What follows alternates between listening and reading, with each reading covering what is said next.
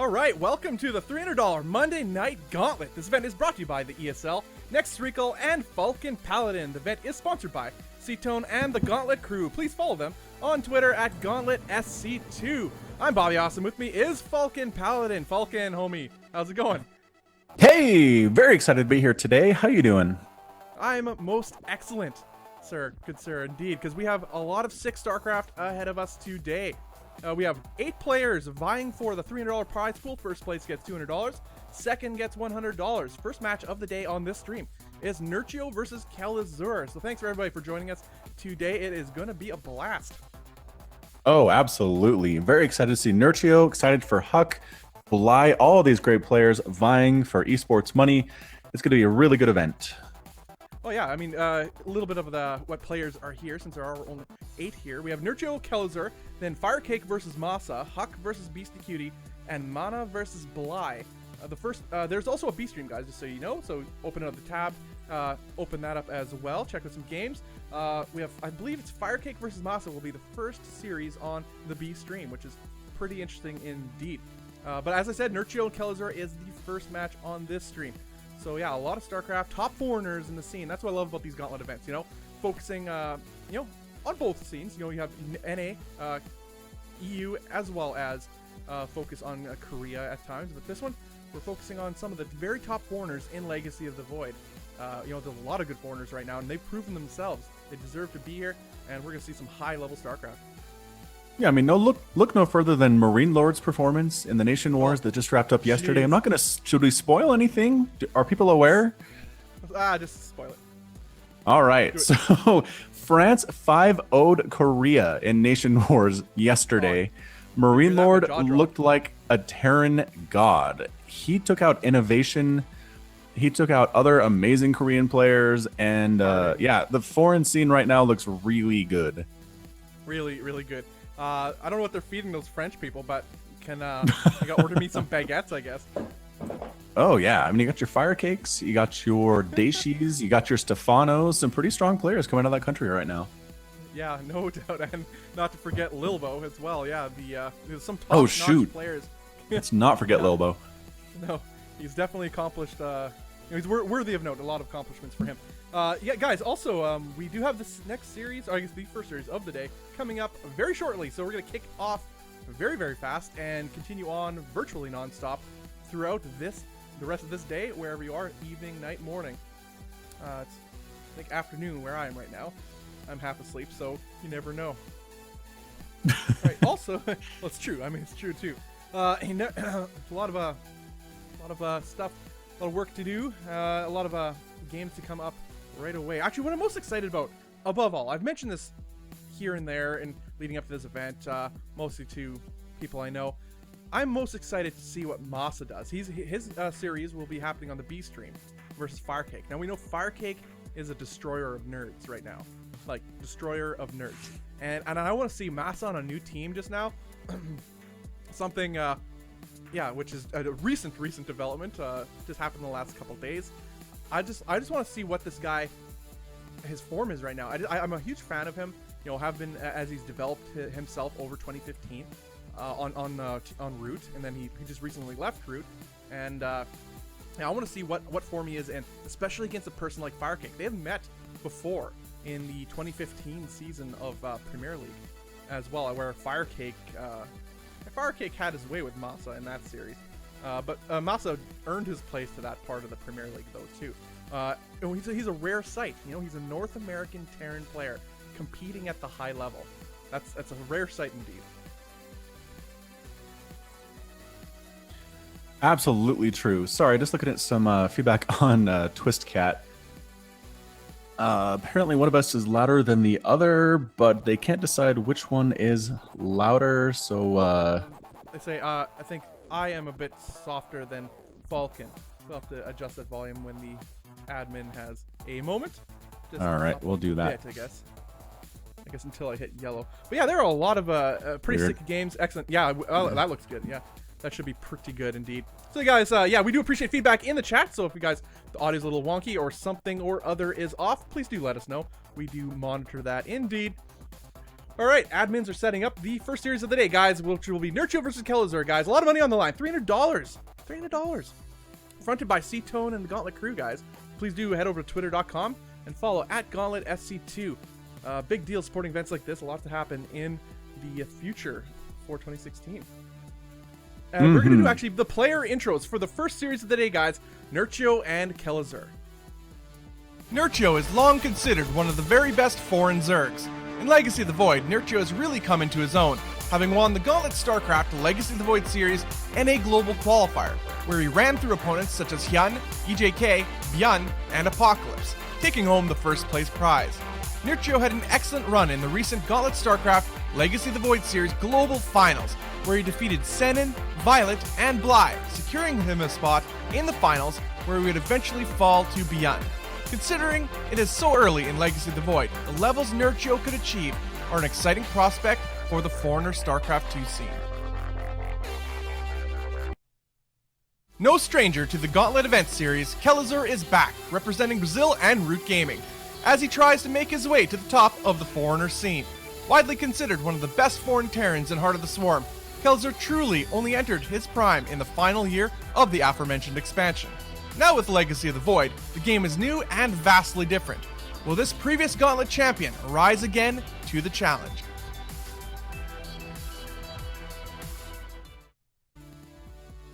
All right, that's a little bit of, I guess, a little something, a little information about those players.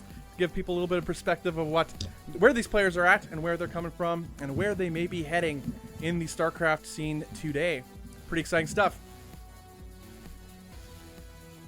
Exciting right. indeed.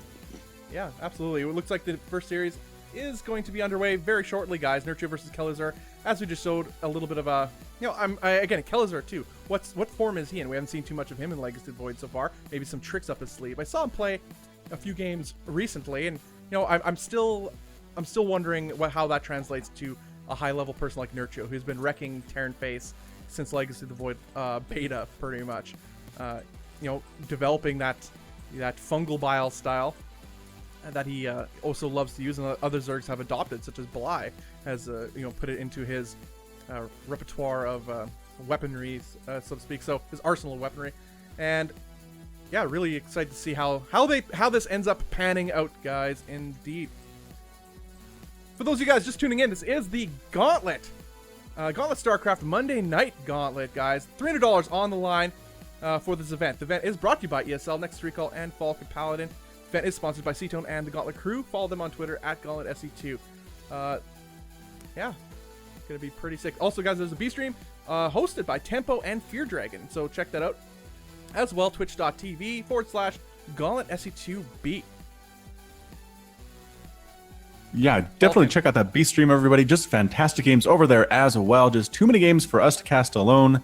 Oh yeah. And go ahead and watch the other stream if your favorite player is playing there. Sorry, go ahead. What did you want to say?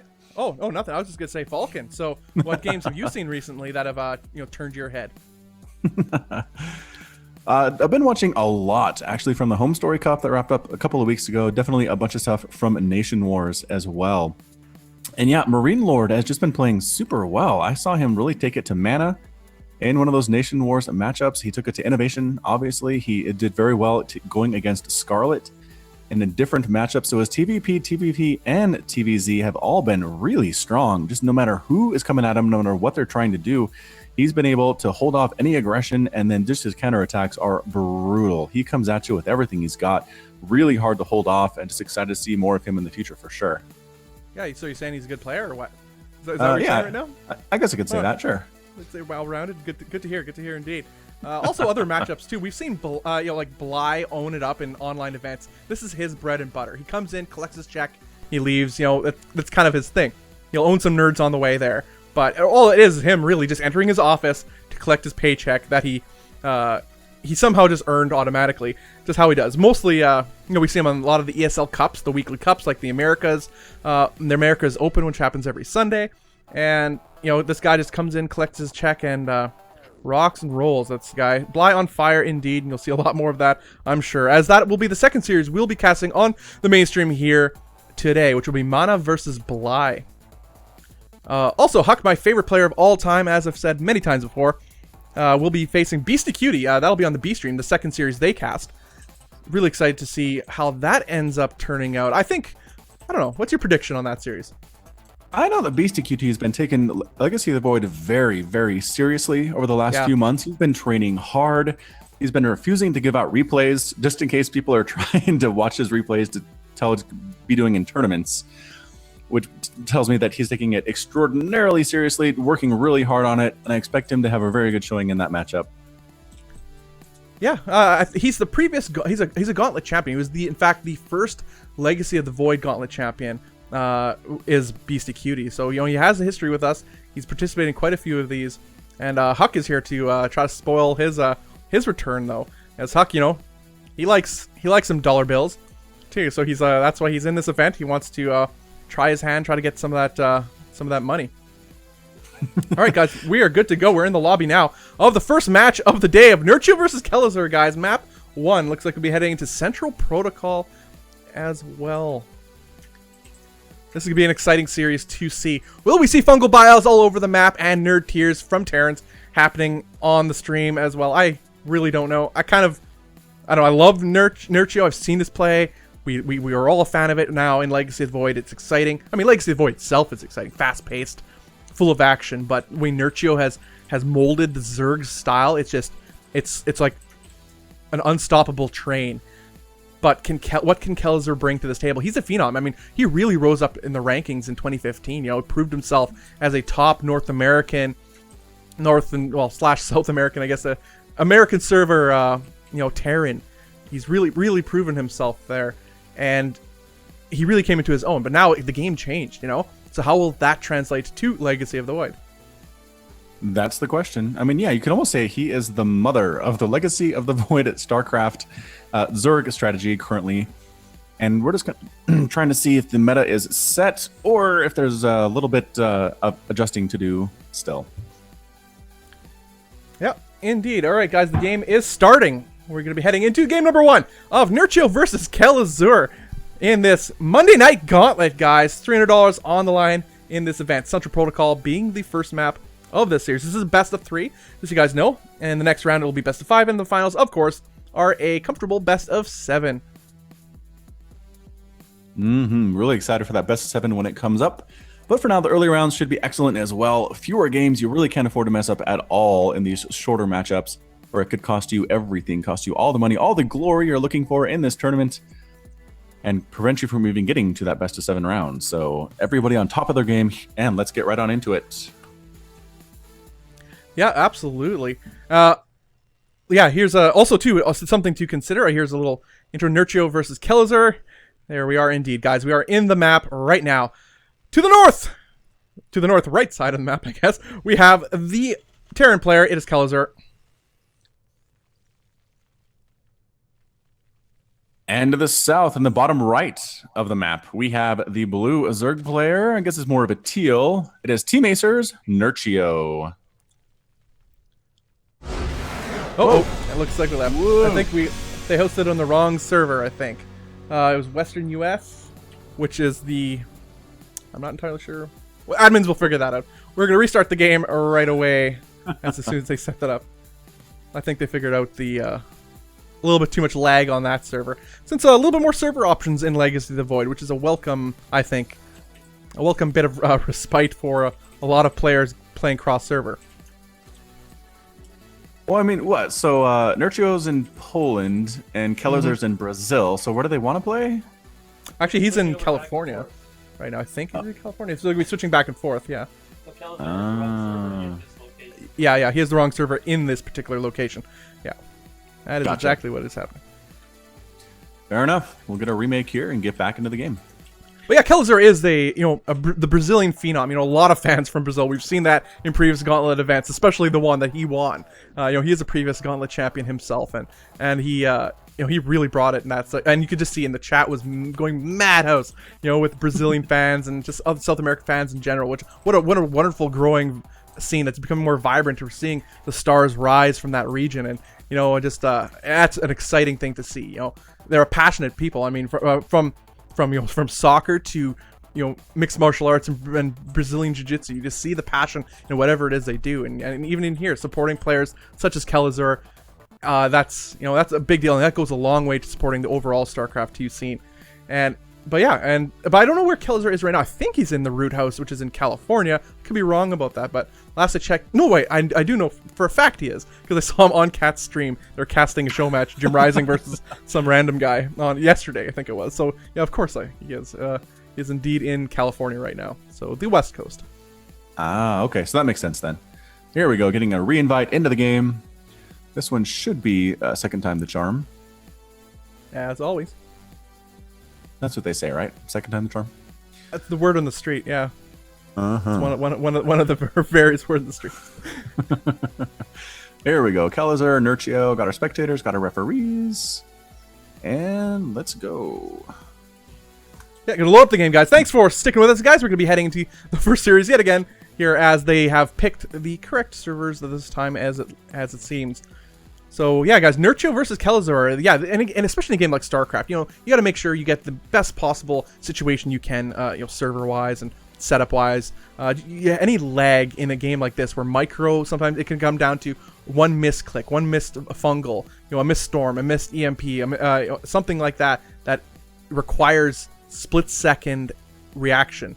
And if there's a delay in that you could lose a whole game because of it. So that is definitely something something to look, to keep in mind, guys. All right, guys, with Nerchio versus Kelazhur, game number 1 for the Monday Night Gauntlet, guys. All right, to the left side of the map, we have the Red Terran. It is Kelazhur. And spawning in the top right of the map, we have the teal Zerg player from Team Acer. It is Nerchio. All right, really stoked to get this one underway, Falcon. Really stoked indeed. This map, too. I love this map. Looks so nice. I'm not entirely sure I like playing on it, but it's definitely fun to watch. And considering I'm pretty sure I lose all the time on this map. Yeah, I was going to say, I'm surprised this is the map of game number 1, because as far as I know, Terran and Protoss players have this map vetoed up the wazoo. There's no way they like playing on this. They have those front door rocks they have to deal with. It's a huge ramp at their natural. I mean, I've seen so many Terrans and Protoss just lose because of constant Ling run-bys, especially against Zerg in the situation. Just so hard to keep track of everything that, I'm just shocked that we're here in game number 1. But you know what? If we're going to be here, let's enjoy it. It's a pretty fun-looking map, some really interesting colors. Really interesting design as well. I like the placement of the gold mineral patches there with the high ground you can abuse and try to take those out in harassment as well. Just a really fun place to play. Yeah, the gold patches actually lend to a different sort of risk to certain players. You got to scout often for hidden gold bases on this map, or just hidden bases in general. Just the shape of the map is very it's very square in general, but these southern bases are very far away, inconvenient, especially when you're close spawn like this. And so you're so focused on defending drops that airspace is quite large between the two bases of these players, and you have to definitely keep that in mind. But guys, it is 3 racks Reaper for Kelazhur right here. I've seen this from him quite a few times. It is the bane of most Zergs. But Nerchio was not overly greedy though, and he has about 6 lings coming out, 2 queens on the way. He has speed, will probably be research right. Actually, no, going straight for roaches, which I think is an excellent choice to shut this down really as soon as possible. You have to before the critical amount of Reapers come out. Then it becomes absolutely unmanageable. Oh wow, he almost loses that drone. Manages to just save it. Does Nerchio, and he will chase off this Reaper with just a handful of lings. But the second Reaper joins in on the fray and starts picking away at these lings. Only a couple left alive. And really, again, the key to make this work, where it wasn't so much a thing in Heart of the Swarm, is this KD8 charge. It allows the Reapers to zone out queens, knock back roaches, knock back lings, so they aren't taking as many hits as they normally would. They're able to just basically kite forever. The KD8 charge gives them additional room in which to work, going after drones, and indeed taking out queens, as we see there, forced to retreat with all of his drones. Each one of these knockbacks does do 10 points of damage, which isn't a lot, but when you have 5, 10, 15 Reapers, that can really add up and start taking out everything you have. Nerchio is in a lot of trouble right now. Yeah, he just lost 2 queens right there. A few workers, 4 workers going down, and nearly all his lings. He has a healthy amount of roaches here, and he will be able to zone out these Reapers, so they to at least mitigate any further damage that Kelazhur can do. But now Kelazhur is just now dropping his command center too. So keep that in mind. Nerchio has 2 bases. Kelazhur is just getting his. He needed to get damage done, and he did, but was it enough? That's the question right now. Looking at it, it's 23 to 18 total harvesters. Kelazhur definitely in the lead that way, but Nerchio now droning up like crazy, making 4 at the same time. I think Kelazhur needs to get back in there, do a little bit more harassment, more damage, at least force more lings and roaches out from Nerchio, not allow him to get his worker count back up where he wants it to be. And that's really what this is all about, is making sure that the Zerg isn't able to get a comfortable number of drones so that the follow-up push from the Terran player can actually just wreck him at that point. Yeah, well said. Exactly, because right now, what's at a premium? It's the larva that's at a premium since he lost 2 queens. But now these Reapers are moving in, throwing down their KDA charges, popping up these roaches. These roaches are starting to evaporate at this number of Reapers in the base. But 4 more roaches come in to reinforce the main base and will shoo away these Reapers, at least for the moment. A couple Reapers do go down, but they did kill quite a few roaches and some lings as well.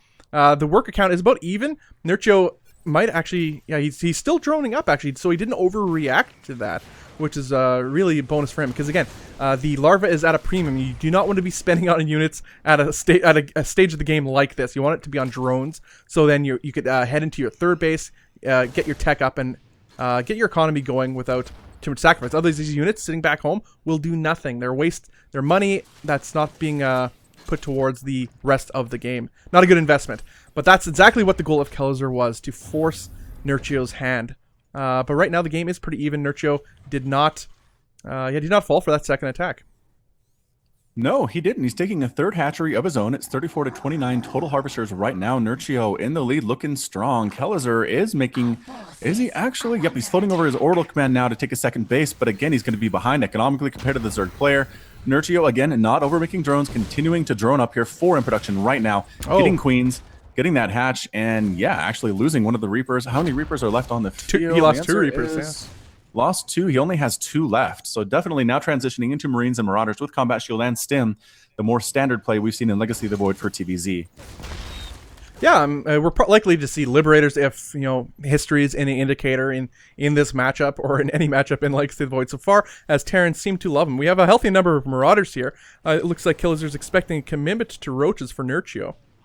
As Nerchio is indeed building a few more roaches. That seems to be an excellent deduction by Kelazhur, as the favorite style of Nerchio in Legacy of the Void is Roach Ravager. So getting a healthy number of Marauders out at this stage of the game is, to prevent that push, that classic Roach Ravager, bile push, the corrosive bile push that he loves to do. Just bust down your front door, take out your front buildings, and just make you pay. That's Nerchio's style so far. We've seen it many times in Gauntlet events so far in Legacy of the Void's young history. But we got a drop heading towards the main base of Nerchio. We do. Pretty heavy on Marauders, too. 4 total Marauders combined in these medevacs. And here comes some Roaches and a single Ravager trying to deal with this. I don't know. This is going to look pretty strong for Kelazhur, I think, although unloading one at a time is a bit of a problem. So excellent response from Nerchio, making sure there was not a clear landing space at all for the Terran player. It looks like he's going to go ahead and land right here and try to take down this debris, possibly have another avenue up into the front door, but no. Instead, getting rid of an Overlord, trying to attack from the low ground to the high ground, which is always kind of a weird animation style when you look at that, watching those concussive shells moving up and over to shoot at the Zerg. But either way, moving on in here, and reinforcements coming across as well. Might wait for a regroup before he really goes for it, but Kelazhur with Marines, with Marauders and Medevacs, and Nerchio continuing just to produce Queens and Roaches and Ravagers. Yeah, right now this is an excellent position for Kelazhur. He's parading his units across the map, looking to be hyper-aggressive right now. Army supply is slightly ahead for Nerchio, but nothing too important as the engagement occurs. Bio Stims with only 2 medevacs here, 2 more just behind. Going to take down this 3rd base by the looks of it, as these Roaches will melt to this Stim Bio, and he knows it. GG is called. Kelazhur takes game number 1, guys. Wow. Wow. So that follow-up, I think Nerchio droned up a little bit too hard there. He had 50 to 43 workers. Again, compared to Kelazhur, didn't have quite the number of Roaches or Ravagers to deal with it. Lost his 3rd, recognized what that meant for the rest of the game. Didn't have the units to deal with the army, and just tapped out. So a bit of a surprising game number 1 there. Yeah, I mean, that engagement, you see the amount of Marauders that... I think he metagamed Nerchio there. He knew exactly what Nerchio was comfortable with doing time and time again in Legacy of the Void versus Terran, and he just got early... a healthy number of Marauders early. Like, some would think, well, that's really early. Like, earlier than you should. What are you going to use them for? But he had the plan to go off 2 base and just make the push. He had 2 medevacs helping out, 2 more on the way for healing, and just had his stim, had his combat shield as well for the Marines for support, and he just went straight for the third, knowing that if he could cripple, especially on that map, defending the third is hard enough on that map, and by doing what he did, just killing it and having that healthy army that counter to Roach Ravager. I mean, it was a perfect composition from Kelazhur, and he takes game number 1. Guys, this is the Gauntlet StarCraft Series Monday Night Gauntlet. The event is brought to you by ESL, Next Recall, and Falcon Paladin. The event is sponsored by Cetone and the Gauntlet crew. Guys, we're heading game number 2. Game number 2 right away. Oh yes, follow the sponsor on Twitter at Gauntlet SC2. I'm Bobby Awesome. With me is the one and only Falcon Paladin. Good sir. Heyo. All right, that game it was fairly straightforward, I would think. I think Kelazhur read Nerchio like a book. I think he knew the ending before he even read the book, so it was spoiled for him, and ended up ruining it for Nerchio, actually.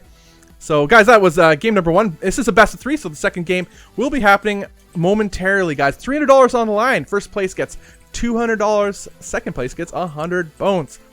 Pretty awesome indeed, guys. There's also a B stream. Keep that in mind. Open up another tab. Head over to twitch.tv/Gauntlet SC2B. Tempo and Fear Dragon holding it down over there. They are casting Firecake and MaSa right now. I'm actually not sure what the results are of that series quite yet. And they will also be casting Huck and Beastyqt.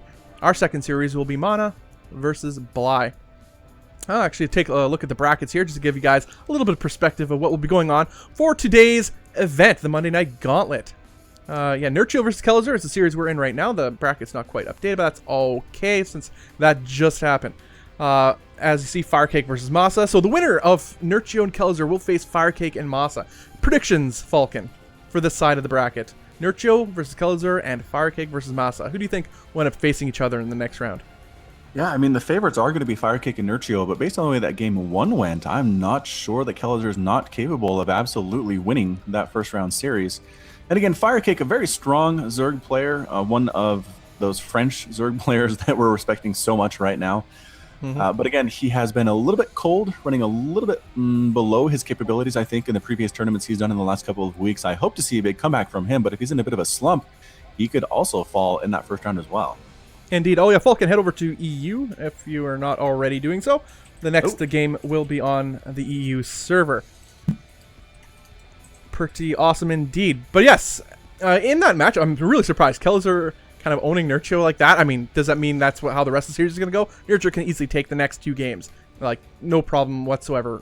Who knows? But I liked how Kelazhur did that. And I think if he does the same thing again, unless Nerchio drastically changes his style on the fly in the middle of this series, I think we could see Kelazhur moving on to the next round and facing the winner of Firecake and MaSa. All right, so getting logged in here in EU, ready to pop. There we go. All right. Sweet. All right, guys, we're in the lobby of Runes of Ceres for the second game of the series, best of 3, Nerchio versus Kelazhur, guys. This is the Monday Night Gauntlet. Thanks for tuning in, guys, so far. Please tell your friends, hashtag something, and I guess you can hashtag Gauntlet if that matters at all. But please do follow at Gauntlet SC2 for updates on future events, because 2016 is going to be a big year for StarCraft, Falcon. I could sense it in my bones. And you know what? Gauntlet's going to be a pretty big part of it. Yeah, yep. Indeed. All right, cool. Actually, we're going to go in. Yeah, we're actually heading into the game number 2 right now. Pretty, yeah, try to keep the downtime at an absolute minimum as we have admins working in the background. The wonderful ESL admins. In particular, Element we have here running the show here and also observing. So big shout out to him. And yeah, looks like players seem to be ready. We're just waiting for a response, I think. Either way, yes, this will be on the EU server, guys. Nerchio versus Kelazhur game number 2. Maybe this will help out Nerchio. Maybe he, I don't know, especially maybe he took a little bit of too much damage in that first game. When we did have 3 Rax Reaper from Kelazhur going into the base. He lost 2 Queens pretty quickly, lost all his Lings that he used to try to buy time to get his Roaches. You know, I don't know what, you know, there are things that I think Nerchio could have done a little bit differently. but I think he handled it as good as he could have in that particular situation. But maybe there was some lag on his part. He didn't say as much, but he was playing cross server, but either way, now the odds should be evened as we're on the European server, and Nerchio should not have a problem on that, as on the lag front. Anyway, guys, we're heading into the map right now, Ruins of Ceres. I do enjoy the map pool in Legacy of the Void, Falcon. It is, I think, one of the I like the direction that David Kim said he was going to go. Have some creative maps, have some standard maps, a nice little mix. And that's exactly what we see here. Yeah, definitely. This is one of the bigger maps, absolutely, for sure. You can spawn at any 4 locations, which makes scouting kind of a beast, but let's go ahead and introduce the players here. All right, to the north, we have the blue Terran. It is Kelazhur. And to the direct south, we have the red Zerg player. It is Nerchio. Yes, this is quite a large map, as you said, but they are on the same side of the map, so this changes things significantly as far as what we may see. And Nerchio is going to, in fact, scout Kelazhur first, which would be very, very good for Nerchio, as he'll be able to see what Kelazhur's up to if he's taking Fast Expand or going 3 Rax Reaper yet again. But we will find out soon enough. With Nerchio, though, something to keep in mind, he's not, especially I've seen it many times in this map, he's not one to shy away from using Roach Nidus Queen all-ins. Something I've seen him do quite a few times. Something that we could see on this map as well. In fact, I'd be stoked to see some of those today. Yeah, on this map especially, for some reason, I've seen that Roach Nidus Queen thing all in here on this map in particular. I don't think I've ever seen it on another map. I wonder why that is. I don't know, something about this map, I see it a lot. I think I've seen it on other maps, but this is the one that stands out for me. It's just so devastating.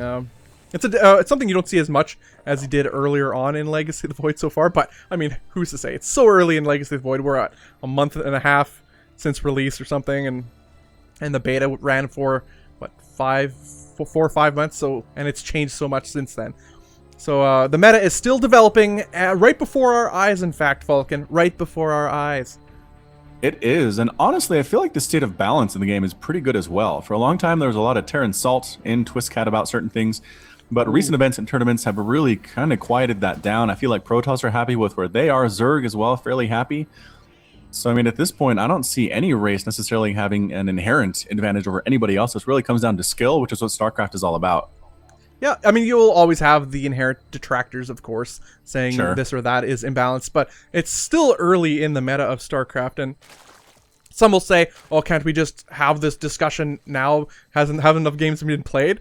I don't know, we saw some things in Wings of Liberty and in Heart of the Swarm that didn't change for a long time, but the meta did, and then that changed, the whole balance of the game. And sometimes just new skills, new perspectives, new units need to be used differently. There's a lot to discover in this game. It is not a game you could play 50 games and master one style. You know, that's not how you master something. You got to play 10,000 times to master it. That's the rule of thumb, as they say. But we see a couple of Reapers. 10,000 hours. Yeah, exactly, right? Exactly. And but anyway, we have a couple of Reapers just going around the map here just to see what Nerchio is up to. 2 queens to greet them, saying hello, getting picked at a little bit. This being a little bit annoying is Kelazhur with these Reapers, throwing down some KDA charges, popping up those queens, giving them a fun little ride. There you go. It looks like this time around, Nerchio is actually not going for that Roach response. He's going for 16 Speedlings at the same time, and that actually does fairly well. If he can get surrounds on these Reapers, taking the 2 out, initially only 2 remaining. The Lings just entirely bypassing them, actually going for a run-by here, going to try to get into that main base and kill stuff or force a liftoff on the orbital command, forcing the Reapers to be defensive rather than offensive. I like this move from Nerchio. Yeah, this is actually a pretty good time, a very vulnerable time, in fact, for Kelazhur, as he's getting a 3rd command center as well during this time. So he does not have a lot of army. He has a couple Reapers, and that's about it. He's going to swap out his barracks here and the factory, get some, try to get some Hellions out. In fact, that is exactly what he's doing, pumping out 2 Hellions to deal with these Lings as he's seeing the tech path of Nerchio develop for his eyes. But this is all a front, as we have Roaches on the way, or Roach Warren on the way, rather, for Nerchio. Yeah, when in doubt, go Roaches is Nerchio's motto here. I'm not sure if this is enough Lings to actually kill these Reapers, depending on the KD8 charges, but yes, actually taking out, does surround 3 of them, and getting inside the main base. Oh no! The Lings are all over Kelazhur's main mineral line here, actually pinning the Hellions up against that starport as well. SCVs are forced to fight for their own lives, losing so many workers right now. 13, 14. Is he going to clean it up? Yes, he finally does clean it up. Having lost 15 workers, though, it is now 42 drones to 18 SCVs. Nerchio coming back in a big way. Yeah, that is absolutely devastating for Kelazhur's economy right now, as this natural is not mining. Couple workers picked off there by these Lings, and he got the run by inside the main base. That should not have happened. Under no circumstances should that have happened, but it happened nonetheless. And now we have roaches coming out here too, and there's nothing left. No army whatsoever for Kelazhur to speak of, except for a handful of one Marine on the way and a couple Hellions on the field. He has a Banshee on the way, but nonetheless, saw the roaches. GG, well played. Nerchio steamrolls Kelazhur in game number 2, guys. We do have a series on our hands. It's a best of 3, so match point coming up next, guys. 1-1. Series is tied. I was just about to say that Terrans are kind of the zombie race, right? You can take them down to 10, 15 harvesters, have a giant lead, but they can come back thanks to mules. I've seen that happen time and time again, but for whatever reason, Kelazhur felt like, you know what, it's not worth trying to scratch and claw your way back, and just tapped out. Yeah, Nerchio, I should say, MVP, proved that in Wings of Liberty as the Terran who would not die, and then somehow came back and won games. Marine King Prime, at the time, Marine King, rather, he proved that as well. Many times he would play in the GSL and other events where he'd be so far down in workers, but the power of the mule and efficiency. I don't know where that will to survive comes from in StarCraft, how it's even mathematically possible, but somehow they do it, and then they became legends because of it. Guys, for those who are just tuning in, this is the Monday Night Gauntlet, guys. The event is brought to you by the ESL, Next Recall, and Falcon Paladin. The event is sponsored by Cito and the Gauntlet crew. Head over to twitter.com and follow at Gauntlet SC2. Pretty awesome stuff. Well, we have a interesting series, very one-sided games, but for each player. Kelazhur had an excellent game number 1, really playing the meta into Nerchio, but almost I think Nerchio responded in kind. It's like, oh, he thinks, he knows that Kelazhur knows how Nerchio plays. So Nerchio's thinking, well, then I will pretend I'm not going to build roaches, but building a bunch of Lings, and force him to build stuff that counters Lings and not roaches, which is what Kelazhur did. But then, I think unexpectedly on Nerchio's part, he didn't expect the Lings to kill him. They weren't meant to kill him. They were meant to delay the natural, trick Kelazhur into thinking roaches were on the way, and, well, we saw the result of what ended up happening. It was an anarchy. Kelazhur made a couple critical mistakes, particularly letting those Lings into his main base. Yeah, I mean, the intent was obviously just to pick off a few Reapers, maybe get some Hellions and some workers, force the lift off on that second base, and then the follow-up was supposed to do the real damage. But, man, anytime you let Lings inside your main base, it's Terran or Protoss at his bad times all the way around. Just really lost so many SCVs. They're up to 18, I believe it was, and in the end was just economically behind way too much. And we're moving on to game number 3. Yeah, exactly. Guys, also there's a B stream. It is twitch.tv/Gauntlet S2B. There are series happening over there. Firecake versus MaSa. I don't know what the state of that series is. I imagine it might be concluded by now. I wonder what the result is there. And they will be doing Huck versus Beastyqt as well. So that is twitch.tv/Gauntlet S2B. Open up a new tab and have 2 streams open. Always good times like that. And actually, MaSa took game number 1 versus Firecake. Wow. As we have the brackets up here. Interesting. Wonder how far along they are in that series. But interesting nonetheless. But yeah, guys, it is 1-1 right now as Nerchio just took the last game in a convincing fashion. Also, guys, the B stream is hosted by Tempo and Fear Dragon, so they're holding down the fort. Good guys. Oh yeah, I love those there. guys. Great guys. Mm-hmm. Yeah, definitely check awesome them out indeed. for sure. Yeah, all right, guys. To the north, we have the Red Zerg taking game number 2. It is Nerchio. And to the south on this weird map, it is the Blue Terran player. Tied up 1-1 with his opponent. It is Kelazhur. Yeah, old Reyna, crazy stuff, man. You have that really narrow bridge that connects the 2 bases to each other that you have to cross directly from north to south. The other paths are blocked by debris or way to the right side of the map to get across there as well. So rush distance is fairly short, but it's narrow, which Terrans have taken advantage of by kind of setting up camp there, not allowing the Zerg through. Zergs have been able to sneak Lings through, and Banes set up Baneling bombs that force the whole Terran army to come through and get blown up. Just really interesting features on this map for sure. Yeah, this is a favorite of Nerchio and Bly and Firecake. They love. Well, what do you think they love on this map? I'll let you venture a guess. What build do they like to do on this one? I'm gonna go Roach Ravager all ins. Oh, there you go. Perfect. I think that's the only build I ever see on this map from Zerg. I'm not saying that's a bad thing. It's quite exciting to watch. I love to see how Terrans react to it differently. And we saw like how Byun I think it was the global finals, in fact, where he faced Nerchio, and he just dropped Nerchio to oblivion. Is how you deal with it. That's how Byun, a player like Byun is known for his drops anyway, and that's kind of what he does. That's what you got to do. You got to force the attention of the Zerg, punish him economically, so the power of that push it can no longer be sustained for X amount of time. Because otherwise it's infinite. It just keeps going and going and going. They take a third base, and you end up losing too much as a Terran player. On this map too, very common is hidden bases, especially with the gold bases that are the one in the middle between both the through the airspace between both mains, and then the one across. I believe there's only one. I think could be wrong about that, but across the map there's two. Okay, yeah. Anyway, so there's a lot of island. Yeah, the island. Well, the island one and the one towards the east side of the map as well.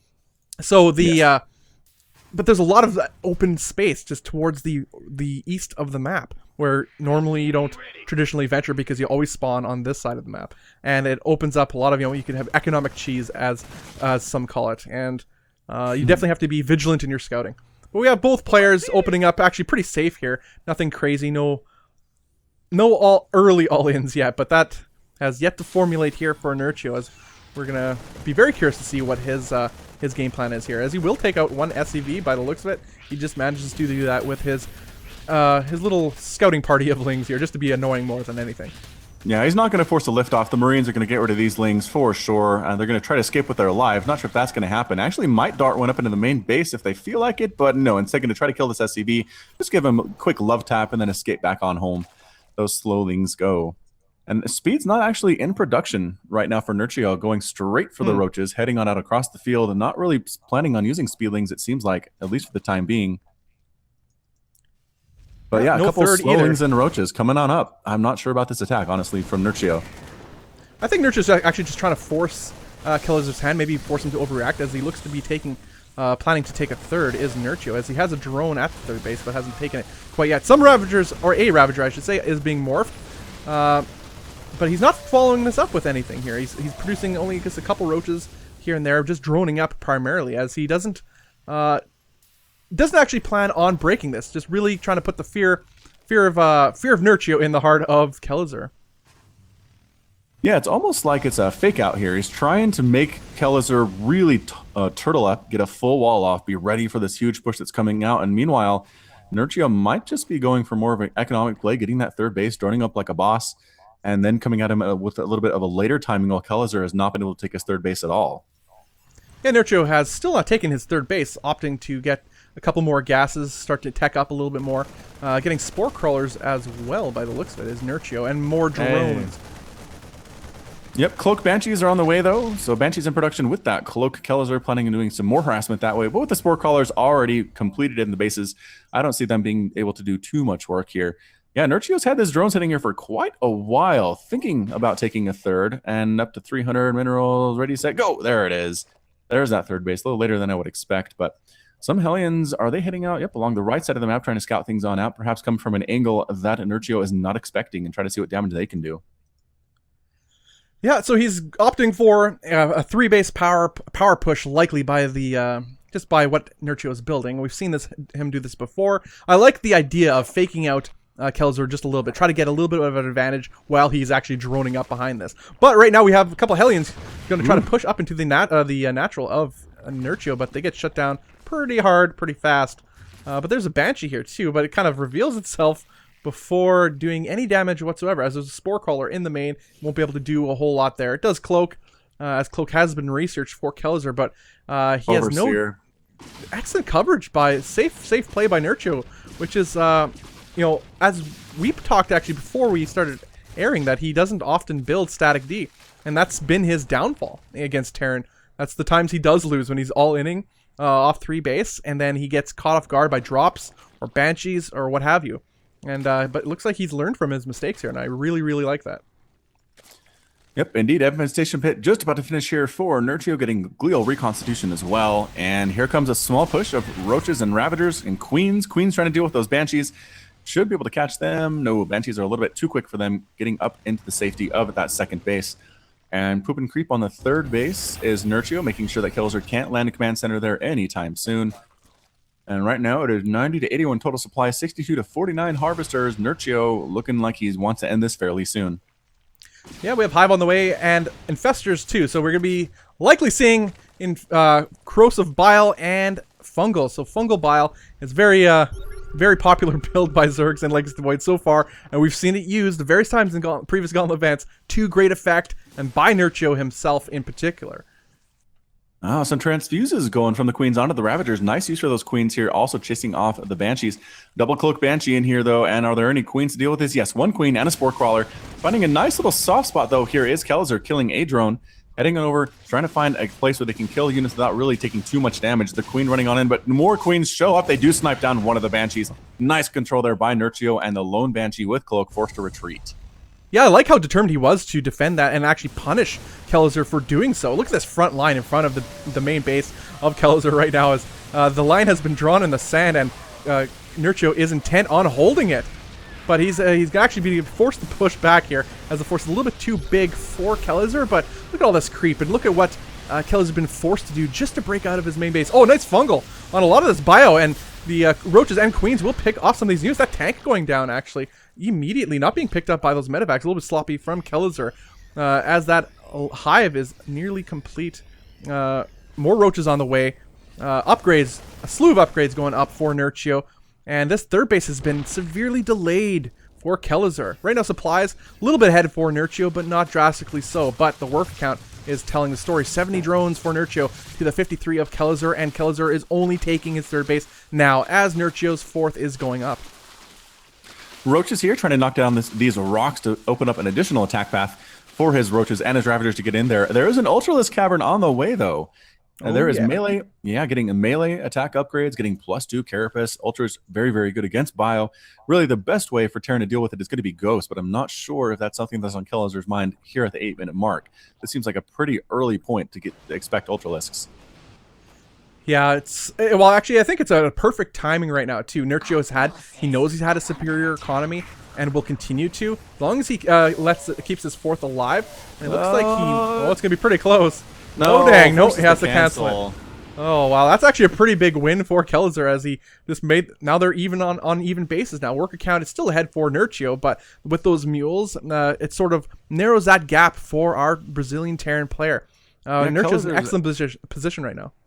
Yeah, Kelazhur is actually neck and neck right now with income about 1,1700 minerals for both of these players. Yeah, mules really make up for quite a bit, especially if the discrepancy is 10 workers or less in favor of the other player. So Kelazhur keeping up economically. These three bases are nice. Again, forcing a replan on that fourth. Oh, gets the fungal and the bile. Catching, the fungal bile taking out one medevac. All those Marines end up dying. 169 to 131 so total beautiful. supply now. That was a nice pickup. And here comes Kelazhur. He's mad. He's mad about losing those units. Going to kill all of this creep.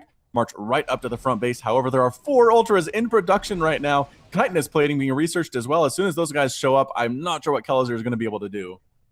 Yeah, Kelazhur's just on a timer, and that timer is about to run out as those Ultralisks pop. Excellent timing of Nerchio for getting the chitinous plating, as you mentioned, to get researched about at the same time. Poking at the third base wall is Nerchio with a handful of Roaches, but really it's just a slight distraction as his main army is super scary right now, as he's very close to maxed is our Zerg player. The actually, we have the Ultralisk moving across the map here. Nice creep spread, too. Let's keep that in mind. Oh, he doesn't want to enter that choke, as there's a lot of tanks and bio there, too. But I think that's, again, just a distraction as he's... I'm not entirely sure what the goal of this push is, but it will kill a couple of the reinforcing army. I think that's exactly what he's trying to do. Pick off some of the reinforcements, catch Kelazhur out of position, and do some terrible, terrible damage with these upgraded Ultralisks. Yeah, making good use of that choke, though. Really not allowing the Ultralisks to get big swipes in there. Was another fungal bile takes down a drop at the fourth base.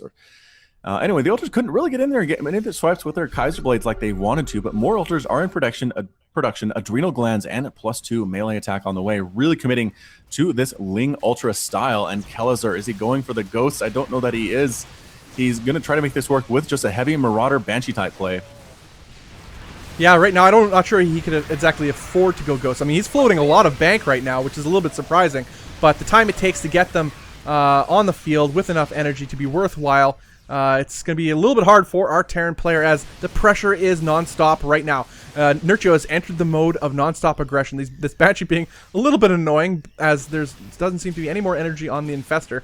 Looks like Nerchio needs to replenish his Infestor count, and that is exactly what he is doing right now. Getting more upgrades, Adrenal Glands on the way as well for Nerchio, as he's just looking to power through Kelazhur right here, right now. Yep, another push here. Ultra is leading the charge. Roaches and Ravagers on the backside as well. Forced to stutter step his way back all the way to his main base is Kelazhur. Nerchio crushing through supply depots, going after SCVs, standing at the top of the ramp and burning down one of the Ultras. Two of the Ultras do fall, but there are still 3 or 4 of them on the field right now. That third base, nobody is mining at that third right now, or the fourth. There is a drop at the fourth here for Kelazhur, trying to go tit for tat here, trying to get revenge on all of his losses, but he only has 22 SCVs remaining. These Ultras just hacking through the Marines and the Marauders on the ground. Again, they are not the answer for Kelazhur here. Can he hold on? Oh, these Ultralisks are a beautiful, beautiful choice by Nerchio. It was his end game right from the beginning. His fourth has gone down as there's a drop here for Kelazhur. So nice little bit of multitasking. It's what he needs. But right now, the supplies tell the story. 150 supply for Nerchio to the 70 supply of Kelazhur. Over double the supply in favor of our Zerg friend here. The creep spread is still excellent, allowing the reinforcements and retreat and attacks to happen at just that much faster pace for Nerchio, and also map vision. And the push is happening right up the map here. Cutting back as best as possible with this stim bio, with that one lone tank that is about to fall down. Oh no, he does manage to pick it up just with those medevacs. But more corrosive biles coming down onto the natural. Natural does fall. The Ultralists bully their way into the main base, and Kelazhur is not long for this world in this game. No, he is not. The Ultras do have 7 armor. Those Marines basically tickle them. It's really hard for them to kill these Ultralisks. Marines would do a better job at only one, or rather, Marauder does a better job, but only Marauder. One Marauder left in the army now. This base completely under lockdown, and nothing happening right now for Kelazhur. Has 40 income, 6 total SCVs remain for him, and there's the good game. Well played, good luck from Kelazhur. Well played by Nerchio. We knew that could happen. We've seen what he's done to Terrans, and that's an unfortunate map for Kelazhur to have the final game on.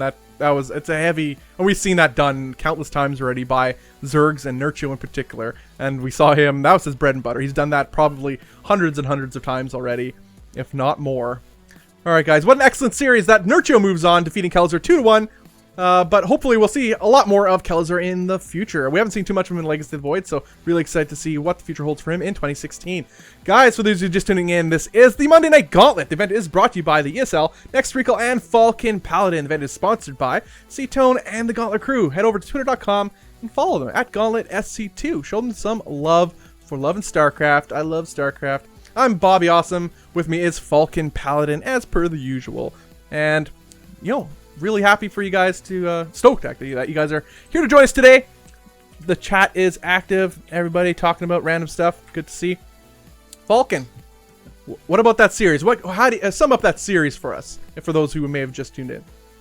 It was really a series about mind games. In that game 1, the Reapers did a great job of forcing out the Roaches, then a lot of Marauders came out from Kelazhur, just kind of crushed into it.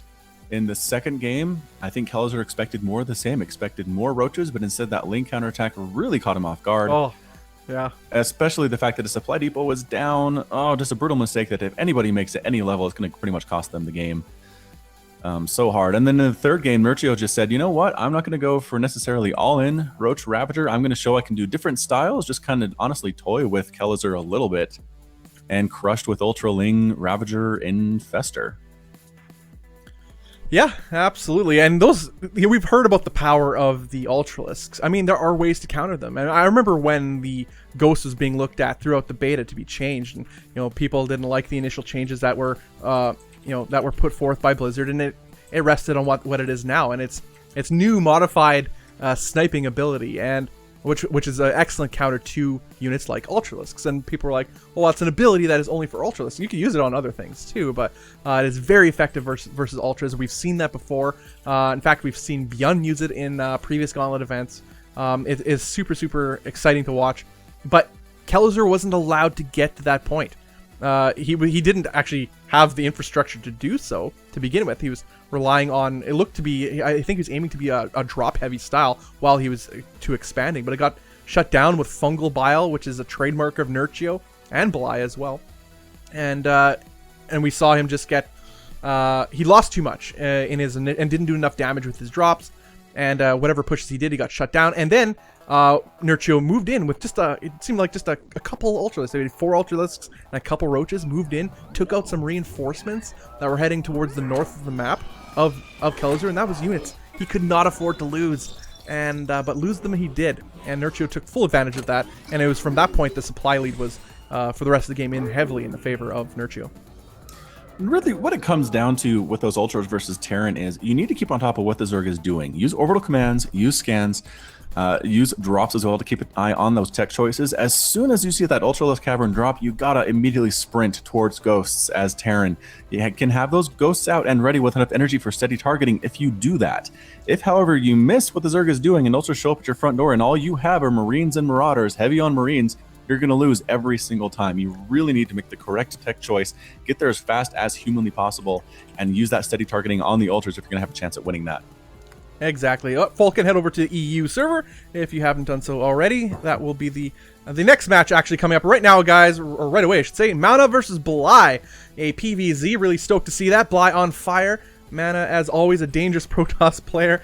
But we've seen Bly a lot in these Gauntlet events. He's an active participant in a variety of online cups, and of course the Gauntlet series is one of his go-to events. And we've seen some crazy games from this guy, and I'm looking forward to what he pulls out here against MaSa.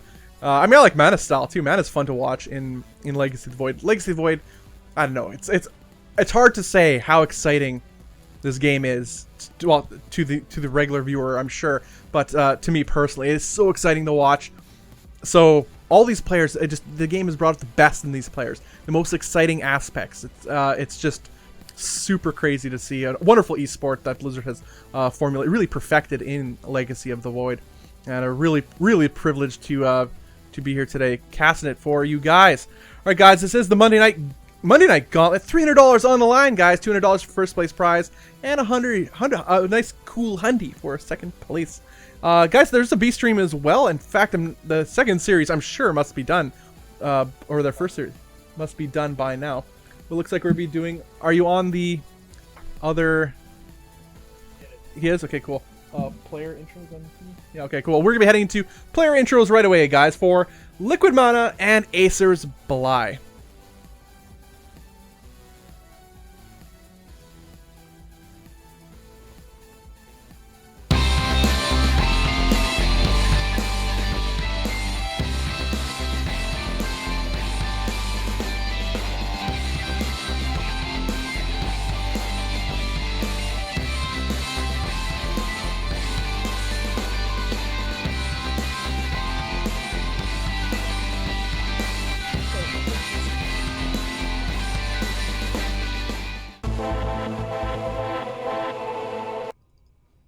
MaSa is what many believe to be one of the most successful foreign Protoss players of all time, with championships in DreamHack and ESWC, along with second place finishes in DreamHack, Aces ROG, ESWC, and 2015 WCS Season 3 Finals. His results speak for themselves. But never forget...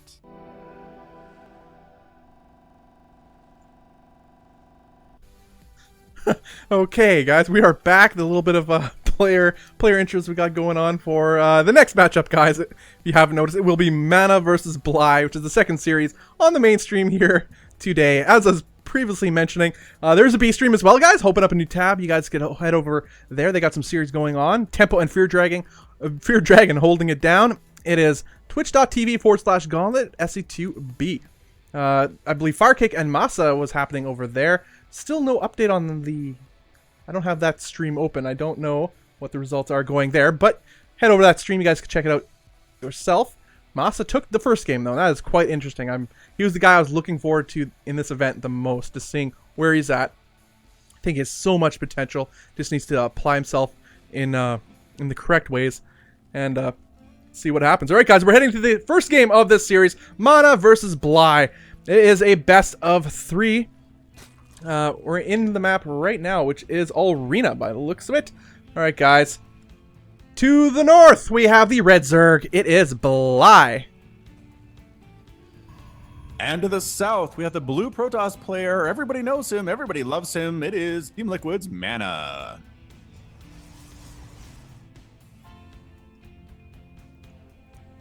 All right, in Arena, we've already seen a pretty crazy match from a Zerg just previously from Nerchio on this map, but he's against Protoss here, is Bly.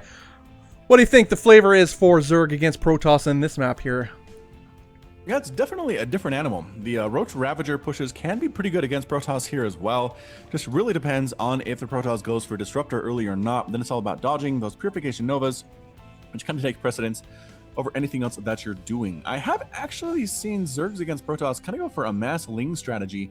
There's a lot of Blink Stalker play from Protoss right now, a lot of Immortals as well, and they also do pretty well dodging Disruptor shots. So a lot of Lings can kind of hold your own until you take up to the units you need. I've seen Broodlords, I've seen Ultras, I've seen a lot of Infestor play as well in this matchup as of late in the Home Story Cup. So I expect to see a lot of variety in what Bly does in this particular matchup today. Yeah, Bly is one of the, as I mentioned at various times, he's such an excellent player in Legacy of the Void. We saw him perform really well at the recent DreamHack, which was the first Premier level event for Legacy of the Void. We've seen him perform well in the Gauntlet events so far in the towards the end of 2015. I'm really excited to see what 2016 holds for Bly, as he's really come to his own throughout the last year, making a name for himself, more than just the online Cup King.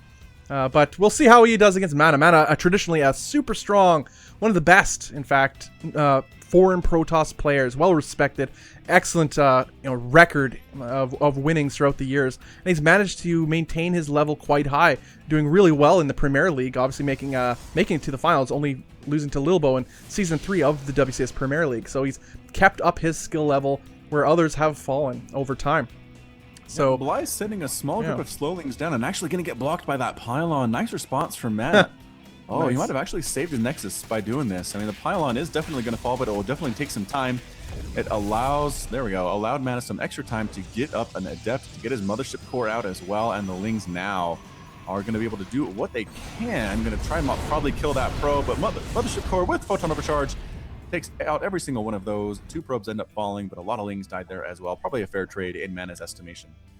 I really like that, as you said. It bought him just enough time to get the Mothership Core out in a timely manner, get the Photon Overcharge, eliminated those Lings, so they weren't just running around scouting what MaSa did not want them to see. And now we have a couple of Adepts moving across the map, scouted by Bly with his Overlord. 2 Queens are here to greet them, but the Adepts do shade their way into the main base.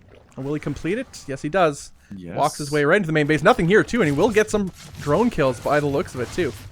Yeah, able to 2-shot those drones. So 2 Adepts focusing on 1 drone at a time, 1 volley to kill 1 worker.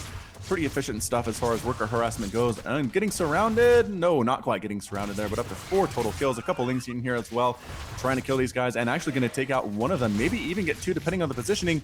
One of the Adepts does end up falling. The other one is running fast enough to Sonic Transfer out of there and does escape. Whoa, so close. Where did it go? Back into the middle line at the second base, but the drones take it down in revenge for their fallen comrades. And again, 5 drones killed in exchange for 2 Adepts. Again, fairly even transaction there, I think. Well, I like that for MaSa more than anything. Bly sacrificed his defense to get a quick 3rd base up, and MaSa exploited that just with 2 Adepts. They managed to kill, as you said, 5 drones, and the worker count reflected that for quite some time. Just now, Bly is now droning up, getting towards even of MaSa. So MaSa has that natural base much more saturated than Bly does. So economically, right now at least, MaSa is in a pretty excellent position just because of that. Yep, Robotics Facility coming up from Liquid MaSa, likely going to go either for the Disruptors or for Immortals. Likely an Observer going to come out first, though. Really nice for that scouting, especially in this matchup, especially where Zerg has so many options in ZVP today. And actually, it's a Warp Prism coming out first. Okay, so planning on being a little bit more aggressive than scouting here. Warp Prism on the way out, being critical boost from that Robo Facility. A small push here from Stalkers and Adepts. Queens and the Lings are here, but that's about it for Bly. Yeah, right now, MaSa's just, again, punishing Bly a little bit, again, for his greed. Splitting up his Adepts, a couple into the main, picking more drones off as we speak. 6 drones going down. These Stalkers will eventually get cleaned up by these Queens and Lings if Mana doesn't choose to recall, and he does indeed recall. So again, just a little poke there, not really intended to kill the Zerg player, but really forcing out more units. That worker count is even right now, which is great for Mana. And as the probe survives, Mothership Core saves that probe's life by killing the Zergling that was incessantly attacking it. Oh, but it ends up dying there anyway to a bunch of Lings who actually don't even force the cancel, just straight up kill a pylon there on the low ground. Yeah, nice little victory there for Bly. Just sending out those Lings to keep Mana honest as he has Hydralisk Den on the way. So this is really nice for Bly as it looks to possibly even go into Lurkers. You don't just get Hydralisks in Legacy of the Void, Falcon. It's not something you do. There it is. It's not something you always get. Hydras and Lurkers, such an awesome combination. Mana is trying to be a little bit sneaky here with this, or a little cheeky, I suppose, with this a Warp Prism. A couple Adepts inside, just forcing Bly's attention away from perhaps other tasks that he could be doing macro-wise, which is an excellent use of your APM at any stage of the game.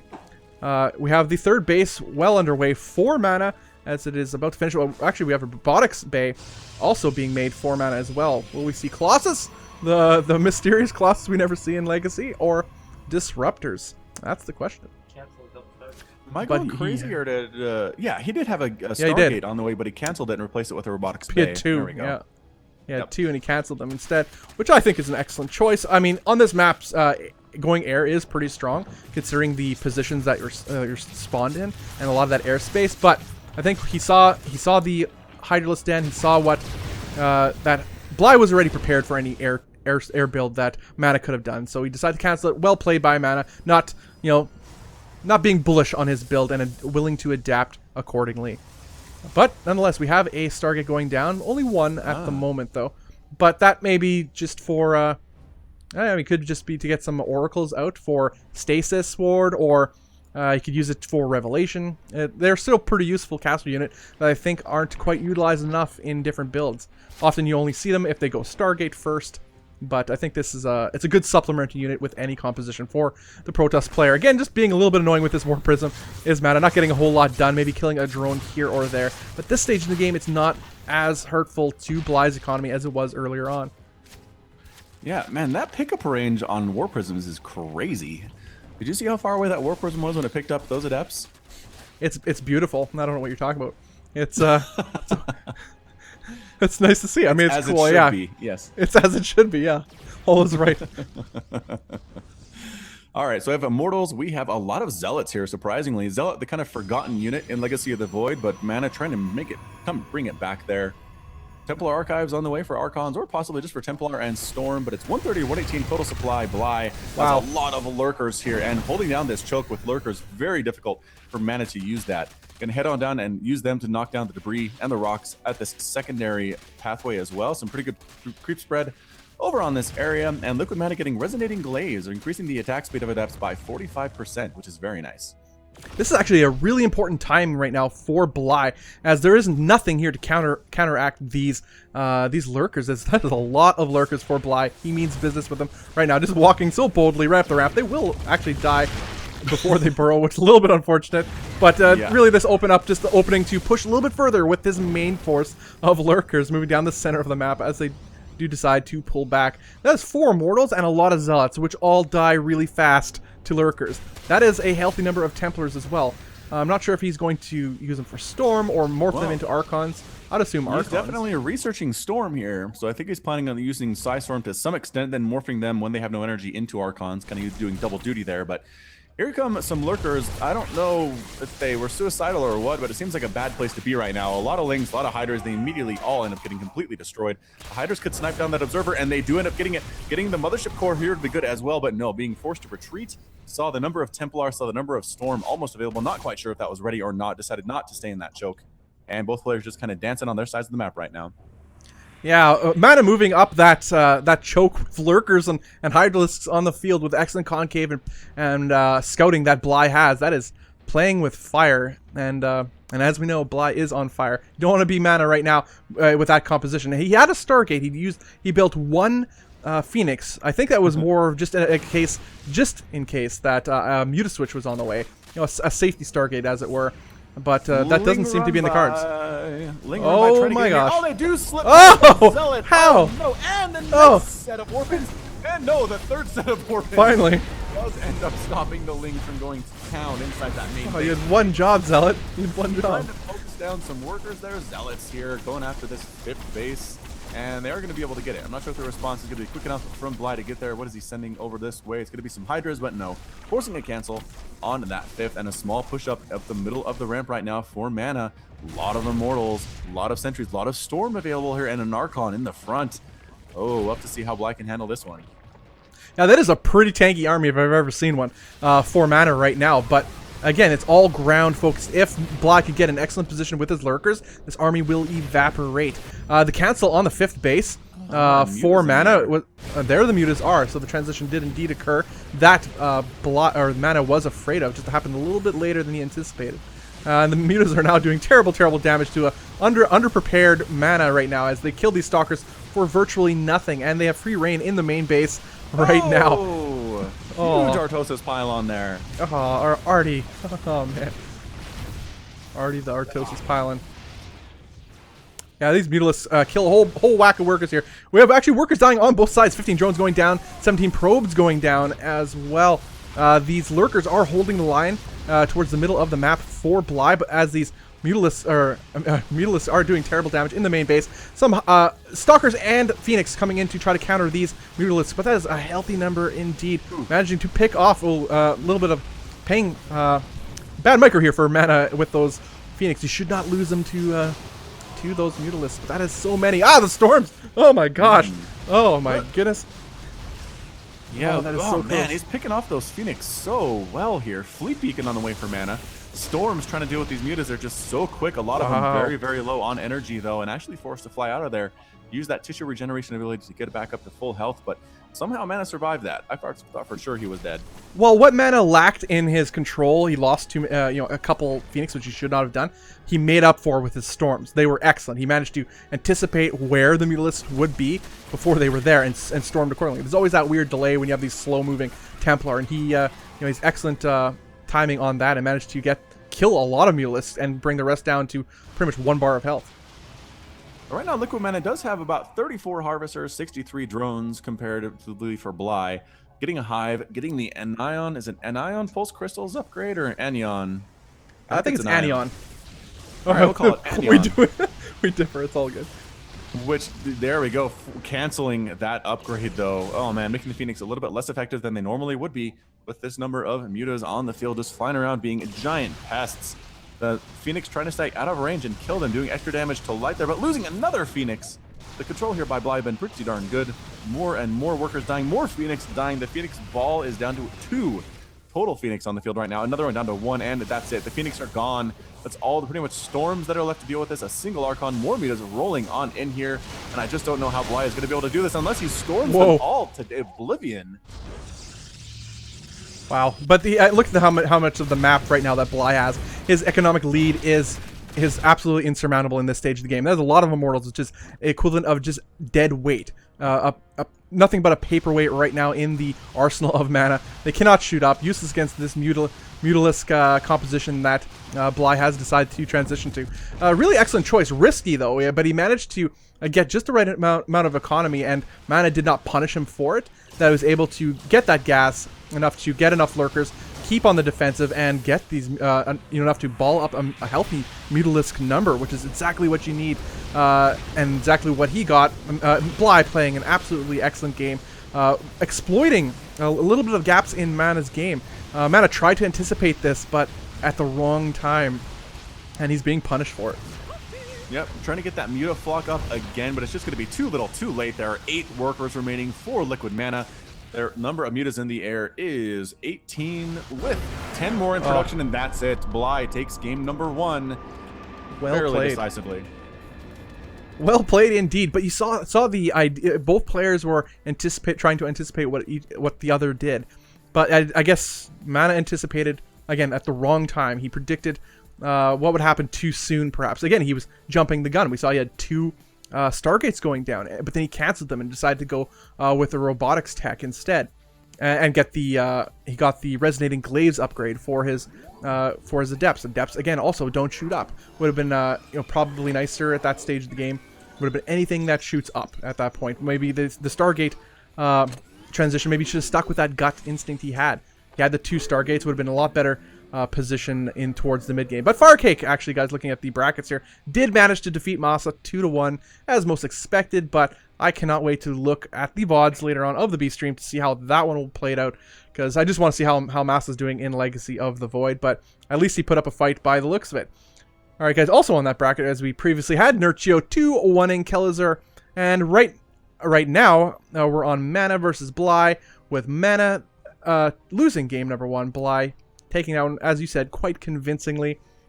It could have went either way if the choices made earlier, you know, if he stuck with them. It was just a little bit of uncertainty. Perhaps he could have done a little bit more scouting to see. Nonetheless, that's a tough position for... Looks like we have... Okay, there we go. Why not?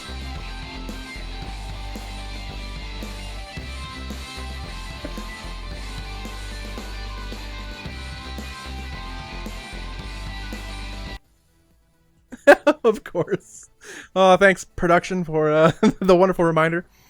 That's our troll admin element doing his thing. But yes.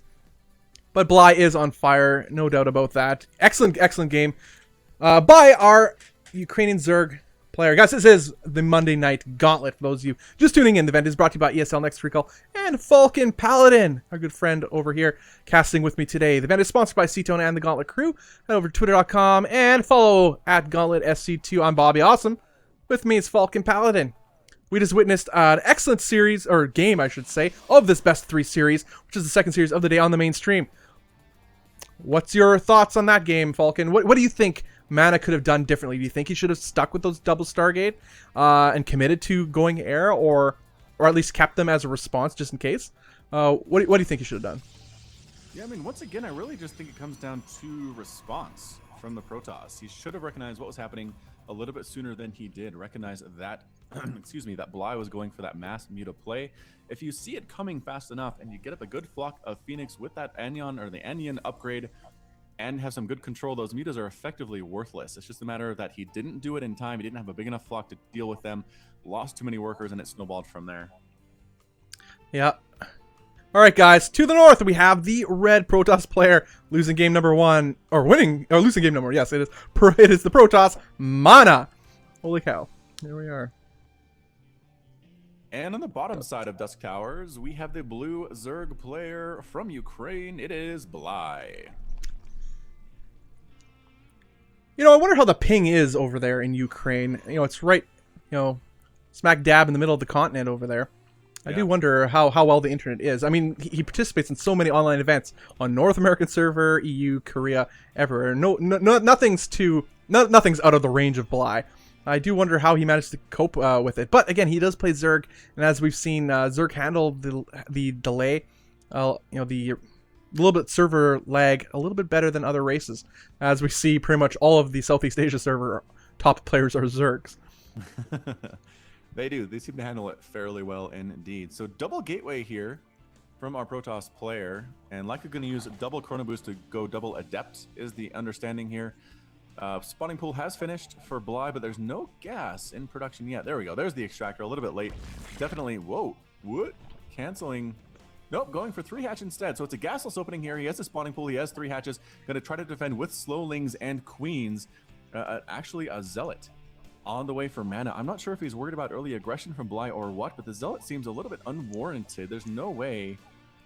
Well, I don't know. I don't know if the lings would get there any sooner if it was an adept that was coming up, but either way, the lings are going to try to get there. Mana playing it safe, making a zealot to block up that wall, and his cybernetics core is just about to finish. Yeah, I agree with you. I was a little bit curious to get that zealot out. In fact, he was chrono boosting it out, no less. So I find that a little bit intriguing to what the mindset of Mana is. He wants to play it safe, complete that wall, not susceptible to any ling run-bys, as these lings that will head towards the main base of Mana will be shut down immediately. But again, this is just standard play from Bly. He always does this. He gets just a handful of lings, pokes ahead, see what damage he can do, especially in this map with that ramp leading to the main base, and you have your safe natural to take. You're not likely to get any damage done with these lings ever. if the player you're against is of any level of competence, and we all know Mana is pretty dang good. All right, so the Zealot holding the wall here. There might be enough Lings to actually get through it. However, some pretty good micro moving his wounded Lings back. Hasn't lost a single one yet. Does force the Adepts to come back home. And the Zealot does fall. However, the Adepts are trying to kill as many Lings as they can. One-shotting those guys from 2 Adepts at the same time. And the Lings are scattered to the wind. I guess that went a little bit better for Bly. Those were throwaway Lings anyway. It went good to the fact that he actually killed the Zealot, which is a bonus. In that case, if the Adepts were sitting by his ramp, that never would have happened.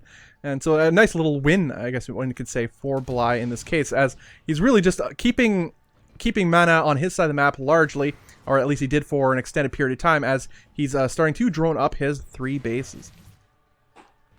There's actually a Stargate that just completed there for Mana. What's he planning on doing with that? I do not know. Could be an Oracle Harasser. Indeed it is. Making an Oracle. That's going to be on the way here. The Adepts are going to try to keep the attention of Bly here. Pretty good surround with the Lings. There we go. Pinning both of the Adepts in place. Dynamic transfer coming up, and no. Oh, wow. He gets them both. There. They both get sniped down. After killing 2 drones. Again, 2 drones for 2 Adepts. Again, not a great Not at all. Yeah, not at all worth it. No, Bly coming out ahead there for sure.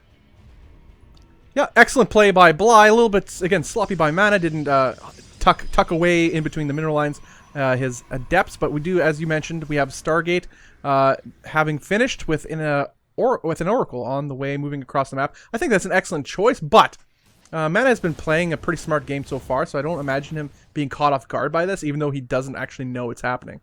So we'll see. There's a sneaky probe there. Yeah, sneaky probe maybe for a forward pylon. We have some Lings just kind of dancing around, not trying to threaten that third, which I'm a little surprised by, but here comes the Oracle. Usually a queen by itself can't handle an Oracle very well. You really need at least 2 queens and a Spore Crawler, or 1 queen and a Spore Crawler to make it work. Yeah, and there we go. The response from Bly is absolutely perfect. 2 queens at the mineral line without a spore, and 1 queen and a spore at the mineral line at his natural base. So that's excellent response by Bly. He's well safe in 3 bases. The 3rd base is well underway, actually now mining, it looks like, for Mana as well. So they're on even economy for the time being, as Bly's 4th base is going up. Both guys playing a pretty safe, no all-ins, just macro-oriented builds, at least in towards the mid to late game. I really enjoy this. Spire. Spire for Bly. And then maybe go for those mutas again after seeing, I mean, honestly, how well they did against Phoenix, which is kind of a rare situation. Maybe he said, I want to catch lightning in a bottle, do it again. Have my mutas just deal with Phoenix straight up and then kind of lay waste to the Protoss army at that point. So Hydralisk then also coming up for Bly. A Liquid Mana actually getting Zealot charge right now. Ling's running in, trying to snipe down something. No, there are too many sentries and too many Adepts there, as well as a Mothership core overhead. Not going to kill anything. Not going to throw away those Lings for nothing at all. Now, traditionally, I love Zealot Charge. I think it's an excellent upgrade that often throughout Heart of the Storm wasn't utilized to full effectiveness. But now we have a push here happening by Mana, but it's not a timing with this charge. So ultimately, by the time charge is finished, it could very well be a useless upgrade, as the Mutalisks will be well on their way. We have a Hydralisk Den finished as well. So anything that Zealot Charge is useful for will not be good against what Bly has planned. Nope. Roaches and Ravagers on the way. Glial Reconstitution as well. Trying to snipe down this base with Sentries and Adepts. Not the most DPS heavy composition here, but going to try to make it work anyway with the force fields, keeping everybody away. Corrosive Bile being thrown down. Being dodged does pick off one of the Sentries. And is it going to be enough? The Pulsar Beam also being used on that Oracle. A Transfuse keeping it alive, but no. Oh. Get the hatch, and the Mothership core recalls everybody on out of there. Wow, that was a really nice pickoff by Mana, just getting away in time and just killing it before his army evaporated due to those corrosive biles. But nonetheless, Bly supply is about 30 supply ahead right now, ahead in workers, just so. But it's the army supply that's really telling the story, as you look at the composition for Mana, and it is lacking compared to this heavy Roach Ravager push that is happening at the front door of Mana right now.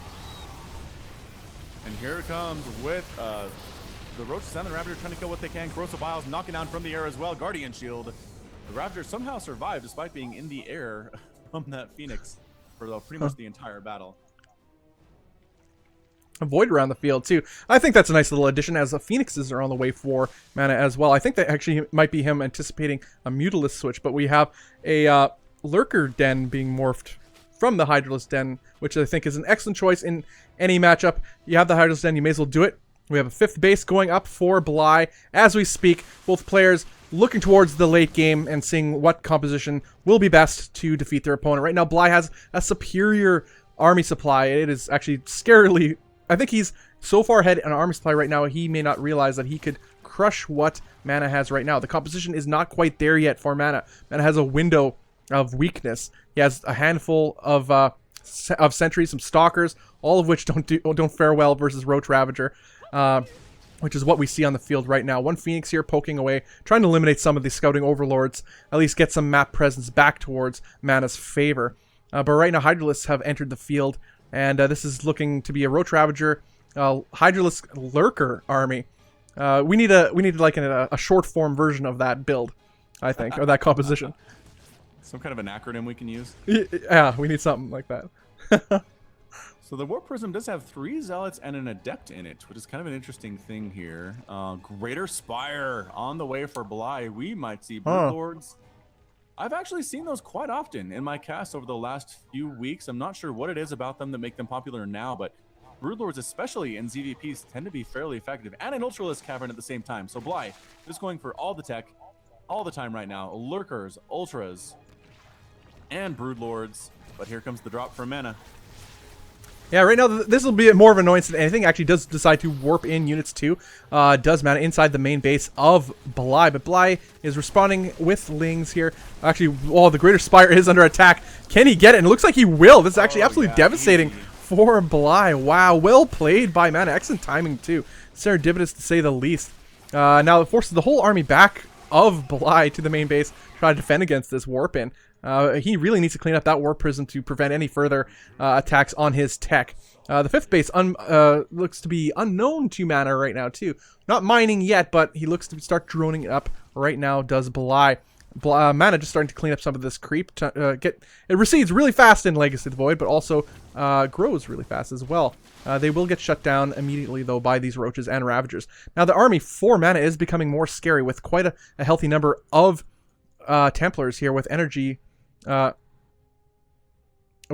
rising up as well. Oh yes, so I guess we have to turn up the volume for Falcon just a tad, I think. But yeah, we'll look into that. Anyway, looks the creep is actually still pretty healthy though for Bly, as he has half of the map largely in his control. Yeah, absolutely. Creep spread so imperative for Zerg players. It gives you speed, it gives you vision. And here it comes, pushing on forward here. A couple course of... Oh, nice force fields and nice storms. Doing a great job forcing Bly back. Another group of force fields. Really getting rid of them there. Corrosive Vials knocking down those force fields again, which is exactly what they're intended to be used for, and not used for that purpose very much. But anyway, here comes Mana taking out Creep Tumors. Chitinous Plating just about to finish, and 19 Mutas on the way for Bly. Whoa, he replanted that Spire, is making 19 Mutas at once now, and is Mana ready for this? He has exactly 3 Phoenix on the field right now. But he has a lot of Storms in tow, and 2 Archons are nothing to look down at. And a little bit of Stalkers, not too many, but again, Stalkers aren't ideal in this stage of the game as a counter to Mutalisks. Right now, they're just posturing towards the center of the map, trying to assert control over this very vital strategic point, as there is a choke point and a ramp towards the rest of the Bly's mineral lines. And this base is about to get under assault here, but Storms, nice Storms going down on the Roaches and Ravagers of Bly. As where's the rest of Bly's army right now? It seems to be a little bit... Yeah, he may lose all the Mutalisks. Yeah, there's a Zealot attack there up at the 5th base along the left side, doing a pretty good job against those Roaches. But yeah, the Mutas absolutely doing what they can to slow this down, and it is enough to actually force Mana back home. He has a couple Archons, he has Storms and some Stalkers, but immediately moving in to that Phoenix production, recognizing how big that cloud is, trying not to make the same mistake he made in game number 1. I like this, forcing Mana to make the decision, either commit with your attack or pull back, forcing, forcing Mana back home with these Mutalisks. But there are a nice little number, actually, of Phoenix on the field. Look at that, the 6th base, by the looks of it, of Bly does go down due to the Zealot aggression. But these Mutalisks aren't done yet, as they move to the main base of Mana, looking to put in some sort of damage. No workers here to speak of, so they're not going to get a whole lot of worthwhile worker kills, as they are starting to get picked apart by these Phoenix. Yeah, the Phoenix, I was going to say doing a better job, but they just lost 2 from their number there. Yeah. So maybe not still quite on point with that Phoenix command. Bly rolling on in, going to try to go ahead and force a cancel on that upgrade again. And it does, pausing the upgrade that apparently MaSa really no. He just is losing so many Phoenix and the mothership core. These that's mutas devastating. Are rampant right now. How does Bly do this? We've seen him do it time and time again. Just like these Phoenix don't have any power over the Mutalisks of Bly. But Bly must be careful. There's storms on the field here. Nice dodges, actually, but his Mutalisks are really, really low. And even these 2 Phoenix can do terrible damage to low health Mutalisks. But these Mutalisks are doing terrible damage of their own to the mineral line here of MaSa, as MaSa cannot afford to lose any more workers at this stage of the game. His amount of mining he has is very low. And it could cost him, especially with his expensive composition right now. And considering also the amount of Phoenix he has lost, really he shouldn't have lost yet again to Bly's Mutalisk control. Yep, 25 mutas on the field. Some Ultras just popped into the field at the same time. MaSa down 129 to 184 total supply. Some storms being dodged fairly ably by these mutas. The worker count slowly getting whittled down. 37 worker kills in the last couple of minutes here. Only 4 remaining on the field. Archon's trying to get some splash damage. They do manage to pick off 1 muta, but that's it. And is Bly going to swing around for another go is the question. Man, 37 probe kills. That's either, depending on what race you play, that's either dirty or that's beautiful. It's both for me, I suppose. As more worker kills will occur to these Mutalisks as they are not done. Having free reign largely over the airspace of MaSa's base. Not much here to contest it due to the shape of the Sim City here too, working against MaSa to send reinforcements back to his main base. Oh, the Fleet Beacon is under attack, and it will indeed focus it down. Fleet Beacon goes, oh no! He just managed to, oh, that is insane. You just go. And is he gonna finish it? Oh no! The upgrade. Oh, that is unbelievable. You're too late, Bly. You're too late. Yeah, now it's irrelevant. Oh, now what can Bly do? Now the Phoenix are that much more effective, but they haven't proved their effectiveness quite yet. So Bly is still in a healthy lead right now. You just look at the supply; he's about maxed out to the 130 supply of MaSa. MaSa forced to play defensively, camping at his 4th base with whatever army he has, trying to pick apart these Mutalisks with his trio of Phoenix on the field. Oh man, I'm not even sure the 3 Musketeers can save him now, but time will tell, I guess. That range upgrade is really nice. It's a 7 range on the Phoenix now, making them that much more effective against mutas. Exactly, I think, what MaSa needs. Continuing to help his Phoenix out. He's getting +1 air weapons. And, you know, somehow it looks like he might have somewhat stabilized a little bit. He's down only about 10 or 15 workers to the Zerg player. Zerg is continuing to make mutas, getting +1 flyer attack, getting spore crawlers in his base, abducting some of the Phoenix, nice. And only killing 1of them with that abduct, though. I'm not sure if it's worth it to abduct a single Phoenix. Well, there's such a low number of Phoenix right now on the field. I kind of think it's an okay idea, but you got to be careful of feedbacks from these Templar, as they are fully capable of melting away the energy of these Vipers. But I like this choice with the Viper play. Instead of using their cloud ability that damages. Oh, there it goes. But see that the parasitic bomb. The parasitic bomb ability is super powerful. Oh no! Again, not paying attention to his Phoenix, and a few get picked off again. See, excellent control in splitting his army away from the parasitic bomb, but then the follow-up was a little bit poor. But again, well played by Bly, keeping the pressure on MaSa's side, forcing his APM away from the things he needs to be doing to build up his economy back. Really well played so far. Somehow 12 Phoenix have died so far in this game. It's just a huge, huge number of Phoenix absolutely getting destroyed here. Ultras are ready to defend that 6th base against these Zealots. If they notice, that's the question. The Zealots go to town on the hatchery, and the Ultras do spring into action.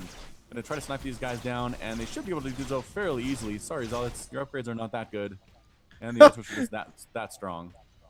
Yeah, it's pretty nice. Finally, that Bly, throughout this whole thing, I was worried about, though. He did lose that 6th base, and it took him a long time to retake, and he is now taking it. So good to see, because as you said, MaSa was starting to stabilize, and but Bly cannot allow himself to fall economically behind either.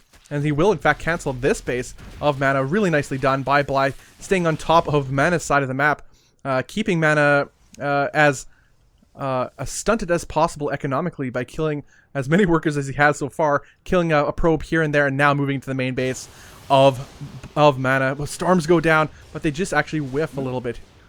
Oh, that's so close. Another Phoenix dies there. Just the muted control by Bly has been kind of incredible. Gets that Templar Archives, explodes in a gout of blue flame and gases. Phoenix continuing to be produced 3 at a time here. +1 air weapons now finishing for MaSa. And that's pretty much what he's going to do here. Try to win the game with Phoenix. Ground army is pretty good. I mean, he does have the Immortals. He has Archons, Zealots, Adepts, Stalkers. Pretty much everything that he needs. Okay, 1 fewer there. Feedback going down to one of the Vipers, taking it down. But this base now under siege from Mutas. And this has just got to be a bad dream for MaSa right now. Yeah, right now MaSa is in a pretty tough position as these Mutalisks have supreme air control. Cannons aren't enough to shoo away these Mutalisks, and there aren't enough Phoenix on the field either to punish the Mutalisks either, despite their ranged ability. I like the choice of using the Vipers to pull in the Phoenix, though. Again, whittling down the low number as they have them. Not a very high number anyway, so keeping MaSa stunted as is a very patient game so far. You haven't seen Bly just come smashing through the front door of MaSa either. So, but right now MaSa's trying to make something happen here. Actually, nice, gets a blink underneath, picking up a couple more of these Mutalisks, which is exactly what MaSa needs at this stage.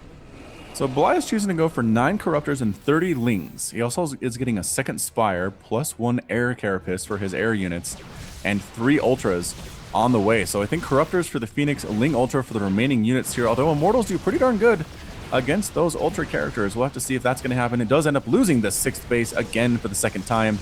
But the Corruptors are out, the Vipers are out, the Ultras are out. It's going to come down to positioning for Bly to see if he can make this work. Yeah, the Parasitic Bomb goes down on another Phoenix, but the Phoenix splits off smartly enough. The Phoenix number is pretty healthy, and these Mutalisks have largely lived their life, done as much as they possibly can right now. He has to not throw them away, at least get as much cost-effective engagement as he can with those Mutalisks, as this is still a pretty scary army here for MaSa. But we'll see how Bly's composition fares against it, as he is about 50 supply ahead of his Protoss opponent. More probes going down, though. Losing another hatch, but all these probes, one of the few mining bases here that MaSa has, which is already mining out, will lose almost all of these probes. You know what I didn't realize is that upgrade for the Phoenix actually gives them greater range than Corruptors. Corruptors have 6 and Phoenix have 7. Yeah. With the upgrade. That's kind of nuts. Anyway, little Lings are running by into this base here. There are some Zealots and I guess some Stalkers here to help deal with that, but not going to happen with the Lings. They decided instead to retreat, but MaSa managing to get up a 5th base under all this harassment is kind of incredible. Raider Spire on the way for Bly as well. He managed to get the base, but he's not mining at all. Like, you look at his mineral count, and his gas is barely going up. He's just now starting to mine just a handful of minerals at that newly formed 5th base. But this is a really tough position for a Protoss player, but he's hanging in there. He's just playing it step by step, trying to claw his way back compositionally. Again, canceling the 6th base, or nope, yeah, there he goes. Gotta cancel this 6th base of Bly, and Bly has no choice but to... Did he get it? Oh, it doesn't even get the cancel off. Oh, doesn't even get the cancel. Well, I mean, but as much as a hit it is, we look at the mineral count of Bly, he's doing just fine. And plus he has another base, which he's actually had for quite some time and hasn't done anything from it, in the far bottom right corner of the map. All right, so now 15 Corruptors on the way. I think we're going to see Broodlords. Ladies and gentlemen, strap into your seats, because Broodlord, Corruptor with some Infested mixed in as well as Vipers and Lings and Ultras, all of the high-tech stuff here from Bly today. Man is going to try to hold on with his unit composition. Is it going to work? I just feel like Bly is game to lose, but it's still entirely possible MaSa could come back and take a victory here in game number 2. Yeah, if anybody can, it is certainly MaSa. MaSa is one of the most safest methodological players on the scene right now. He warps in more Zealots to take out this base, but this is more of a base because he can afford it for Bly. He doesn't actually need it. This won't do anything to hurt his economy, as he's not hinging his hopes and dreams on that base. But he does kill it and doesn't get a cancel yet again, though. And that sort of thing adds up. But, oh wow, a lot of the health is super low on those Phoenix, too. It makes them that much more vulnerable to Corruptors and these Mutalisks, which are still alive. Absolutely amazing control. And from Bly, lesser Zergs would throw away these Mutalisks at a certain stage of the game, sacrificing them for the greater, but not Bly. Keeps them useful for as long as possible. And the Phoenix again. Oh, taking out a Viper. Nicely done indeed. Losing a Phoenix for their trouble, but not a big deal. Coming in to lift up some workers. And Phoenix putting in work on these drones. 3 drones have been killed now. It's 54 to 40. Total harvesters up to 4. Doing a better job with the control against those mutas. There's a spore crawler out now, making the job a little bit more difficult. And here come the queens, the corruptors, and the mutas trying to take down these Phoenix that are just being so annoying right now. Yeah, there's kind of a minefield here to be aggressive with those Phoenix on Bly's side of the map, as he has a lot of spore crawlers. He has a healthy number of corruptors and mutalisks on the field too, as triple production of Phoenix, pure Phoenix production for Phoenix production, or as Phoenix, as Fenner would say. That's how he does it. For MaSa, as he's committing to the Phoenix production right now, which is his one advantage he has, as they cannot be touched as long as controlled properly by either the corruptors or the mutalisks. Wow. Wow. Is this Heart of the Swarm? Whoa. Cancel. Oh. Nope. There we go. He's going for the oversupply, which is actually a nice little choice at this game. He can afford it. He has so much money. Exactly. Storms go down on those workers, which is kind of nice. Yeah, so workers just kind of evaporated. So Ultra, Broodlord, Mutalisk, Infestor, Corruptor here. Actually, I don't see any Infestors, so never mind. But Fleet Beacon on the way for MaSa, trying desperately to get up to those Tempests that are a good answer to the Broodlord. They're just going to chase this army back on home. The Phoenix killing a lot of stuff in the air, though, and actually losing a couple Ultras to those Immortals, and actually going after the Broodlords, too. Is there enough anti-air to keep the Broodlords alive? They are so slow. They are sieging their way across the map as fast as they can. Transfuses are available from these queens that are running so slowly. This is a big battle, though. MaSa trying to kill what he can. Has he enough Blink Stalkers to get in there and take down those Broodlords? Storms on top of all the Broodlords as well. Immortals crushing through most of the stuff on the ground. Phoenix as well. If they can survive, they could clean out the rest of these guys. And yes, actually, Bly is going to lose most of this army. Broodlings are still trying to chase everything down, but the Phoenix are unaffected by those. Every single Broodlord definitely going to fall, and they do. A couple queens getting lifted and destroyed as well. MaSa brought himself back into this game. Wow, that wasn't the best engagement for Bly, as he had nothing to hold down the army. He didn't have any infestors there to at least keep the army in place, as the Broodlords and Lurkers did their damage. Plus, most of those Lurkers weren't even in range of the bulk of that ground army. So thus he had about 6 or 7 Lurkers doing almost 0 damage. So that was an excellent engagement for MaSa. That's exactly what he needed, but he still has a lot of work ahead of him. He does indeed. The Phoenix once again just putting in work, trying to do what they can. These bases up and running for MaSa. Income tab right now, taking a look at that, is about 500 to 600, fairly even, 40 to 30 total harvesters. And total supply, MaSa's actually taken the lead, 106 to 102 compared to his Zergy opponent. And both players are just sitting back, licking their wounds. Bly trying to get up as much gas as he can, continuing to replace his Vipers, getting additional queens for those injects. And MaSa with a bit of a ragtag army himself, but he might be able to make something happen with these guys. Yeah, this is actually interesting. A lot of bases here for Bly, but he's not really mining for most of them. Trying to get some gases from as many as he can, as you mentioned, to get more Vipers up. But 30 Lings in the production tab, 2 Vipers on the way, and 2 Queens.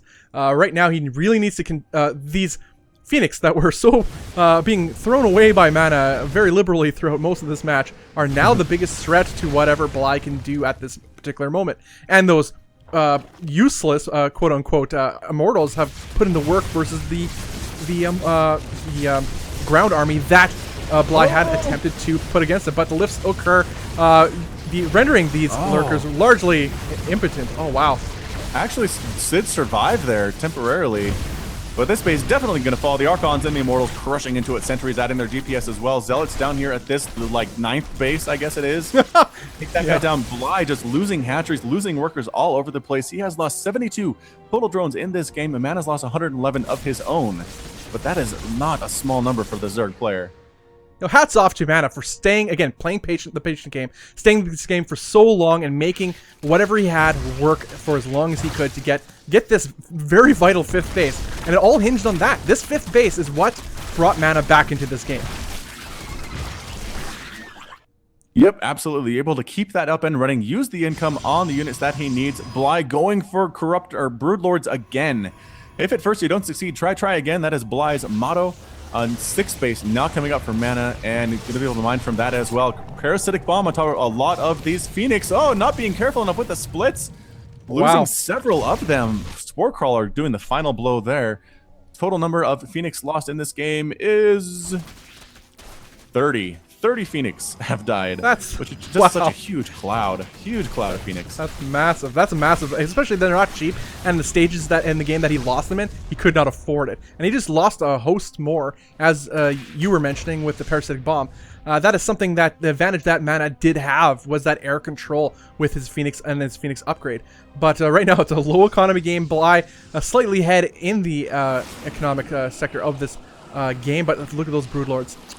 That's a beautiful sight to behold, and they are going to be uncontested with the air composition of MaSa being slightly neutered after that attack. There's Tempest on the field, though. There's one Tempest. I have to imagine MaSa's going to plan on making more. There it is. I imagine more than one, yeah.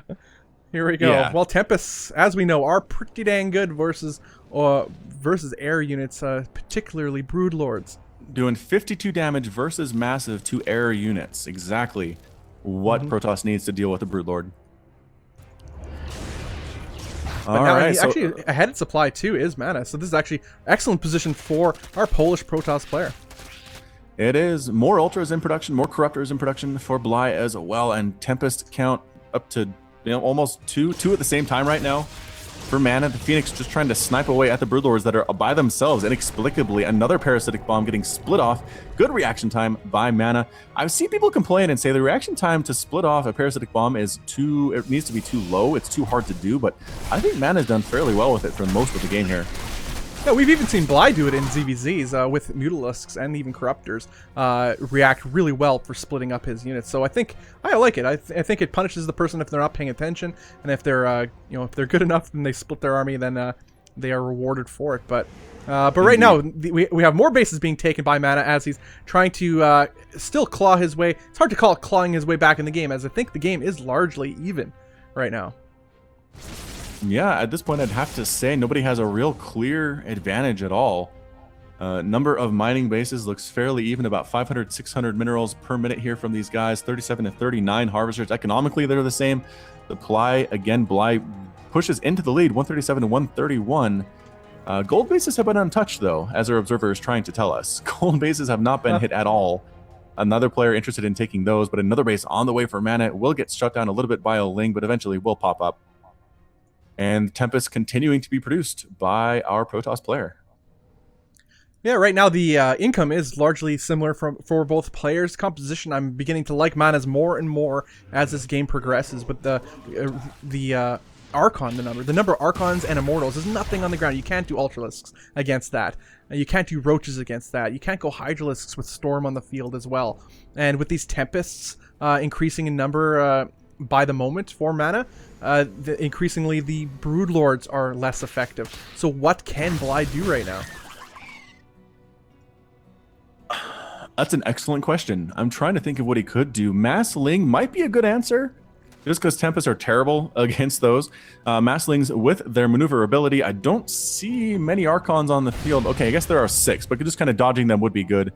They're also really good against the Immortals on the ground as well. Phoenix can't do much against them. Maybe just for a big Mass Ling type swing with full upgrades, just destroying tech structures, destroying buildings, forcing MaSa into more of a base race type situation might be a good idea here for Bly. I agree. Like, as a run by, like send him to the main, to the natural, and the third. While largely the bulk of MaSa's army is at his newer bases. I like that idea. So we have a little Ling run by, a taste of what we were mentioning. See if it can do any damage. But that is not really a whole lot of Lings. Not very critical. In fact, a Warpin can clean these up fairly handily for MaSa. He is going to take down the Dark Shrine, though. And the Dark Shrine goes down. No cancel either. So nice little pick off by Bly. As he moves his very scary army itself across the map. But we've seen this army composition get crushed earlier in the map, or in this game, and MaSa did not have the awesome composition as he does right now. So I'm actually fearful for Bly right now. Here come the Tempest. One Broodlord falls immediately. Another one falls. Yanking in the Tempest there, trying to kill them with Queens. Not quite able to do it, though. The Corruptors as well, trying to take out as many Tempests as they can, and 2 Tempests do end up following. 3 Tempests end up falling. Abduct being used to great effect here by Bly, but continuing to bomb from long range. Storm on top of a lot of these Broodlings, laying siege to everything that is here for the army. The Archons are pretty much useless at this point. Tempest forced to use their attacks on Corruptors as well. The Broodlords are untouched. to this point. Another one does end up falling, though. Yes, it does end up dying. Broodlord count is up to 4, and MaSa's backed into a corner. Yeah, right now, those queens are the hero of this game right now. Putting transfuses on these Broodlords, extending their longevity despite the Tempest attacks and the Phoenixes, which is allowing Bly to push MaSa into a corner right now. This is actually looking really bad for Bly, as the Broodlords are still doing the damage to the ground army, focusing their attention, as the Corruptors are picking off the rest of whatever the air, the Golden Armada that MaSa did have, and the Lurkers are just putting in the work to whatever else remains on the ground. Beastyqt from behind, taking out one of the Broodlords. Transfuses keeping them alive to some extent here, and do they pick off? They do get one of the Broodlords. There's only one remaining in this army, but this base is under complete lockdown. Is there any mining going on at all for MaSa? He does still have his Swift base, which is nice, but he loses everything at the 6th. He's in trouble for sure. Well, this is a big turn of events, and I think the heroes of the show, as I mentioned, are those queens. Something I did not take into account as that attack was happening. These Lurkers are going to move up to this the last mining base. No observer on the map, as brought to my attention. Mass flood of Lings moving in here too, as this most of the army here is Stalkers for MaSa, which are not very good against these upgraded Lings. No, but they're even tearing through the Archon, tearing through the Immortals. Force Field's trying to keep this army alive, but a full surround of fully upgraded Lings is never a happy thing at all for the Protoss player. He does manage to survive, but a lot of these guys are wounded. Broodlord's kind of picking off the rest of these units. A couple Lurkers taking a Nexus here as well, trying to blink forward, losing every single one of his Stalkers. The Immortal falls. The Sentry falls. This base is not long for the world either. It's 113 to 53 total supply. Bly in the lead, and that's it. Wow. MaSa calls the GG. Bly takes the series 2 games to 0. Wow. What the crap? That's all I gotta say. That game was an adventure. Holy cow. Wow, guys, you just witnessed a pretty crazy game, back and forth. I mean, Bly had that game, by all rights, but then he threw it in what was a very bad engagement, and then the advantage eventually swung into MaSa's favor. I mean, MaSa was, throwing away Phoenix left and right, but it managed to get to a point where he took that one engagement in the center of the map with all those Broodlords, and Bly was, and he kept, also, not to forget, MaSa did keep denying, I believe it was the 5th base, or was it the 6th? I think it was the 5th base of Bly, over and over and over again, until Bly was forced to put a couple Ultralisks over there, and even then, that base got taken down later in the game.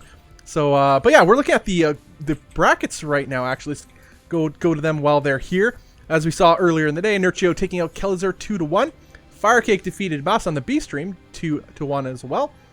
And we just witnessed Bly defeat MaSa 2-0. What was a very good series. Well fought by MaSa. Got to give him his props. Looking forward to seeing what he does in the rest of this year as well. He's a fan favorite. Everybody loves him. He's one of the most winningest foreign Protoss players who ever played the game. And Huck 2-0'd previous Gauntlet Legacy of the Void series champion Beastyqt.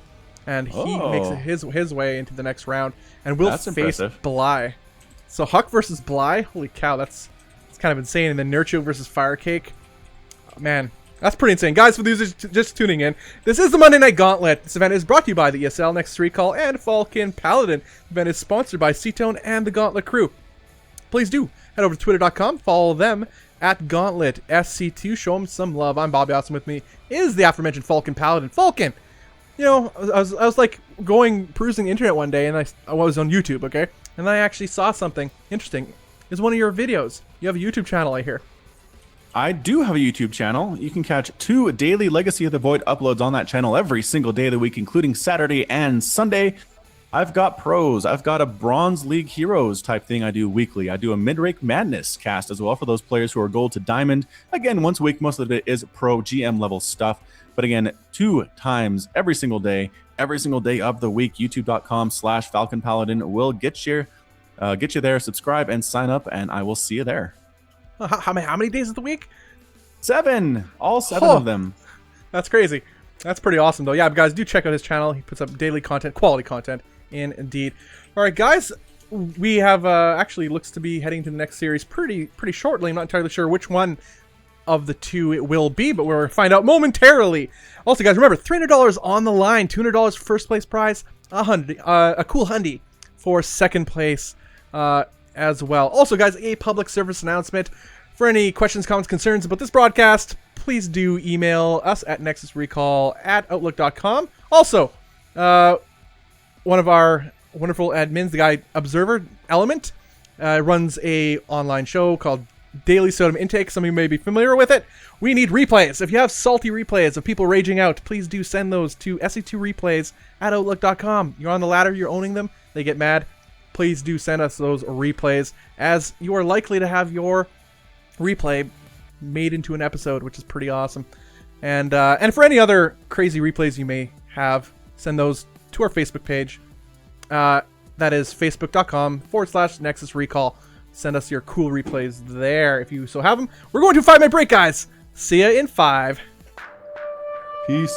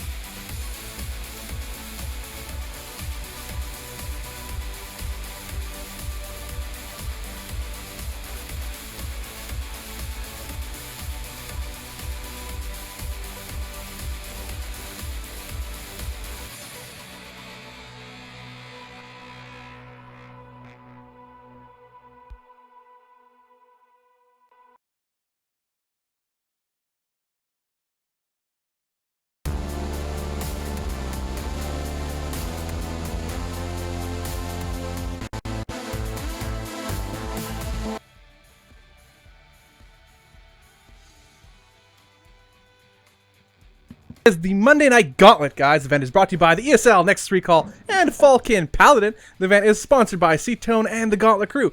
Head over to twitter.com, guys. We all know you have an account. And follow at Gauntlet SC2. Show them some love, guys. This whole event series is possible because of them. And yeah, I'm Bobby Awesome. With me is Falcon Paladin. Dude, we are going to be heading into the next series pretty soon, guys, which would be Huck versus Bly.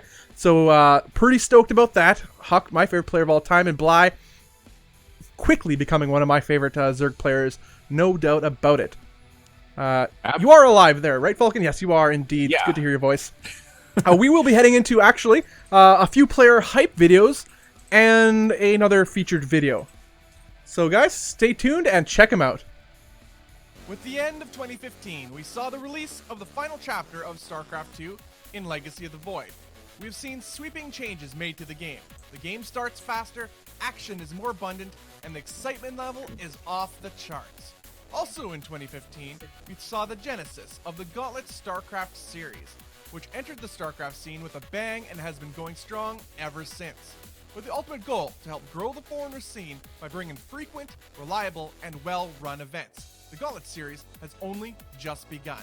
After the massively successful Gauntlet StarCraft Legacy of the Void series $1,000 global finals in December, which saw Bjorn begin his journey to take his rightful place at the top of the scene, the Gauntlet StarCraft series looks to carry the momentum into 2016. The Gauntlet StarCraft series introduces the Monday Night Gauntlet, a $300 event series that pits 8 invited top foreign players to brave the gauntlet and prove themselves, while taking home a piece of the $300 prize pool. With a brand new year ahead, the Gauntlet StarCraft series looks to bring more events than ever, leading the way into what is sure to be a banner year for StarCraft 2.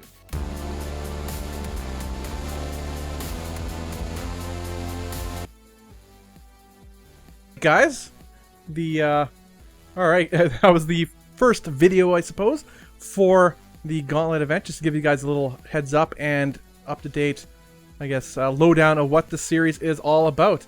Looks to be, we may be running player hype videos a little bit later. Yeah, a little bit later, so we'll hold off on those. We have a couple more videos to show you guys later on, but I'm Bobby Awesome. With me is Falcon Paladin. It is the Monday Night Gauntlet, $300 on the line. We already see our top 4 players have come together. Huck versus Bly, Nerchio, and Firecake. Either way, all these players like melt my face off with their play styles. How about you, Falcon? My face is absolutely melted. I'm really stoked to see Huck play more. I mean, I've watched him stream whenever he's streaming, almost all the time. I'll watch his stream. But it's just different. He plays different when he's in an event. He just does. I don't know why, he just does it. And for better or for worse. And so it's really going to be interesting to see how he plays against Bly. We've seen Bly more than... Well, I mean, I don't know about you, but considering you have been casting most of these events with me, we've seen Bly a lot. Probably more than most people, I think. And we have a good idea of his play style and what he likes to do, what he prefers to do. So that'll be... So how do you think what we know of Bly, how do you think that compares to what you know of Huck? Honestly, I just think that Bly's macro ability is a little bit higher than Huck's is overall. Huck is more about kind of being precise with his micro, getting good compositions, making good decisions that way. Not so much about steamrolling the other player, whereas Bly just likes getting big old armies of mutos, big armies of roaches and ravagers, and steamrolling that way. So again, if it comes down to the point where Huck is able to get in there and disrupt the economy of Bly enough to where he can have the engagements on his own terms, I really like his chances. But if the harassment just isn't there and Bly is able to go into full-on Zerg macro mode, I don't see how Huck has a chance. That is an excellent point, actually. I like the way you put that, especially in regards to how you define Huck's level or sort of play. You know, he's not often considered a macro Protoss, although he's perfectly capable of it and perfectly fine. It's just not a style. He often will focus on taking down your macro first, like does economic damage. It's kind of like how his play revolves around. Forces you to do things you don't want to do. Uses his awesome multitasking, his APM, to make you make mistakes. And that's something that he absolutely excels at his whole career. In Legacy of the Void, we're seeing that develop more and more as he figures it out. I think Huck, more than anybody else, has... You know, out of the Protosses I've seen, I think Neeb has an excellent playstyle that fits perfectly with Legacy of the Void. On paper, like the idea of Huck, we always think, well, it's frenetic battles in Legacy of the Void. That's Huck's flavor. But as I mentioned earlier in the cast, I think having a macro base benefits you more in Legacy of the Void, considering how fast-paced macro is in this game. You know, your things, you got to build more, faster. You have to get your bases a lot faster, a lot sooner. You can't stick on 2 base as long as a player like Huck is used to traditionally. Therefore, I think a player like Huck has a longer road to travel to find their place in this game. And but I think we're starting to see that, though. We're starting to see Huck get to that point where he's comfortable and found his style, and maybe we'll see that today. But I really hope we do, actually, against Bly. And I think Bly's the perfect opponent to do that against, to test your mettle, see where you're at in the echelons of the current StarCraft scene, because Bly's proved himself already. Now it's Huck's turn to prove himself in Legacy of the Void. Yeah, if he has a good showing here against Bly, taking 1 game or even, taking a whole series here, that'll do a lot to improve his standing in Legacy of the Void. Like you said, right now he's kind of trying to adapt the more heavy macro style there, and I think winning here, again, just really putting a good fight towards the player would be good too. But it looks like we're actually moving into Firecake versus Nerchio. Yep. As it seems there might be a slight delay on the other series, but we don't do delays here, Falcon, so we head right into StarCraft, wherever it is, and we will be heading into the other series. Indeed. Nerchio versus Firecake at ZVZ, which is, it's hard to say. I don't have a matchup I don't like in Legacy of the Void, because the game is so flippin' awesome. So there are no such thing as bad matchups. I mean, look at what Legacy of the Void has done to PvP. An often reviled matchup throughout the history of StarCraft 2 is now one of the most exciting to watch. Now ZVZ, a little different. I loved it in Heart of the Swarm.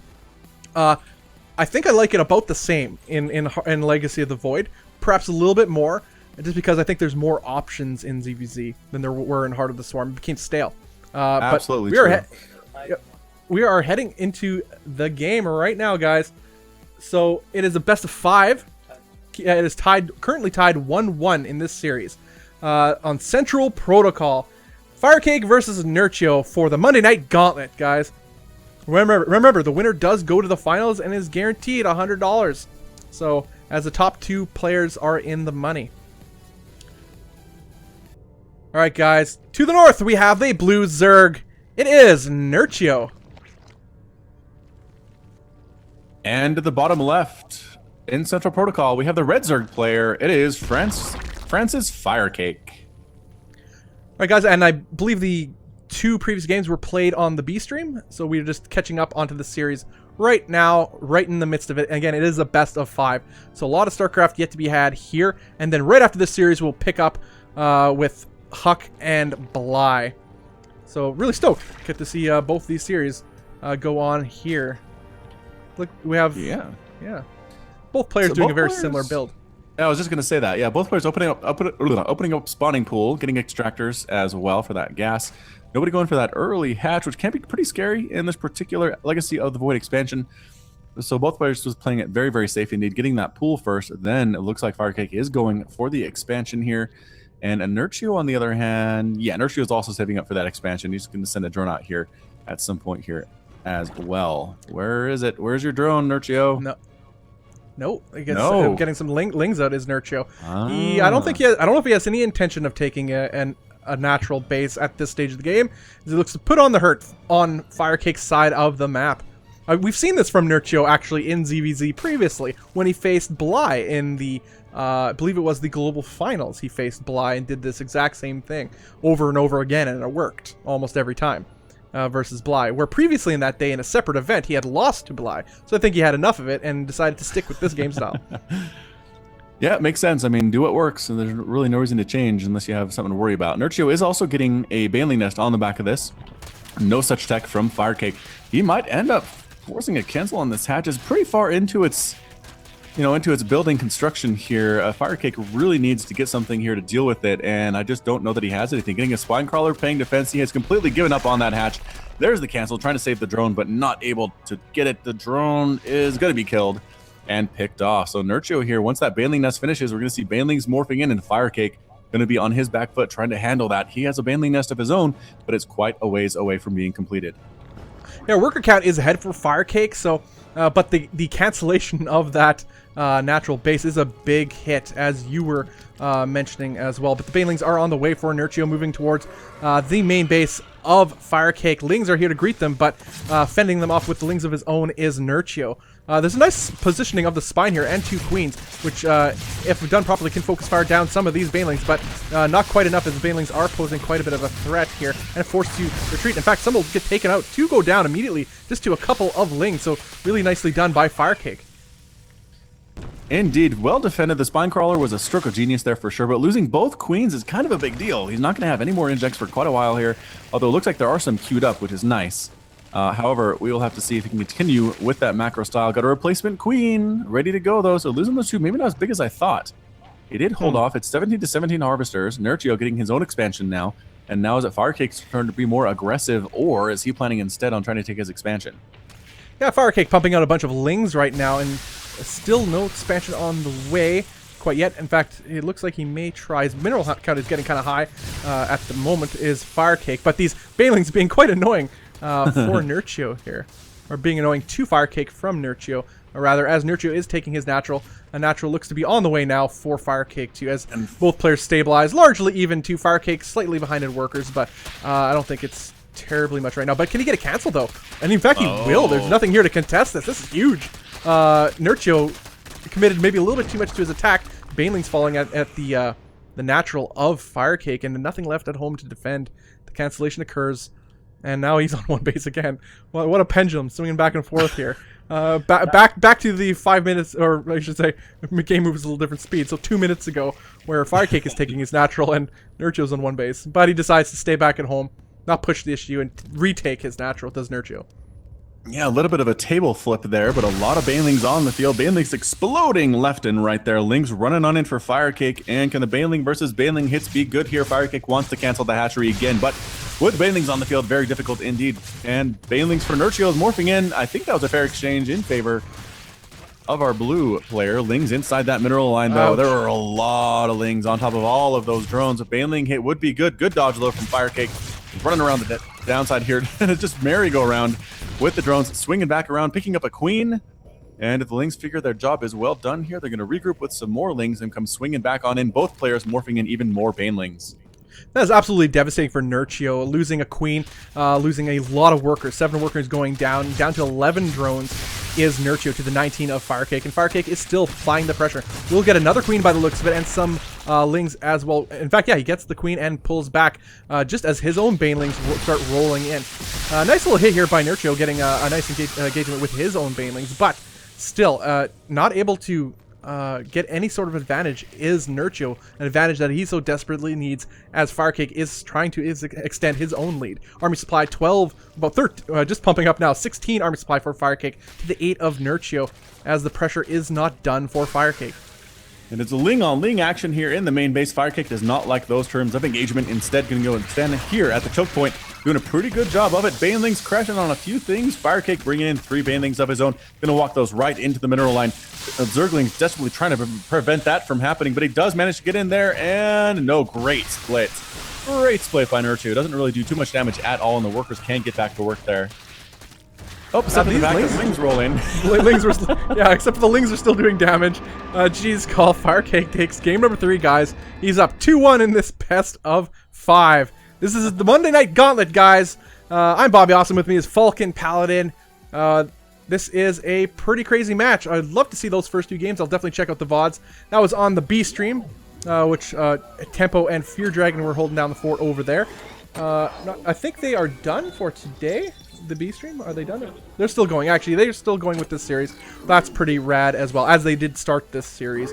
So guys, yeah, show them some love too, Tempo and Fear Dragon. We're gonna be heading into the next game right away, guys, of Nerchio versus Firecake. A lot on line, guys. I mean, whoever wins this series is guaranteed $100. You know, second place gets $100, and then the winner gets $200. It's a lot of money. That is, in Falcon's terms, a lot of tacos. It really is, though. Falcon math, yeah. That's how many tacos is that, Falcon, in America? In America, you could probably get, depending on the tax in your state, around 90 tacos with that amount of money. Dang. Yeah, Man, it's a lot. what- I mean, they're not going to be That's great crazy. tacos, but they'll be tacos. But well, there's no such thing as not great tacos. That's I mean, what would you do with that many tacos? Well, you eat them, of course, I guess, but that's a lot of tacos. Anyway, guys, so that's pretty big money for again, provided by C-Tone and the Gauntlet crew, guys. Head over to twitter.com and follow at Gauntlet SC2. Just head up, follow. You get updates on future Gauntlet events and other cool things. You know, they love StarCraft and are willing to support it. So that's pretty awesome. Show them some love. But as I said too, updates on future events. So there's gonna be more events. 2016 is gonna be bigger for StarCraft, bigger for Gauntlet.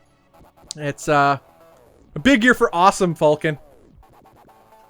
I like it. That can be its motto. 2016, a big year for awesome. Wow. Words to Doesn't that live sound by. Yeah. Yeah. Words to live by, indeed. All right, guys, we're gonna head into game number 4 of this best of 5. Firecake versus Nerchio. To the south, we have the blue Zerg player. It is Nerchio. And to the north, we have the red Zerg player. It is Firecake. Firecake taking a 2-1 lead there. Is my math right? Yep. You are All right. correct, sir. So 2-1 lead here for the Zerg player Firecake. If he wins this one, he will move on in this tournament. If he loses, he's going to go to a set match point, which he probably wants to try to avoid. So I'd look to see Firecake be a little bit more aggressive here. Maybe take fewer chances as well, just trying to make sure he optimizes his chances to win this match and move on to the next round. Yeah, Nerchio has the earlier gas, but it looks like as Firecake just now takes his gas. I'm not sure how that'll play out, but yeah. Up next, guys, Huck versus Bly, which will be the series we'll be casting next. The winner of that will face the winner of this series in the finals. So a lot at stake, and really exciting to see. I cannot express how stoked I am to see Huck versus Bly. But anyway, looks like we have a natural going down for Firecake. Indeed, there it goes. Nerchio, still no sign of a... As we mentioned this in the previous game, Nerchio is not one to take that early expansion in ZVZ. It's just not his thing.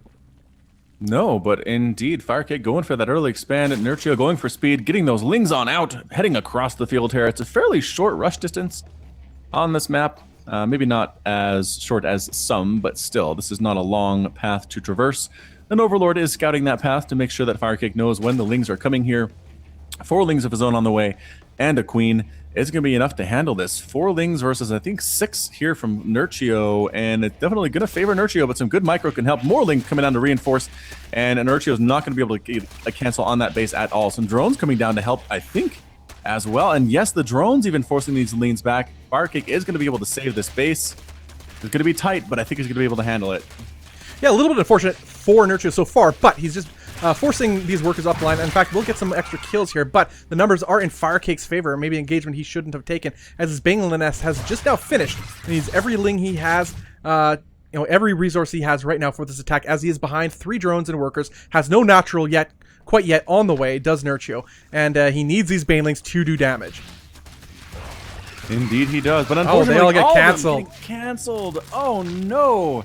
Nerchio immediately remaking them, getting 4 with a couple lings here for support as well, but Firecake I feel like is going to be prepared for it. Firecake does have a Baneling Nest of his own on the way, and 10 lings. So some good micro here with his lings, should be able to handle. Whoa, that's a lot of Banelings though. Gonna have 7 total, 8 total rolling up here. Let's see the Banelings, can they be effective? The Queen trying to stab them down, and actually crashing on top of these Queens is not what they want to do, taking 1 or 2 small groups of lings with them. The lings trying to snipe down this Queen as well, and the Queen manages to survive. The Banelings chasing after her, and can they get her? Oh, they get it. Do end up taking it down. Banelings are still alive. Drones are forced to split here. Firecake, can he hold the line? Actually, pretty decent Baneling hits from Nerchio when Firecake was trying to be aggressive against Nerchio's own lings, and managed to focus down 2 queens. That's a pretty big deal at this stage of the game, especially when Banelings are on the field, and queens are absolutely necessary to focus fire down those Banelings. So game is actually fairly even right now, but keep that in mind. 2 hatcheries still for Firecake, where there is no second hatch for Nerchio. So Nerchio is still very much all in on this. Worker count 1 ahead for Nerchio, but he has less production, only on 2 hatches for Firecake, 1 for Nerchio. But No queens, I don't think, on the field for Firecake right now as the banelings roll in. Oh my gosh, absolutely anarchy here. Excellent engagement for Nerchio as his baneling control is really something to note here as more banelings starting to morph in the main base of Firecake for Nerchio as 2 banelings rolling into the middle line uncontested. And no queens here to defend. Oh, a couple drones go down. This is devastating for Firecake. So Firecake does have, again, the production advantage here, but Firecake only has 10 drones remaining. Yeah, just in the number of hatcheries that he has, but yeah, the Lings running on out, trying to chase away these scamps. 14-7 now in favor of Nerchio.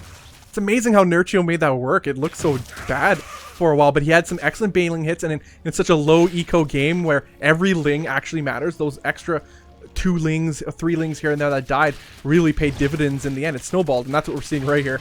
As Nerchio's taking full control of this game versus Firecake. Lower your baguettes, people, for now, as it looks to be Nerchio may indeed tie up this series.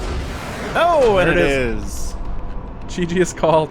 Well played by Nerchio. Well played indeed. Very risky, but that's his style in ZVZ. I love it. I mean, if you guys are a Zerg player and you're frustrated with playing against other Zerg, that's what you do. That's what you do when you don't want to play against Zerg all the time. Just get it over with, and you may succeed. Short games. That's right. It's good practice too for control. At least you may not practice your macro game at all, but at least you're learning micro, and that's just as important in some cases. Indeed. Absolutely. All right, guys, this is the Monday Night Gauntlet. I'm Bobby. Awesome with me is Falcon Paladin. We'll be heading into the final game, best of 5 actually, for this series of Nerchio versus Firecake. Again, keep in mind, Huck versus Bly will be coming up right after this, so please do stay tuned for that. We're gonna heading to game number 5 very shortly. Again, guys, a lot of money on the line. $300 for this event. That's a lot of money. We already discussed this already. Legacy of the Void. Still pretty young game, I would say, Falcon. If you aren't aware, it came out in about middle of November. So how long is that? It's like a month and a half or so of meta we've really seen develop in the pro scene as far as high level play is concerned. And what do you think the direction is going in? Let's say a ZVZ, for example. Do you see any holes in the way Legacy of the Void is placed right now, balance-wise, that in regarding to ZVZ, things that need to be changed? Like in the past, they had to heavily buff spore crawlers because of mass mutaplay every single game. What do you think the position is in Legacy of the Void right now? I think the intent in balancing mirror matchups for Blizzard is going to be just making sure that no one strategy is king in that particular matchup. And so at this point, I feel like ZVZ, honestly, you can see Roaches, you can see Ravagers, I've seen Ultras and Lurkers and Hydras and Vipers thrown into these matches from time to time. If it was just all the time Ling Baneling or all the time Roach versus Roach, I think there was a problem with it.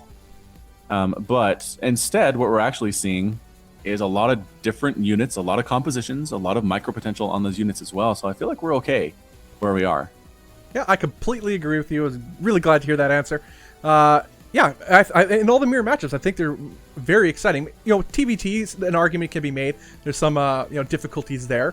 Some people talk about tank drops, but I think they've changed the tank drop mechanism where there's a delay when they're dropped enough that it's nullified its uber effectiveness in the early game, especially in the TVT matchup. Honestly, yeah, though, guys, I was gonna say it's still Tank Marine and TVT though. It is. If you watch the Innovation Marine Lord stuff, that's what it was. It definitely, there was a nerf there on the tank firing rate, but it wasn't enough to really change up the meta that much.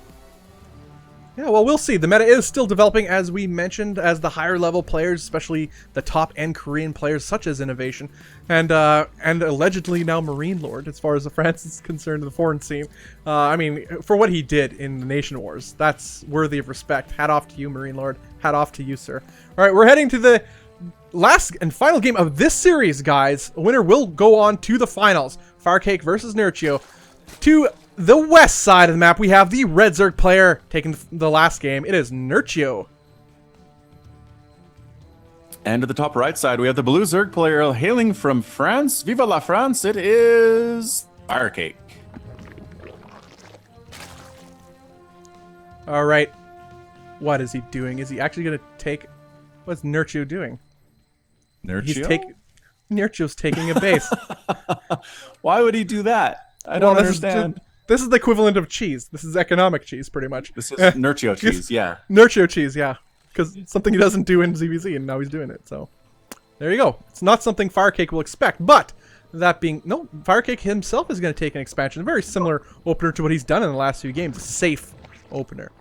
This might actually just be a result of the fact this map is huge and it's a 4-player map, right? And so if you go for a pool first, your lings might end up going to the wrong place first, and by the time they show up at your opponent's hatchery, it's too late. They're ready for you.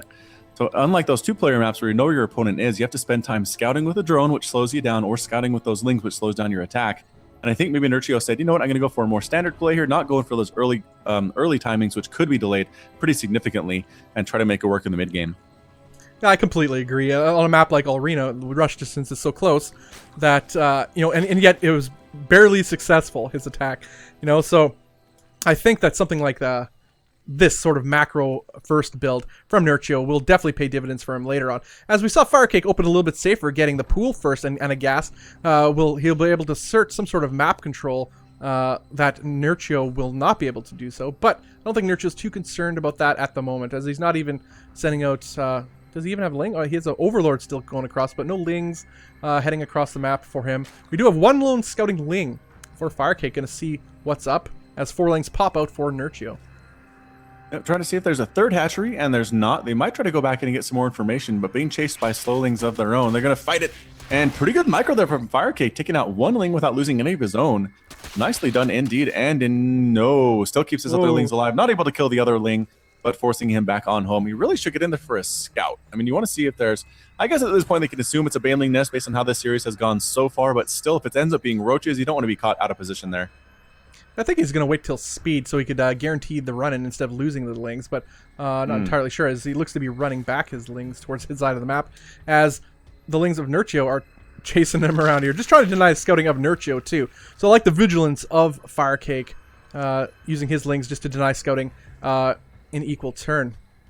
Both players getting speed. Speed will finish a little bit faster for Firecake. Banelings being morphed in for Firecake as well. Again, he's playing super safe. Both players are actually in this stage of the game. Worker count is, interestingly enough, ahead for Firecake, ever so briefly anyway, compared to Nerchio and his economic opening.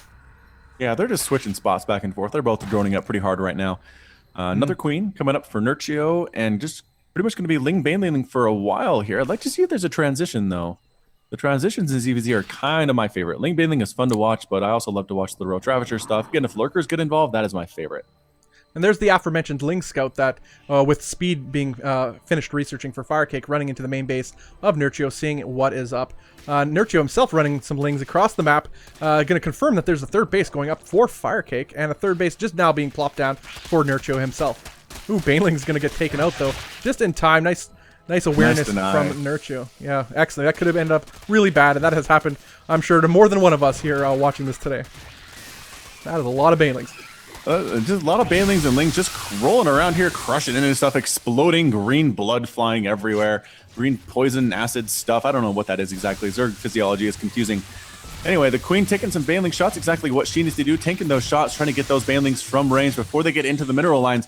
3 Banelings still survive here for Nerchio. 2 Banelings survive for Nerchio. That's enough to take out an entire mineral line by themselves and taking out 4 nice. All at once. Nice pickup there by our Red Zerg player. More Banelings being warped in just aside the third base for Nerchio right now as he's continuing the pressure. More Lings streaming across the map towards Firecake's side of the map, but Firecake has about 4 Banelings, actually 3 going down right away to almost nothing actually, but he has more Ling reinforcements as he does have the defender's advantage, and about 5 Banelings morph in as we speak for Firecake as he's solidifying his defense here. Only 2 Banelings. Oh, nice efficient engagement there by Nerchio as he managed to use 2 of his Banelings to take out all of the Banelings of Firecake.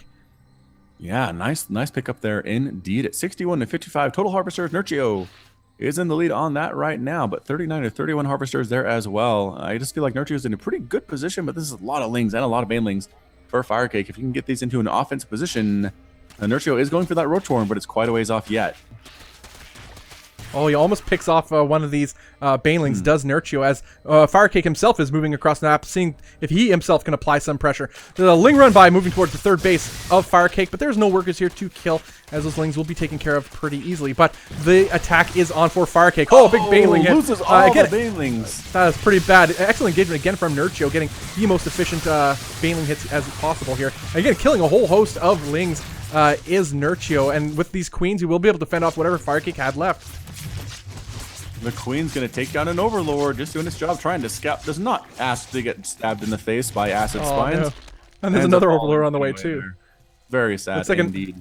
Looks like another Overlord may fall if, yeah, it will indeed fall. Nerchio is not careful enough. A little bit unfortunate for Nerchio here, as worker count is about even, army is about even too, as these players are neck and neck. The aggression is on again, though, for Nerchio, as he's going for a run-by with a handful of Lings moving in towards the natural base, rather, of Firekick.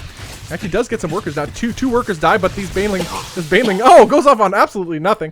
As these, oh wow, nice dodge by Nerchio, not running into those trio of Banelings, getting to the main base and onto the ramp to get the most efficient engagement as he possibly can versus Firekick. But this is all a distraction as the Banelings move right into the middle line of the natural. Oh my gosh! About four workers go down for Firekick. Excellent hits by Nerchio as he's distracting Firekick in the main base with these Lings that are still active.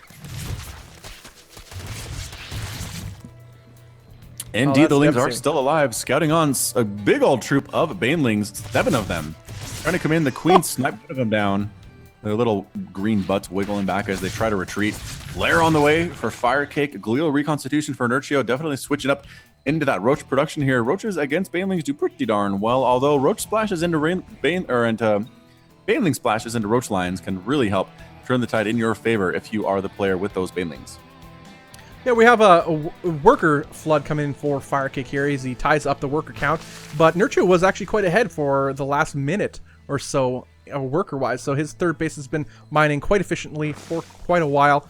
But as you mentioned, we have Roaches on the way here for Firekick, Roaches on the way for Nerchio, as likely be Roach Ravager battles to happen as they contest their soon-to-be fourth bases, as I'm sure they'll both be looking to take. And in fact, as I say that, Firekick is dropping his fourth base, and Nerchio still has not quite got his yet. Roach speed, 3/4 of the way done, as we're being shown here for Nerchio. So Nerchio quite a bit ahead for Roach speed than Firekick, which could allow Nerchio to press the advantage on Firekick's side of the map. Indeed, both players now moving into this Roach aspect of the game, getting +1 missile attack for each. Again, Roach speed going to be up for Nerchio a lot quicker, which is going to be very nice for him. And it looks like a drone for Nerchio attempting to take a fourth base over here, but the Banelings are ready for that, man. Baneling, no, don't waste Banelings on that. Oh, 2 Banelings for a drone? That's a terrible exchange. Hey, he denied the fourth. But anyway. True. But at the same time, the Nerchio is pushing in with some Roaches right into the natural base of Firekick, catching Firekick a little bit off guard. But now his army is trapped, though. So this is a pretty big sacrifice for Nerchio here, and he's going to have to make something work here. But there's almost no workers left in this main base, so what are they possibly going to kill that's worthwhile? But if anything, this could be just a distraction, as there's another Roach grouping moving towards the third base of Firekick, and that mineral line is completely open.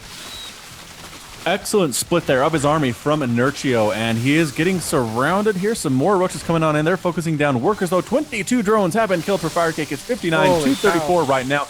Nerchio wins the fight in the main base as well. Roach count 33-21.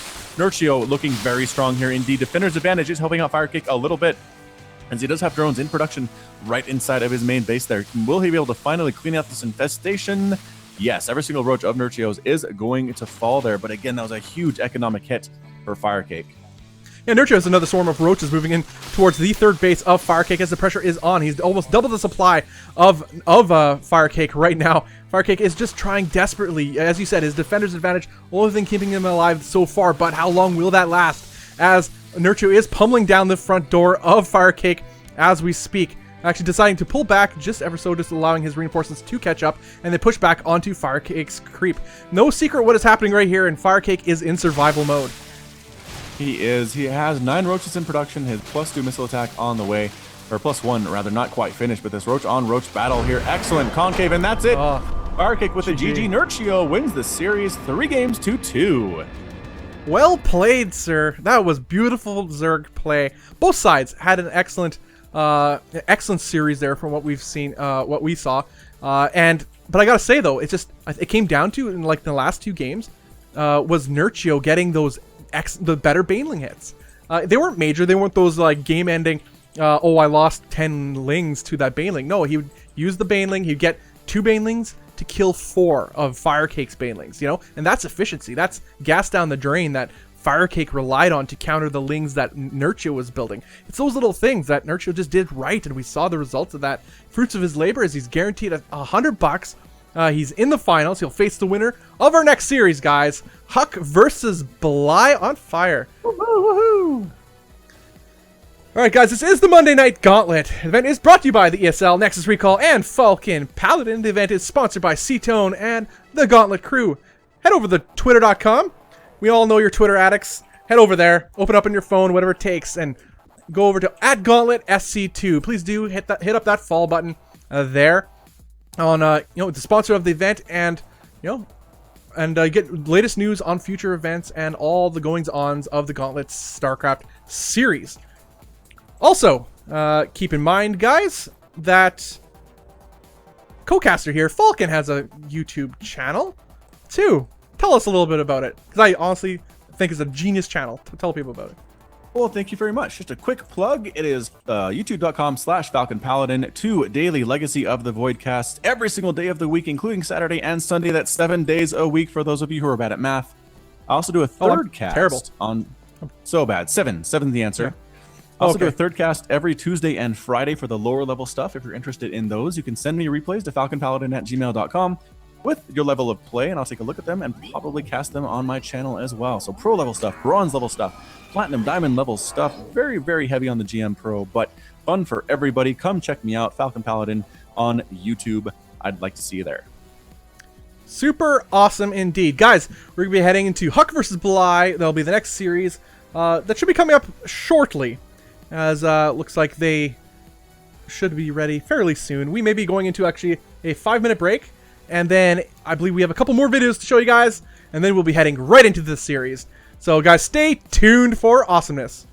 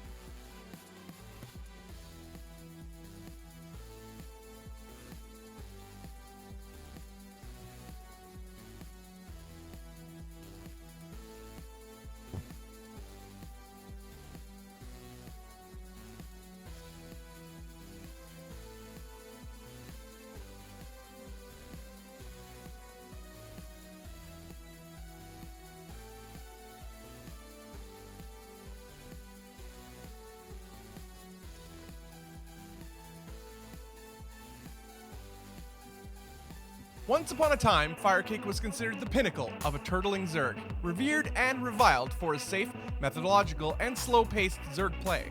But at some point, Firecake realized life is precious, and time is limited, and decided to become a much different Zerg than the one that creeped onto the scene. With a clearly dangerous new skill set, Firecake enters Legacy of the Void with momentum and confidence. This Frenchman's third-place finish at the most recent DreamHack has proven without question his level of play is something to be respected. Having taken the first place prize in the Gauntlet Legacy of the Void Series EU qualifier, Firecake is ready to conquer the globe. MaSa is a staple in the North American scene. As a high-level North American Terran, this rare and mysterious creature is certainly one to watch in the 2016 year. Recently teamless, MaSa looks to overcome the odds as a high-level North American Terran and prove to the doubters that he is better now than he has ever been, and has what it takes to rise above the rest. Beastyqt is a long-standing figure in the scene, having made a name for himself in the early days of StarCraft 2. Beastyqt briefly retired, coming back to play Starbow, and ultimately his return to StarCraft in Legacy of the Void. Beastyqt is a Gauntlet SE2 Legacy of the Void Open Champion, defeating QXC 3-0 in the inaugural event.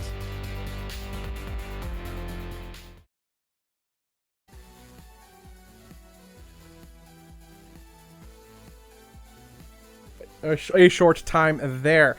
Guys, those are just some videos of players who are now eliminated in this event. I just had to get their videos out there for you to see. Also, since the mic was briefly muted, I'll reiterate what I said before. First things first, Falcon Paladin. Dude, you there? Let's make sure Falcon is alive. Yes, he is. I hear him now. I am here. I made it. Sweet deal, guys. This is the Gauntlet StarCraft series Monday Night Gauntlet.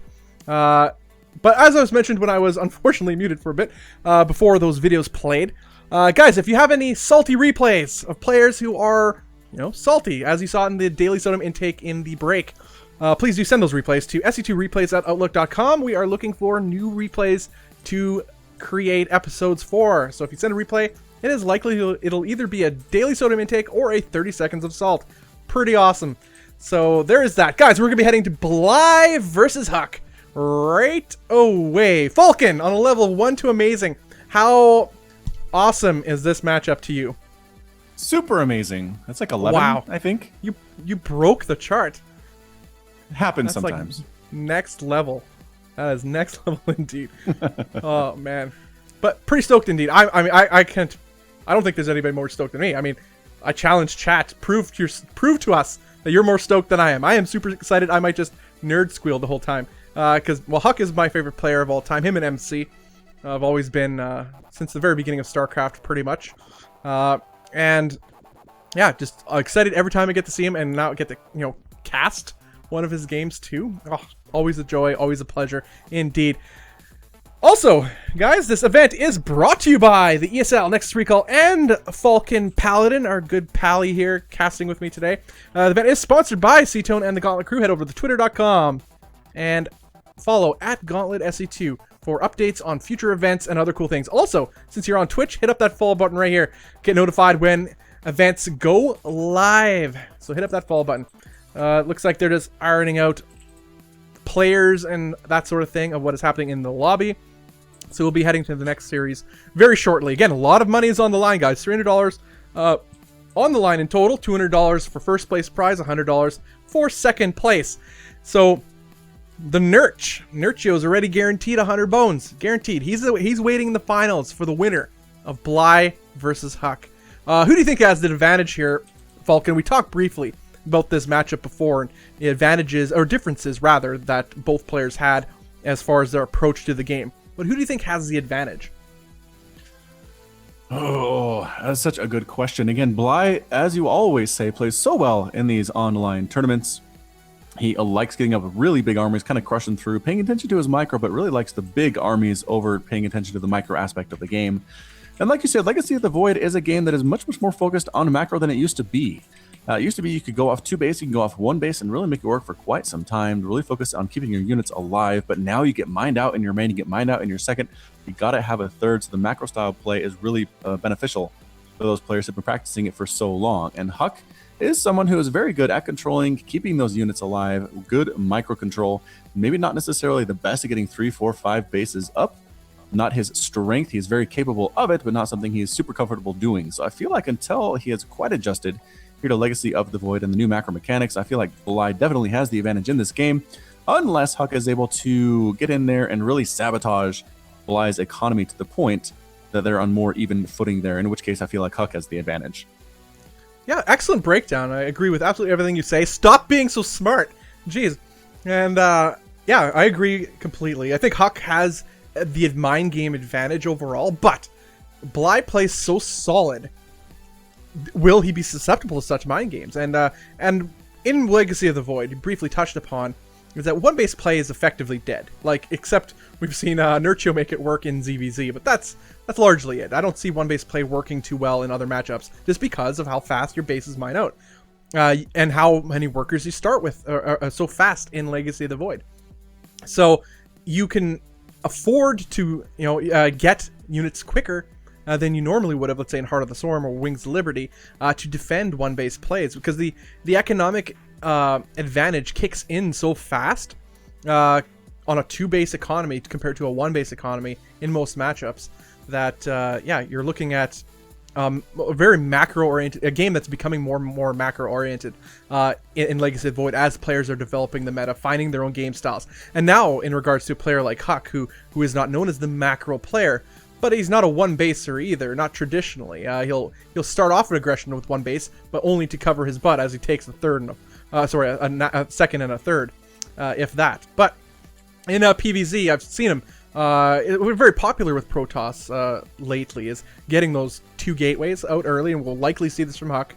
Get out 2 adepts, or at least a few adepts at least, with a mothership core, go across the map and start poking at the Zerg player. This is something we've seen from Huck and other top-level Protoss players in recent days. I fully expect that. And then it's not meant to end the game, it's just meant to apply some aggression, force the Zerg player to build units, not drones, and take his expansion. Well, his mothership core will have energy for photon overcharge if there's a counter, and so on and so forth. I expect fully to see that from Huck. But who knows, man? It's Huck. He could pull out the kitchen sink and start beating Bly over the head with it. I don't know. You never know. I would pay to see that. Oh, man. But that'd also make us very bad people if we paid to see that in real life. But yes, it would be interesting to see. But it'd totally be worth the jail time. All right, guys. Looks like admins are still setting things up. It's all good, because this is a very important series, guys. A lot on the line. Huck versus Bly will meet Nerchio in the finals. All right, let's do some theory crafting, Falcon, since you're so smart at it. Let's think. Okay, who do you think has the better chance versus Nerchio? I'm going to say Bly. I think Bly's ZVZ is very strong, has a lot of experience with it, because a lot of the Legacy of the Void online tournaments have had a lot of Zergs. And so for sure, his ZVZ is very, very strong indeed. And pretty much all the same arguments that I made for Huck versus Bly pretty much apply for Huck versus Nerchio as well. I mean, Nerchio's timings are very, very strong indeed. Huck should be able to handle him a little bit easier than I think he would Bly, just based on their styles. But in the end, I think Nerchio has a pretty good chance to beat on Huck in that final if he makes it there. I'm not going to disagree with you, even though I want to. I agree. I think Bly has shown that he's fully capable of beating Nerchio. That being said, in the last Gauntlet event we had, he got smoked by by the Nerch. The Nerch had his way with him. That being said, a lot can change in a few weeks, and both players are just looking at the top of the game, so it is anybody's game there. But let's say Huck versus Nerchio. If he does manage to beat Bly, I think he has a good chance against Nerchio. Though Nerchio is I'd say a more proven, a solid player right now. As much as I love Bly, I think Nerchio is maybe a little higher level overall in other matchups. That being said, I think Huck still has a good chance against Nerchio if he does go against Bly. As we had somebody say in chat that Huck is in form right now, or he's in shape right now, and I agree. I think he's in the best shape he's ever been. But as we alluded to earlier, is that his final form? I don't think so. I think Huck is still developing, slower than most, I'd say, because of his initial playstyle and Heart of the Swarm and Wings of Liberty. It translates much differently than other people's macro style into Legacy of the Void, and I think he has a long way to go yet, but we're seeing glimmers of this. And I think Huck can rise to the top again. I truly believe it, as long as he stays motivated. I'd love to see it. I mean, Huck is one of the first StarCraft 2 players I ever remember watching back in the day in Wings of Liberty. So for sure, if he's able to make a good showing here, play well against these Zergs, make Ire proud, then I'd love to see it. I'd be very happy indeed. Yeah, absolutely. Yeah, as far as Huck, I mean, you watching him for so long too. I mean, I think the first game or maybe even the second game of StarCraft I ever watched professionally. I didn't even think about the professional scene when I knew about StarCraft 2 really, and in the first year of release was Kiwikaki was probably the first series, but then right after that it was like an MLG, I think, and was Huck, and then immediately hooked me into professional StarCraft. You know, I didn't even know what teams were. I thought, well, did they play team games like 4v4s or something? No, teams is what they're on. That's what they train with. You know, good old noob days. But those are the good days. Looks like our admin's game crashed, but he'll just restart that up. No big deal. Get that going right away. We'll be heading into this series pretty soon. Huck versus Bly. What else can be said about this matchup? Also, not too long ago, I'd say just about 3 weeks ago, Huck did smoke Bly in the Americas Open, which happens every Sunday night. The ESL hosts that event. I believe $50 on the line every Sunday for the ESL Open. Anybody can join. Noob or GM pro level Bonjour. Anybody can join. Try your hand. Have some fun. Good bunch of guys running the event. ESL Mins over there, and yeah, give it a go. And hey, you know what the best part is? You have a chance of facing like Bly or another pro, but that's usually Bly goes there to collect his paychecks, but Huck denied him that event and took it home himself, and that's the last time they faced each other, as far as I know, as far as broadcasted events go. Indeed. So here's my question for ZVP from you. Okay. How do you handle disruptors as a Zerg? Zerg? Well, first is being aware they're on the field. That's the most important thing.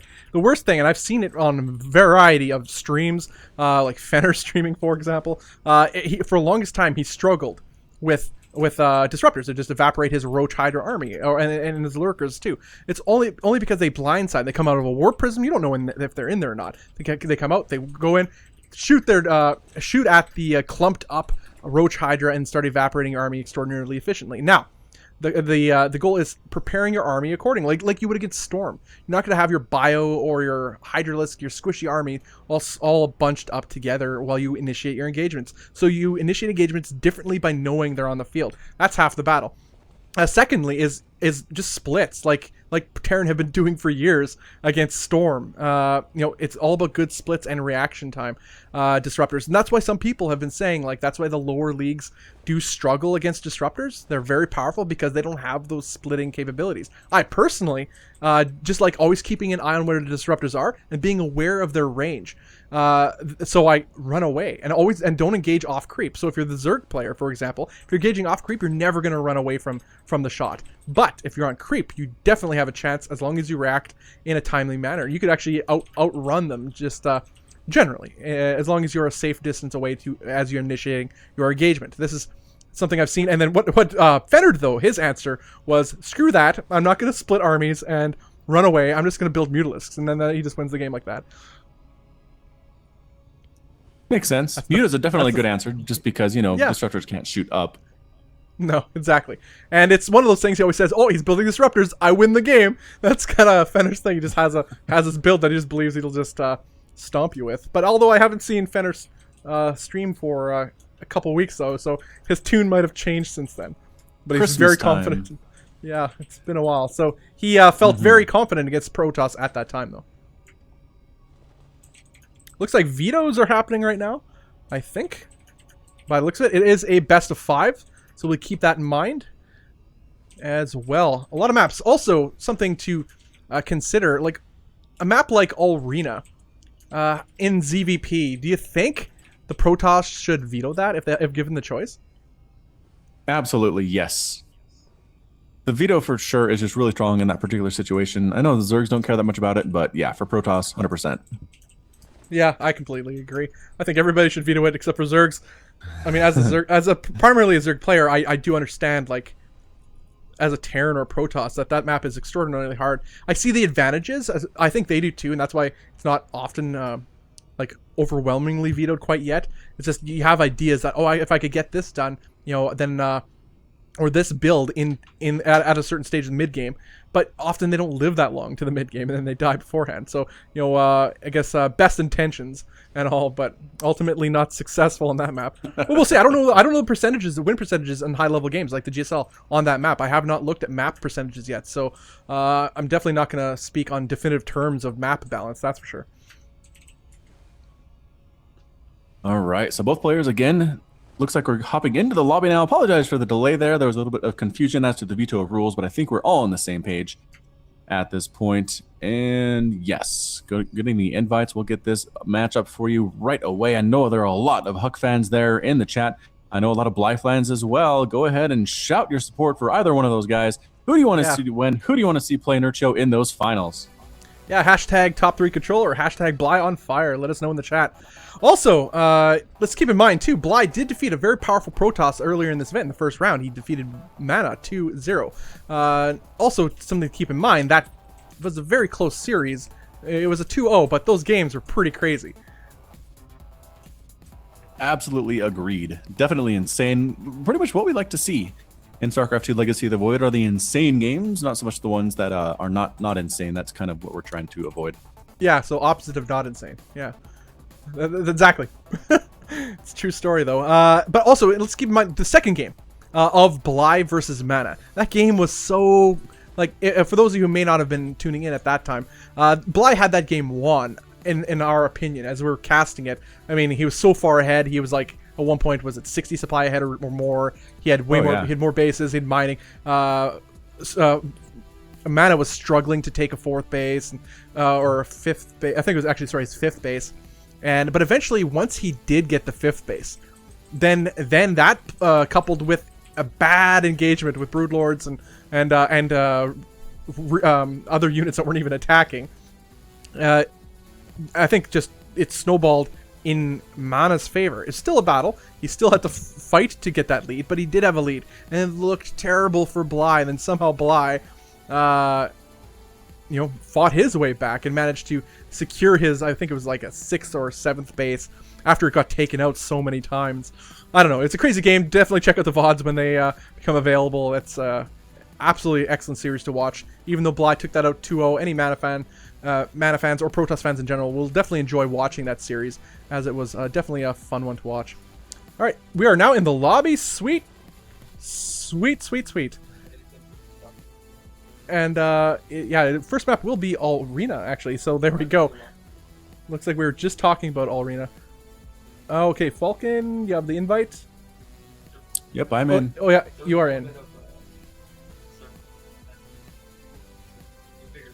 Okay, cool. So the admins figured out there was an issue.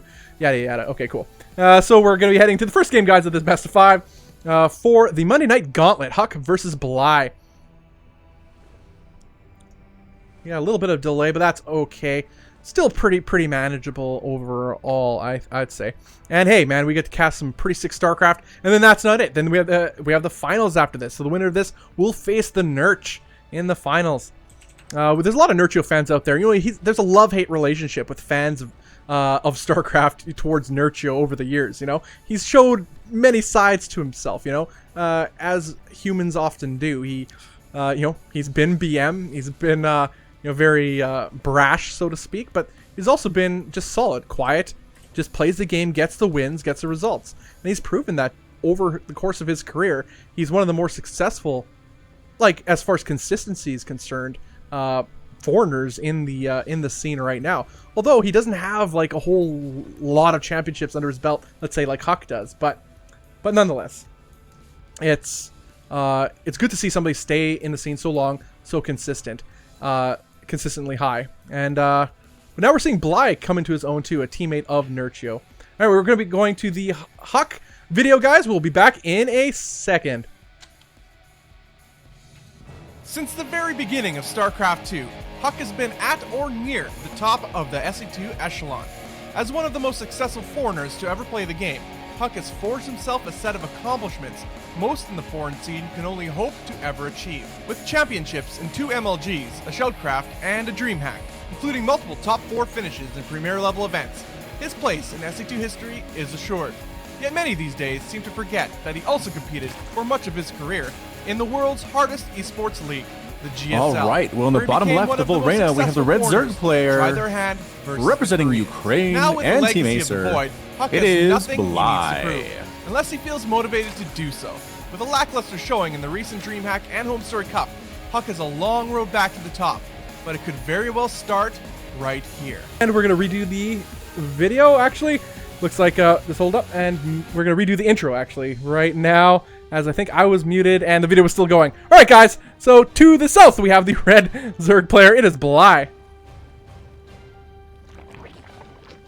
And to the north on Arena, we have the blue Protoss player hailing from Canada. It is Huck. Indeed. All right, everything's settled. We're into the series. Everything else is irrelevant as we are heading right into this going to be a crazy series. Starting off on Arena, we already discussed this map, and this map is a wild card to say the least for anybody not a Zerg. You can see how Huck deals with this as he has a very fast Nexus going down, as to be expected though in this matchup. It's something he likes to do, but Bly looks to be taking a third base really quickly himself in response to Huck likely taking his natural pretty quickly. So will Huck try to punish this or just go with the flow as he tends to do? I find that, yeah, you can't really punish the Zerg so hard as a Protoss player with that third base, as long as you yourself are playing it safe as a Zerg. Don't get too greedy with the droning, because as we all know, those Adepts eat up workers pretty quickly. They do. They two-shot those workers. So delicious for Protoss to watch. And those drones are not protected by anything right now. No queens, no spine crawlers. That will change eventually here, but a small group of sixlings heading on up by Bly. Going to try to force a cancel on that Nexus. The Nexus is complete, though. They can't force a cancel. And so they'll just maybe try to kill it or kill some workers. Free pylon, at least, is also nice for Bly. Cybernetics Core finishing, Gateway finishing for Huck, and we're going to see those first Adepts coming right on in.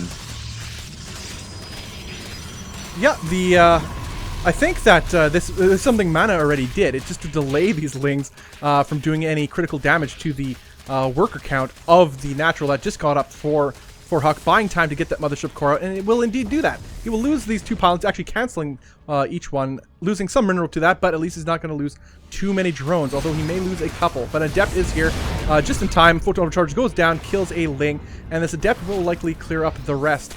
The main base is going to be a little bit of concern here, as these Lings will pick apart a couple of these probes, but Huck's control is so good. Actually, That's a, well, actually, I don't think he's going to lose anything. He won't. See, excellent probe micro by Huck, as expected from a man of his reputation. Yeah, 7 Lings, 8 Lings got cleaned up there in exchange for nothing from Huck. Absolutely lost it. Not a good opening at all for our Zerg player, but he does have 3 bases up and running, injects on the way, Queens here as well, 6 Lings, 8 Lings in production. If Huck wants to be aggressive, and it looks like he does, he's got Adepts coming out, and there's no speed for these Lings. Queens are going to have to hold the day on their own. Now, there are 2 Queens out here right now. No more in production at the third or second base here. So these Queens will have to try to put in the work with these Lings reinforcing them. But these Adepts are so tanky and are able to kill Lings and anything light, really, so quickly. A Spore Crawler forced to morph in at the third base to save that drone. Anything that Bly can do to not fall too far behind. But he is now behind about 3 workers at the moment, 40 drones, 40 probes now rather, for Huck to the 35 of Bly. So Huck did what he needed to do so far, punishing the economy of Bly. But Bly is on 3 bases, and he could drone up pretty quickly. Yeah, trying to harass with slow lings is always an interesting move. They're just not that quick. Gonna leap 4 to die here on the other side of that force field. The remainder do end up going home. And no speed on the way at all for Bly. He's gonna go ahead and tech up to something here. I don't know what it is. But there's the lair. The lair's on the way, and now he's getting metabolic boost a little bit late, but that worker count looking healthy. 47, 46 to 42 in favor of our Zerg player, Bly. Knocking down those unbuildable plates or whatever they are on this particular map, just to avoid misclicks in the future. And Spore Crawler coming up for Bly in one of those mineral lines. He's worried about an Oracle. He's worrying about Phoenix. Doesn't know exactly what's going on for Protoss, so better safe than sorry. This is interesting. Huck was actually supply blocked for quite a amount of time here, not able to get out his observer when he needed to. Also, he started floating over 1,000 mineral, a little bit uncharacteristic of him. He did manage to get it down pretty quickly, but if he was aiming for some sort of timing attack, that could set it off. But instead, he's taking a 3rd base, just pushing through the middle of the map with whatever forces he does have, just keeping tabs on any potential push that Bly himself might be doing. We have 3 gates going down as Huck means business. Nice force fields here, sectioning off some of these lings, forcing Bly to run with the rest of the lings back home. He does not want to lose those lings for free, as he'll need them to keep tabs on Huck's army himself. Yeah, it does actually delay the push as well. Force fielding off that ramp, that little narrow area, means that Huck wasn't able to get into the timing he wanted to, allow time for the roaches to come out, but did kill some lings on the other end of things, so he can't be hurting too bad. 3rd Nexus on the way, double forge. Nope, single forge coming up for Huck, as well as a Twilight Council. Obviously going to be for the Blink, which is really good for Stalkers in this particular matchup. And Lings are trying to harass here, trying to get rid of these pylons that could be future photon overcharged damage machines. Exactly why these Lings are trying to kill these. Gets one, the rest of them running around for a quick scout, seeing the forge, and they will get cleaned up there. The roaches, meanwhile, trying to sneak on in here. Oh, wow. Oh, very sneaky roaches. The army was distracted by the Lings. They get right on up into the main base. Some roaches trying to hold the line of force field, actually preventing his ability to get in there and help with this. Photon overcharge. 2 immortals, though, pop out. Oh no, at the exact same time, they're doing extra damage to those armored roaches. The roaches are just trying to kill as many workers as they can at this space, but immortals tearing through them, just murdering them. However, 11, 12, 13 probes are going to fall, and possibly more. More importantly here is actually that Huck had an excellent defense there for his main base. He recalled his mothership core with his immortals to his main base, so he was able to fend off those roaches and push them back. He did end up losing about 14 probes though, and that is pretty bad, especially at this stage of the game when he's trying to get his 3rd saturated up. But the follow-up attack here for Huck can be devastating. The Spire is now done for Bly, so Mutalisks could be on the way, although we don't see any in production quite as of yet. So this push is going to be very strong for Huck. Well, Corrosive Bile's in that tiny choke. No. Nice use of that ability there, but everything force fielded in very tightly here. I don't think that Bly cares. Corrosive Bile's being thrown down on top of everything here. All the sentries are now gone. Immortal ends up falling as well. Its corpse falls off the edge there. Immortal, a few adepts remaining against all these Roaches, Ravagers, and Queens. Huck is right to retreat here. However, Stalkers rolling on in. Corrosive Bile missing, being dodged there once more. Time Warp being thrown down, but dodged by Acer's Bly. And he's taking a 4th and a 5th base behind this. So Huck decided to research resonating glaives instead of blink.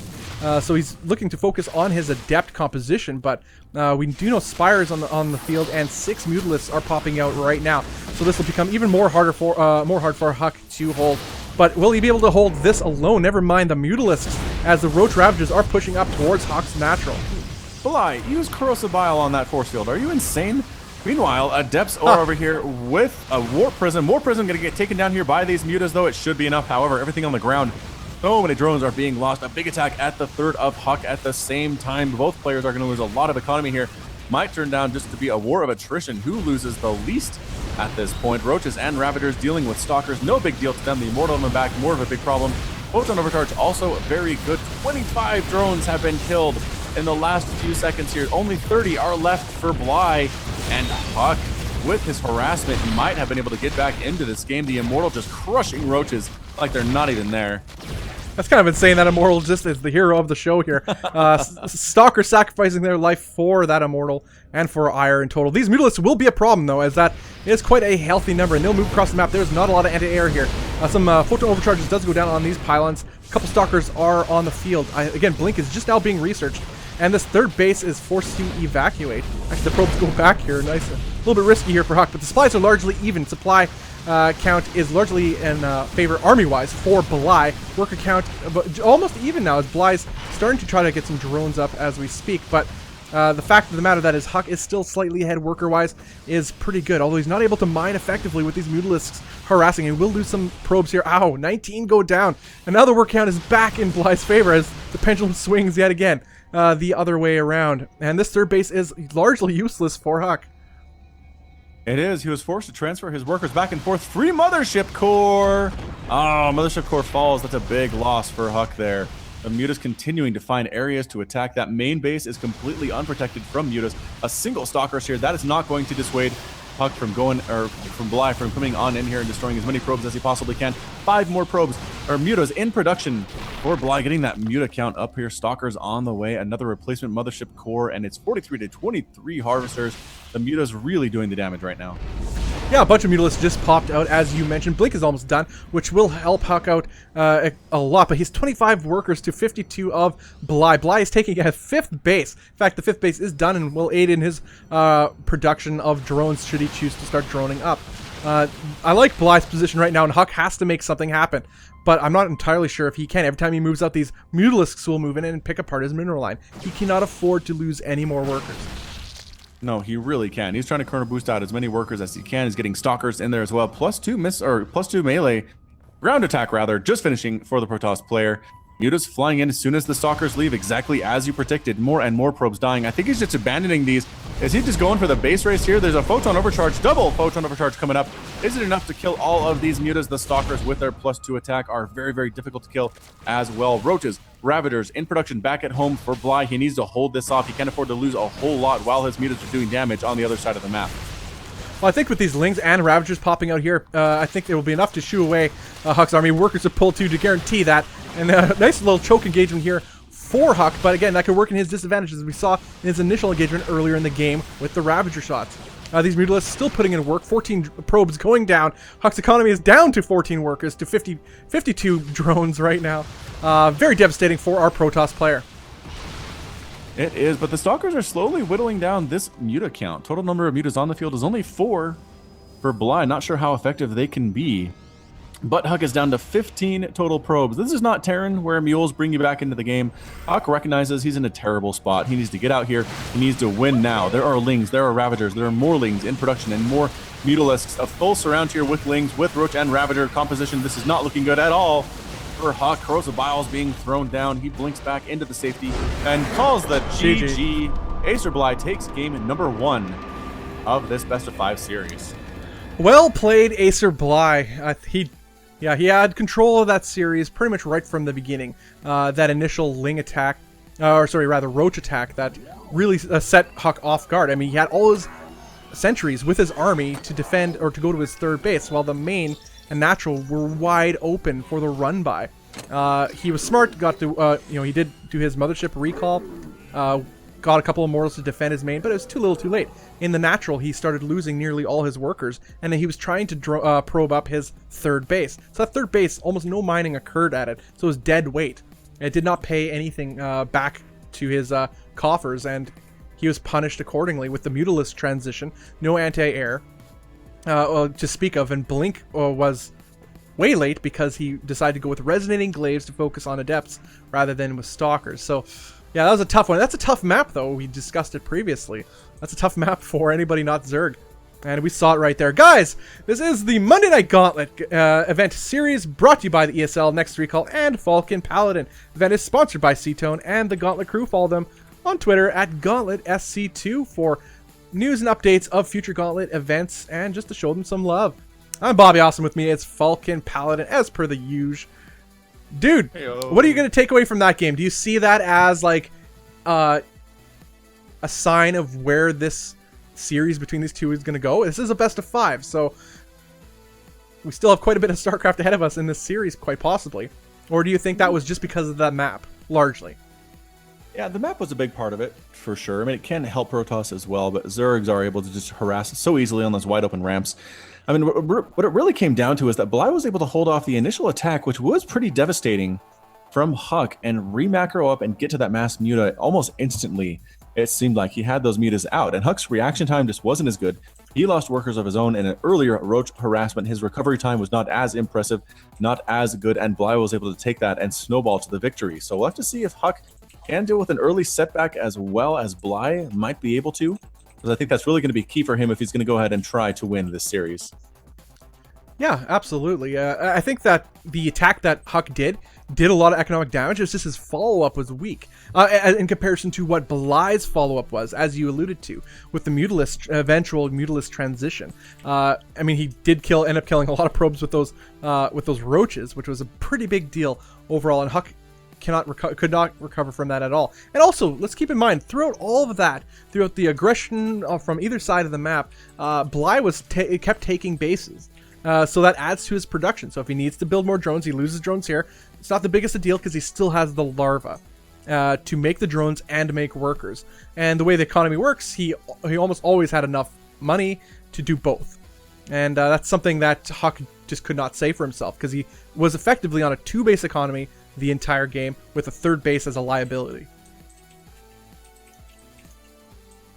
Indeed. Just waiting for the players to come on in here. They are setting up stuff right away, guys. $300 on the line, guys.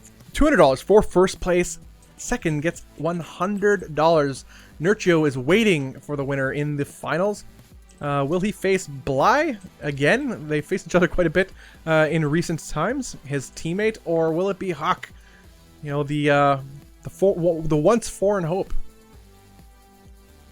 I mean, as I think I mentioned in the video that we played before, Huck, a lot of people forget, you know, Huck has a rich history in StarCraft 2. I mean, we talk about how he's some of the first games we ever saw of StarCraft 2, professional StarCraft 2, was Huck games, and he's been around since the very beginning, 2010, of StarCraft 2. But not only that, it's not just about how long he's been here, it's about what he's accomplished. I mean, he's won DreamHack, he won 2 MLGs, he won a wide variety of online events and top 4 finishes and even more. He was, one of the most successful foreign players in the GSL. The GSL, the hardest StarCraft league ever, and he was competing with the best of the best Koreans. I think the highest he made it was a round of 8, which is respectable anyway. He made it to round 8, I think, twice, if I'm not mistaken, and always performed well. He beat some top Koreans. I remember it was like the GSL global event. It was like 2011 or something, global event, I believe. And Huck was there as a show match sort of thing. It was against Nesty, and he defeated Nesty, which was at the time a big upset. Nesty, creator of the universe and all. And but he did so in convincing fashion. It's pretty impressive stuff. And so yeah, he has a history of competing at the highest of levels, and it's something really yeah, he may not be at that level right now, but I don't know, I believe. Legacy of the Void is a very different game from Wings of Liberty and Heart of the Swarm, and maybe we'll see that resurgence. I think we're going to see a lot of new players rise up, and we're seeing that now. A lot of older players, perhaps, that have been in esports for a long time, fall to the wayside. But there's also old players who've been around a long time who are doing better than ever. So, like guys like Nerchio, who have been in the scene a long time, doing their, playing out of their minds. So we'll see. Time will tell, Falcon. Time will tell. It absolutely will. So it looks like we are just trying to get the players in there for our ZVP. I feel like ZVP is my favorite matchup in StarCraft 2 right now, just because there are so many different builds, so many different strategies that the players can use.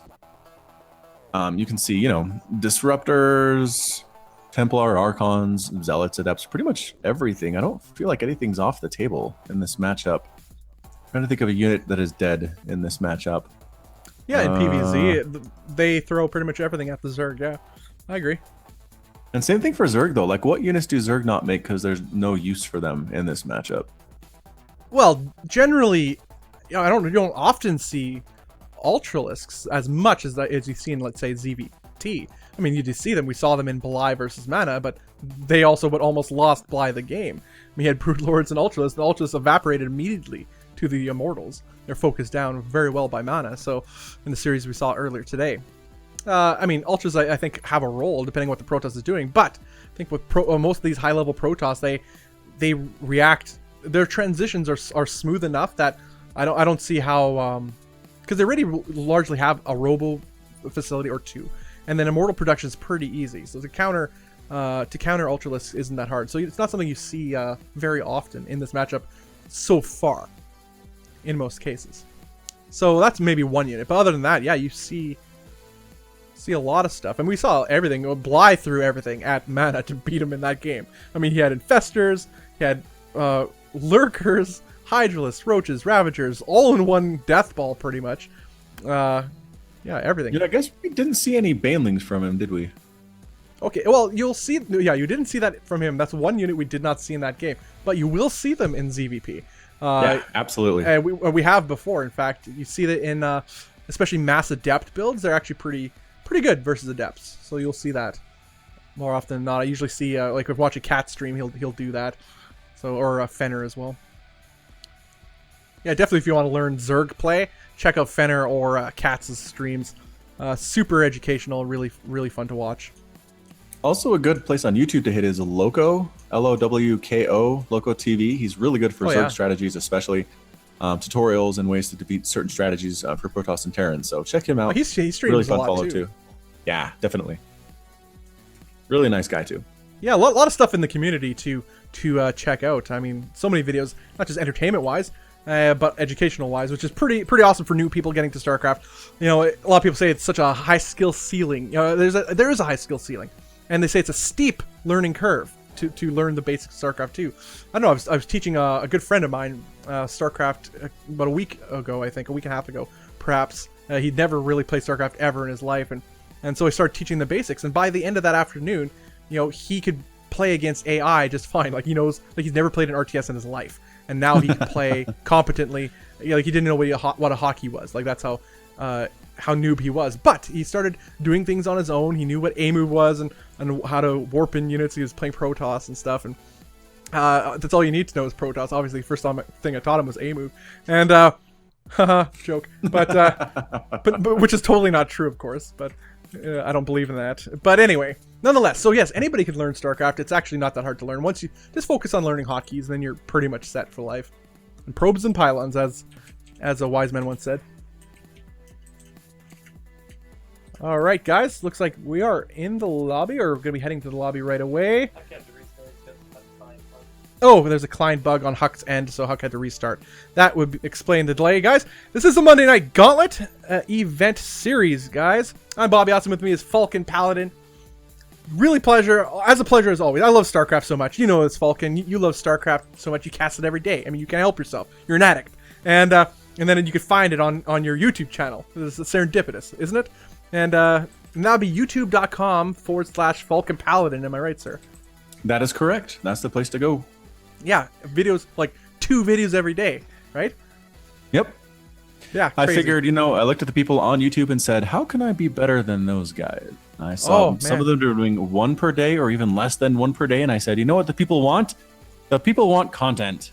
I'm going to do 2 per day. And I have. Good eye. Since March of last year. Going pretty well.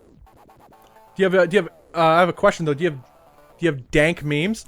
Do you have No dank memes. I do have some pretty cool end credit music though. I have what's called an anti-spoiler screen at the end of my casts where the game ends and then there's about anywhere from 4 to 10 minutes of screen where there's music playing, and it's a link to my social media so that you can't tell when the video ends when the actual game ends. Kind of a way to not spoil yourself if you accidentally kind of nudge the mouse and see when the game's going to end the next 2 minutes or not. And so there's a bunch of music on there from one of my subscribers that he submitted, and some pretty cool stuff there. I believe you could categorize it as dank if you wanted to, although I'm not really into the hip lingo for the kids these days. Yeah, neither am I. I just say what I hear.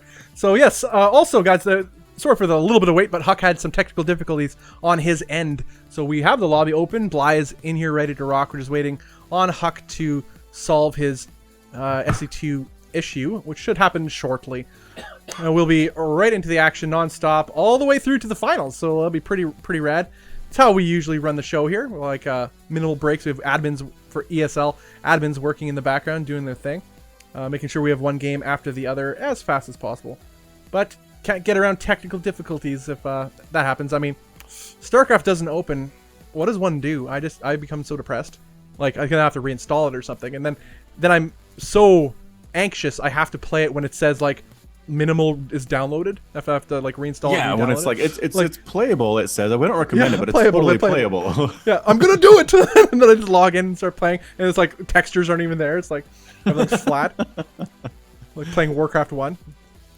Yeah, it's but that's how it is. The love of StarCraft cannot be quenched, sir. Cannot be quenched. No, it cannot.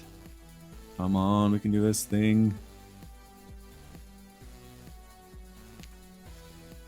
Also, too, I guess something to consider. Let's talk about StarCraft, the meta, but above the meta. So whatever's higher than that.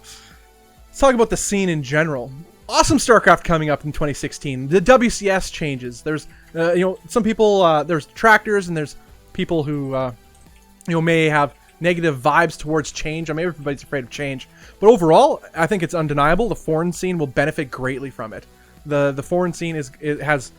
I think because back in the day, in 2011, if those fans are with me in chat, do you remember those days? Like an MLG weekend, and you remember coming into that weekend just hyped. You got nothing else to do, or you took time off. It's like it's MLG weekend. It's the biggest thing ever. And I have friends come over. I have all the screens set up so I can watch all the streams that are playing. Those are the big things, and that's what Blizzard is focusing on for this year of StarCraft WCS, on the big events. So like the DreamHacks, the IEMs, the Red Bull events, and so on and so forth. But the main concern, I'd say, is people saying, oh, what about the Korean scene? They have less events. Like there's only 2 GSLs this year.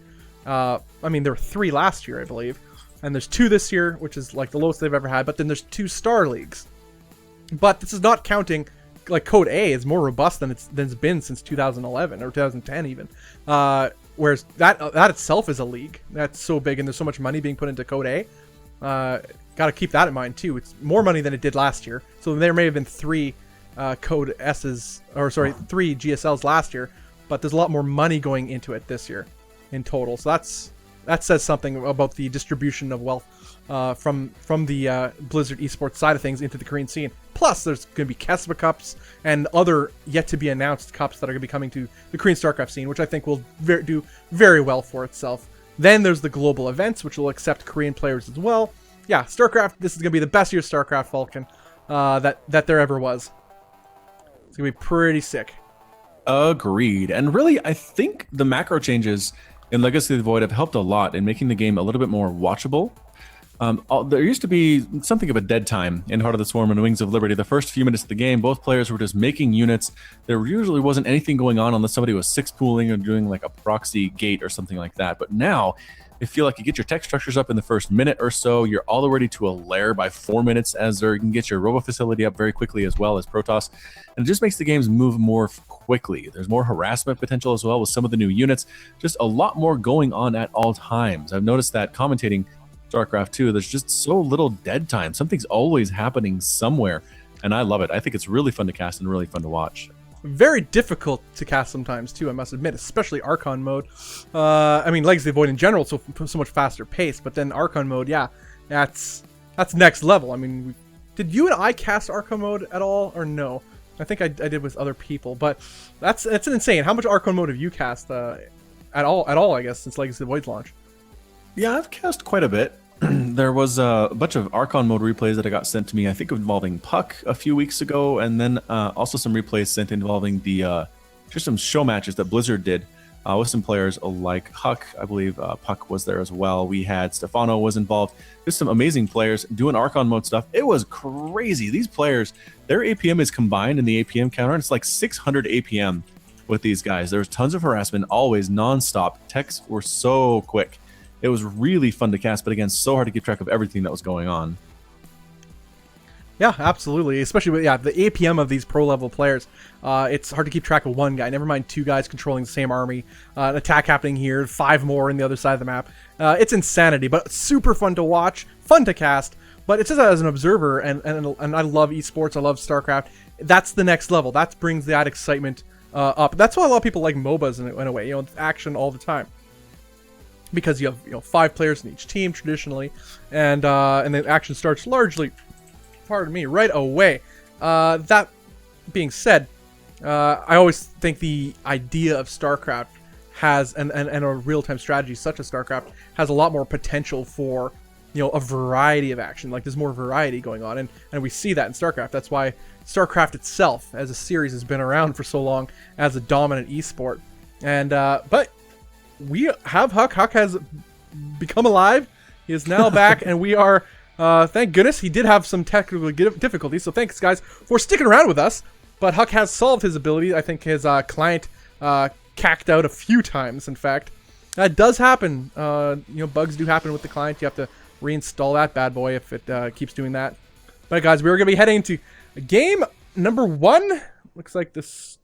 we're game 2, sorry. Of Bly versus Huck. It is 104 Bly. To the south, we have the blue Protoss. It is Huck.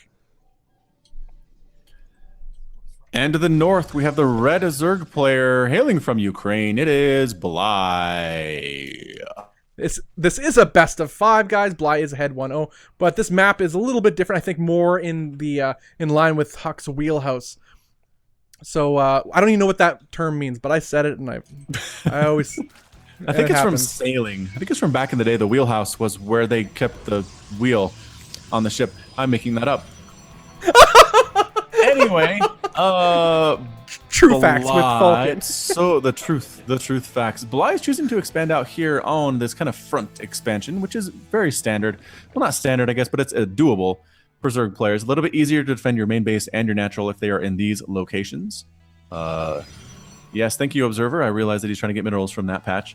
Whereas if you take it from the back section, a little bit harder to defend just because the run distances are a little bit farther, I would say, overall.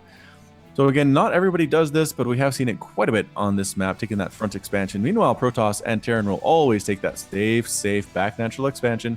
Very hard to affect if you're Zerg in the early game, unless you go for drop lords, which is possible, but not very common. Yeah, I like the idea. I've always been a supporter of the idea of taking that forward expansion. Is Bly right now, and he's taking the third base too, and in fact, wasting no time to take his 3 bases, as we've seen him do before versus Protoss already. That forward expansion, though, allows for the faster creep spread. Defending becomes so much easier, especially with that small ramp towards the main base. You can easily block that off with a couple queens or a couple roaches to defend any run-bys of the sort. And yeah, I really like this. It's something I've always done on maps with the forward expansion so close. And creep spread happens a lot faster in Legacy of the Void, and it'll happen even better with that forward expansion. Creep will go towards that big ramp, towards that third base, or what is his natural here in this case, and get it spread across the map exponentially sooner, which gives him vision and easier to defend his own side of the map. But we have 2 adepts popping out right here for Huck.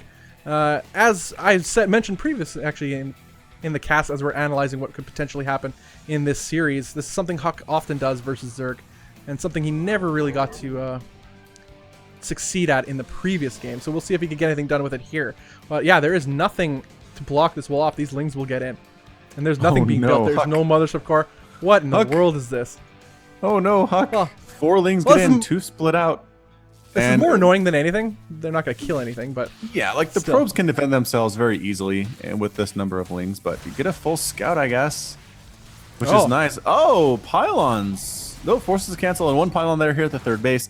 The Adepts just stutter stepping their way to victory. 1 does manage to sonic transfer its way out of there. Where did they go is the question. I don't know. Either the pylon getting taken down. The queen should be able to get rid of this mothership core. It's going to be close, though. The pylon's gone anyway. So Huck tried to make that happen. Not really going to work out for him, unfortunately. The mothership core is forced to flee in shame. Might get taken down by these queens as well. Well, that's so close. Wow, that is absolutely shut down hard by Bly. I think the execution was, like, largely very poor, actually, by Huck in this case. I've seen him do this same build on his ladder games on stream time and time again, and it didn't end up like that. Even when he failed it, it never ended that badly. So he lost. He had to cancel 1 pylon. The other one gets lost. His mothership core wasn't anywhere near enough to photon overcharge them. And now Huck is on the back foot as there's lings at the front of his base. Even this, he's a little bit tilted. He had to cancel his third nexus here because he misplaced it. And now there's a host of lings at his front door. He has some sentries here, which will delay this, but his third base will get canceled again. And once from his own misplacement, and now from lings. Yeah, no saving it at all. There's that cancel. 300 minerals returned, but it's small comfort to Huck. And the Slowlings feel like their job is well done. I think they're not going to try to get up there. That's a lot of sentries. But again, if they kind of stick around, they might be able to force yet another Nexus. Popping back in once again to see what they can see. That probe says, oh, never mind. I was going to make a Nexus, but don't mind me. I'm just going to head back home to my home. Robotics facility on the way and a lair for Acer's Bly. Resonating Glaives upgrade once again for Huck, increasing the attack speed of the Adepts by 45%, which increases their DPS by quite a bit. Let's see what comes out of that robotics facility. I imagine it's going to be a warp prism. He needs to make something happen here. He hasn't done a whole lot of harassment. Bly is up 53 to 36 total harvesters. And Huck really on the back foot right now. Yeah, army supplies are low for each player as they're focusing on their economy. Huck really needs to make something happen, as you said, with a warp prism, a potential warp prism. He does have resonating glaives, as you mentioned, as well on the way. So this does lend to the fact that he may plan eventual warp prism harass with adepts, and that's exactly what he needs. Adepts do terrible, terrible damage to workers and other light units, and with that ability, it's even it's enhanced exponentially, and that's something Huck has proven he's very good at too. Oh no, Spire on the way too.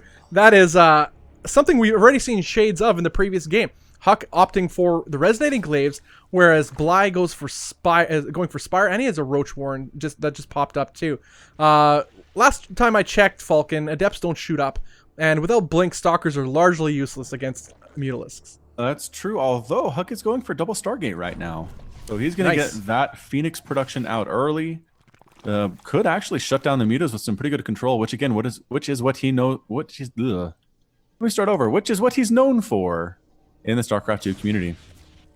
Well, yeah, and also, I like that how Bly kept his options open by getting his Roach Warren. Now he's getting Roach Speed, which is about a quarter of the way done right now. So he doesn't have to build Mutalisks. He spotted the one Stargate. I'm not sure if he saw the second. I don't think he did. Huck did see the Spire that is forming right now that's almost done. But he has a double Stargate. Now, the question is, will Huck start double pumping out these Phoenixes right away? And will Bly create Mutalisks as the Spire finishes? So that's the question that will determine the rest of this game right here, of who reacts appropriately. Because he does have the Roach Speed on the way, so he may just go with Roach Ravager instead of going Mutalisks. Dump the gas that way, instead of getting Mutalisks, as he saw the Stargate was already being made for Huck. Yeah, he definitely might, although an Infestation Pit is on the way for Bly, and there goes the Lurker Den. The Lurker Den morphing in, trying to make those Lurkers happen, and correct me if I'm wrong, but I feel like in my experience, I haven't seen Lurkers do that much damage against Protoss. I mean, they do extra damage versus Armored, which is nice against most of the stuff that Protoss has, but I just feel like the Spines are a little too slow. Their directional ability is a little bit too poor to really make them work against Protoss, but I don't know. What's your expectation here? Well, I think they're absolutely excellent versus Protoss in most compositions, as long as they're not going with a safe Stargate build. A Stargate-oriented builds absolutely wreck them, because you can generally get enough Phoenixes or other units to... Actually, no, the push is happening right now. We have Roach Ravagers punching in the door of Huck right now, actually. We'll leave other commentary to the side for now, but this is actually going to be a problem for Huck. Never mind any other units that Bly has the capability of maxing out right away, but now probes are forced to be pulled off the line. Huck is in a dire situation. Only 2 Immortals on the field, which is not enough for this army, and these Lings are actually tanking some of the Immortal shots and taking their health down quite low, as these gateways are being evaporated too. But Huck needs all the production he can get. Supply is significantly in the lead of our Acer Zerg player, and he's just putting on the hurt right now. Excellent timing too. Timed out with his Roach Speed just to make his reinforcements that much more quicker across the map for Huck. Huck does manage to keep his 3rd base alive, but at what cost? The 4th base is done for Bly throughout all this, but it is just now starting to mine. So economically, they're not, despite the worker difference, it's not that much ahead for Bly, and I think Huck is doing okay, as long as he gets the right composition here. And we have more Hydralisks on the way, more drones being built too as well for Bly. So yeah, Bly's just on top of his macro, as we said he is known for. He's just has a really good macro Zerg, but he uses it towards fast and pointed aggression, timing attacks, as it's often referred to as. He had his Roach Speed timed out, did the attack. More Ravagers. We have Ravagers on the field and Lurkers being morphed in right now too. That's about 5 lurkers, I believe, and that is devastating. As we were mentioning before, lurkers do terrible damage. All gateway units are null against lurkers. You cannot get close. You never get an efficient engagement as long as they're spread out. You cannot have them clumped up, because then disruptors and storm become an issue. And also, even blink stalkers can then blink on top of them and start focusing them down. If the Protoss was so bold. And bold is the name of the game for Huck as he's starting to push across the middle of the map. Not entirely sure why, as his army is small. Yeah, I mean, he's trying to make something happen here. Trying to harass from this high ground. This is actually not a bad strategy. And Spore Crawler gonna... Nope, can't actually see the Observer. Did get a shot off there. Spore Crawler is gone. Lurkers there trying to spine up onto that high ground there. More units are warping on in. Huck retreats entirely from the position. Does not like getting trapped up there. And there's the Hive. Hive is up. And the question is, what exactly is Bly going to do with this? Our Observer thinks it might indeed be a greater Spire, but we'll have to wait and see on that one. Muscular We've seen Augments this coming from up. Bly. We have. So Muscular Augments, he's definitely investing into these Hydras. A double Evolution Chamber as well for those upgrades, and a Robotics Bay on the way for Huck. Possibly going to go for Disruptors. Would be pretty good against this composition, depending on the positioning here. But he just needs to keep his army alive to get to that point. Yeah, he's going to lose actually some of these sentries to these roaches, and he cannot afford to lose these gas-heavy units. Forcing to attack is Huck, just to buy a little bit of time to get away. But Huck is still being the aggressor, staying on Bly's side of the map. I think he feels he's forced to try to make something happen, but the economy of Bly has kicked in completely. He has a 5th base on the way. He's mining healthily from his 4th base. And we have 40 Lings on the way now, too. 40 Lings are both just popped out right now for Bly. That means Bly means business as he's going to move across the map to fight Huck's army here. There is also an Ultralisk Cavern in production. +1 Carapace, +1 Melee on the way. The upgrades are a little bit late, but I feel like they're going to do fairly well. Here come those 40 Lings you were talking about. The Ling's going to try to get a wrap around. The Lurker's coming around for a flank on the right side. The Lurker's going to burrow while there's an attack from the left side here. The Ling's on top of everything. The Blink Stalker's trying to focus down Lurkers. Lurker's trying to burrow in response. Corrosive Bile's being thrown down. And all these Roaches and Ravagers and Hydras just melting the entire army here. Huck losing everything. Disruptor comes in. Purification Nova kills a couple Hydras, but really, is it enough? It might be the Stalkers blinking on in. Hero Stalkers, man. Absolutely killing everything that was left there, and including the Overseer. And Huck holds. Huck holds. That was amazing. I totally thought his army was going to evaporate within seconds. But that being said, we have 8 Ultralisks on the way. We see the supply just skyrocket for Bly as he had quite the bank since his economy is doing so well for himself. Huck is now, knowing this, he has a small window to try to do some extra damage before Bly gets some critical units out with these Blink Stalkers, which are highly mobile. He's going to try to get some damage done from this high ground. Yeah, absolutely. Unfortunately, there's a lot of Hydras on the map, and Hydras do very, very well against Stalkers, as we can see in the situation. Good blink ability here, though, from Huck, moving his wounded guys to the back, as we've seen for so many years in this game. +1/+1 just about to finish here for Bly. 24 more Lings on the way. I like the Lings against this many Stalkers, especially with the Disruptors involved here. But Ultras trundling along. Purification Nova is not hitting much of anything, and that is the key for Bly to try to come on in and get these guys. But Blink is good. And Huck manages to escape up kind of the wrong direction if he's trying to protect his base.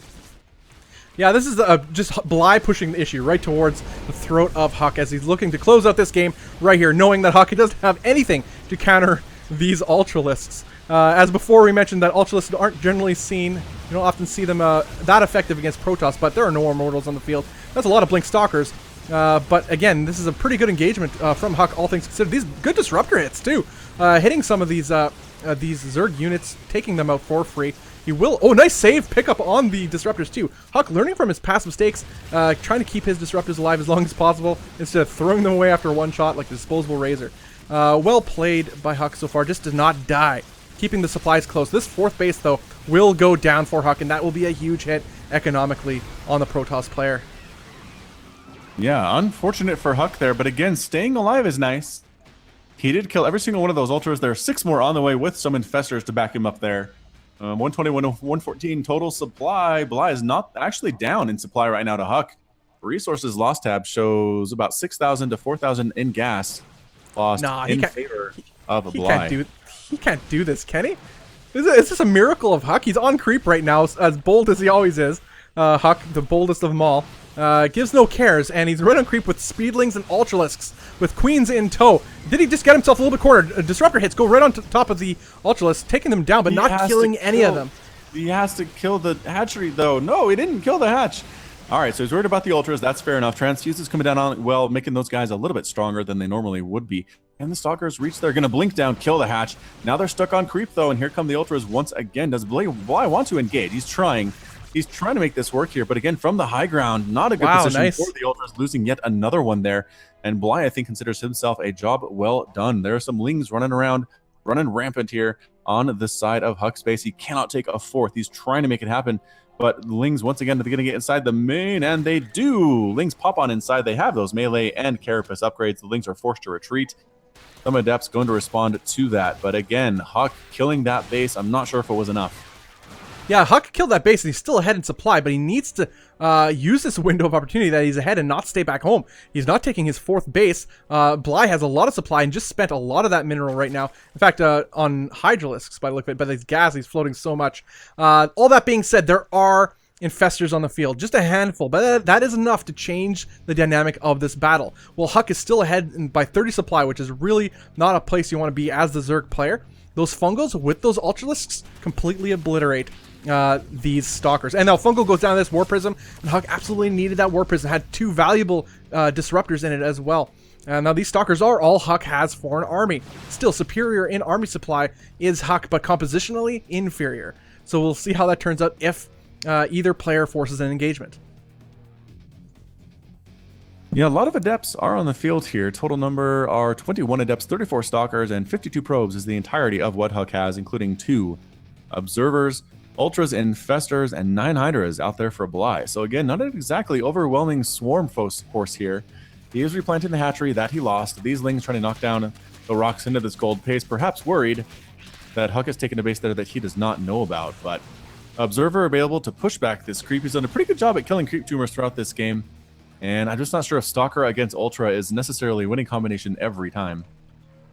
Yeah, that is a lot of lurkers on the way. 9, in fact, being morphed, and they do rip to shreds Protoss Gateway forces. But Huck is no fool. He has a very mobile force right now in the form of a lot of Stalkers and a healthy number of Adepts. So he's not going to stick around wherever those lurkers are, but he needs to make something happen soon. He has a Templar Archives on the way. By the looks at 13 Mutalisks. And plus 1 attack as well. Yeah, see, Huck is just waiting here. He took his 4th, but he just took it. It's not even done building yet.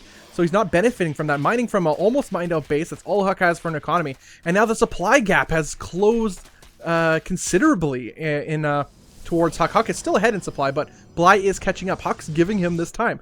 All those Adepts are dead weight versus these Mutalisks. 5 more are being built right now. So this army is becoming less and less effective. He, as shown though, he does have Templar Archives on the way. So if he does decide to get Archons or Storm, they will deal with these Mutalisks very well. I assume he might just go with Archons, and that is indeed what he's morphing in. Yeah, the problem with Archons is they're a little bit slow. The Mutas can kind of run circles around them, avoid taking hits. If they do get hit, it's bad. I mean, no argument there, but if they could just kind of dodge around the Archons, avoid that splash damage, they're going to be A-okay. But you're right, Immortals in production, Adepts on the field as well. Every single one of those units are dead to the Mutas. 4 more on the way, 22 in the air. The Mutas are making a beeline directly for Huck's precious probes. And what is there to defend against them? The Markons and some cannons and some pylons on the way, actually.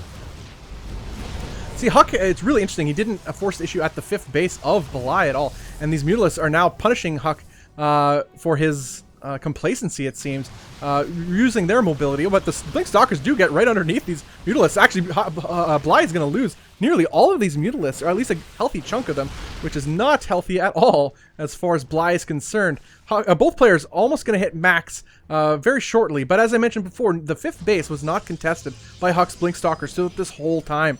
Yet, after he killed the 4th base, he didn't even go over there to peek to see what was there. I think that could have been a very large missed opportunity for our Canadian Protoss. Yep, Link's checking to see if there's a 5th base up here, and indeed there is not. Huck not interested in expanding at this point, just trying to stay alive. Bly is maxed out, Huck is maxed out. Archon's getting a couple shots off on those Lurkers. Lurkers planning on coming up and doing some aggression and some harassment from the high ground, but the Archons are able to see them. Blink Stalkers coming in as well to assist with that. All the nice. Lurkers get completely cleaned up, and all that's left are these Mutas. in the air. Again, trying to find angles in which to attack, dodging back and forth, forcing Huck to come to this area, then moving to another area. The Ultras are still here on defense. Some lurkers here as well. Not doing much of anything to help out here. The Muta's trying to carry the day, and they are killing quite a few probes out here in the middle. Lings forcing them back as well. Blink Stalkers killing Stalkers or Mutas here and there, but not really taking the numbers down anywhere below where Bly feels comfortable. Yeah, Huck lost nearly all his workers, only has 19 on the field. Again, the rule of thumb is if Mutalisks are attacking you, you go attack your opponent. That's traditionally what you've always heard in Heart of the Swarm and Wings of Liberty. Here, Huck is just dancing around while still losing stuff. He's not killing anything anymore. So therefore, the longer he dances around, the more he loses, gets further behind. And we're seeing that now. As Bly is still close to maxed out, Huck is down to 178 supply. Imagine if he went head-to-head with his army. I think he has the superior composition in this particular case, especially with how much tanking damage he has to deal with whatever ground army. Any Ling Flood, those Adepts will take care of them. The Blink Stalkers can create, can eliminate the Mutalisks if they come reinforcing. And now Huck is indeed going to try to make something happen with the army right here. The game could come down to this engagement. Yeah, the Ultras fall fairly quickly there. Nice fungal on all those Adepts. Not sure if it makes too much of a difference for the DPS. Infestors on the front lines, and Ultras on the front lines now chewing through Stalkers, not being focused. Finally being taken down after getting quite a few kills there. But again, nothing left on the ground here for Bly. Does he want to come back with his Mutas? He does. He's coming back home with the Mutas, trying to pick up reinforcing units. But again, the Archon's pretty darn scary. Fairly low on HP though, but they have +3 attack, 47 damage. Versus biological units, and the Mutas are forced to chase away. Yeah, Huck managing to push the Mutalisks away. There's no more ground army. The Infestors are largely out of energy. He did lose both his Observers, though, and those Lurkers can possibly be a problem. More Lings are being produced. Mutalisks actually flowing here, not being challenged by Huck, as the 22 Lings are on the way and 2 Hydralisks. Bly deciding to go across the map and punish Huck's economy, but Huck doesn't seem to care right now. He's going for Bly's Jugular. Yeah, both players are essentially base boosting right now. It's Lings and Mutas for Bly. Huck has Adepts, Immortals, and Archons. Can Bly hold on to his main base is going to be the question here. Again, losing Mutas not what he wants to do. Bly does have quite a bit of gas in reserve, but only enough for about 2 more Mutalisks, making Lurkers, making drones, trying to replace his economy. He does have the base down at the far right side that has been unmolested thus far. If he mines from there, he might be able to win this game no problem, as Huck has no more probes remaining and only 70 minerals in the bank. Yeah, Huck rather has 2 Observers on the way. Gonna finally take care of these pesky Lurkers at Bly's 4th or 5th base, and he will kill the rest of these workers. Huck has to be careful with his Observers as he runs them right into Spore Crawlers time and time again here. The worker counts are so low. Huck has 0 probes on the field. These Mutalisks will go down, a little bit daring for Bly as he tries to challenge Huck's army, but to no avail. Did he lose an Observer again? I think he did. So he has no more Observers on the field, and he cannot afford one. By the looks of it, that is pretty devastating. That's actually a problem. There are 4 Lurkers out there. Yeah. Oh, there's only 5 workers now available for Bly. 5 workers in total. Fungal Lurker. Wow.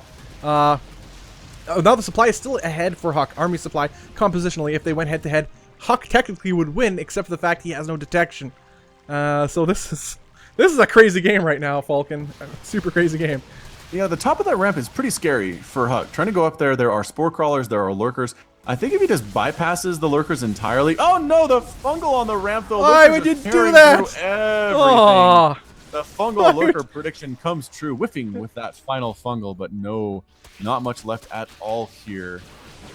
Yeah, that being said, that's still quite a decent amount of Stalkers here that really there isn't anything Bly has that can truly destroy these unless he stands in front of a bunch of Lurkers and gets fungaled again. And these Mutalisks not a high enough number to counter these Stalkers. Too many Stalkers on the field, but Huck has nothing. He's building 1 probe. Oh, he's building 1 probe, but the Mutalisks are still here. They're not too far away. Can this one probe... Could this 1 probe give Huck an economy that he so desperately needs? Just anything, any like pennies. He has a mineral patch at his main base. He can mine from a mineral patch there, but that's it. Oh no, why is he going out here? Probe, no. Oh my goodness, the Blink Stalker is trying to chase the Mutas away from where that probe is. Muta's looking. Are there any probes here? No, there's not. No, there aren't. Okay. One probe, one worker each for flying over. Losing a few Mutas there. Nice Blink Stalker control there by Huck. Yeah, that The mineral dance. field. Just use that one. Yeah, it's precious minerals right now. Such a valuable resource. Both players right now have 1 worker each. Both largely broke, although Bly does have more mineral than Huck does. But Huck has a better composition, although he doesn't have a whole lot of anti-air here, as his stalkers are a little bit behind. And these Mutalisks and Lurkers, again, no detection, so these Lurkers have free reign. But Huck still has superior supply. Oh no, the fungal! Oh, he just gets a fungal off, but Huck has to retreat. Get out of there, Oh Huck. man. Oh man, Huck does not All need right, to stick he's around. alive. He's alive. That is a Everybody's death in trap. orange and red. Okay, wow, this is Everyone's sick. Okay, really hurt. Oh, there's the All right. one drone. Oh, he needs to focus fire. He needs to blink on. He does kill it with Immortals, actually. Bly not paying attention to his Lurker that was moving around. It's a little bit unfortunate. Oh, The blink! Burrow And and oh, so the drone is close! gone. No way! Alright, so Oh, he's Bly, gonna. He Bly. cannot lose these stalkers. He needs them so badly right now. No, broodlings are not going to kill that immortal. Okay, almost. They almost killed that immortal. Not quite there. 2 hatcheries remain for Bly. He has a lot of money in the bank. He can replace these drones as necessary. He's not actually doing so, and I'm not sure why. But the immortals are taking down that hive, which would leave Bly with exactly 1 unit remaining. 1 hatchery remaining.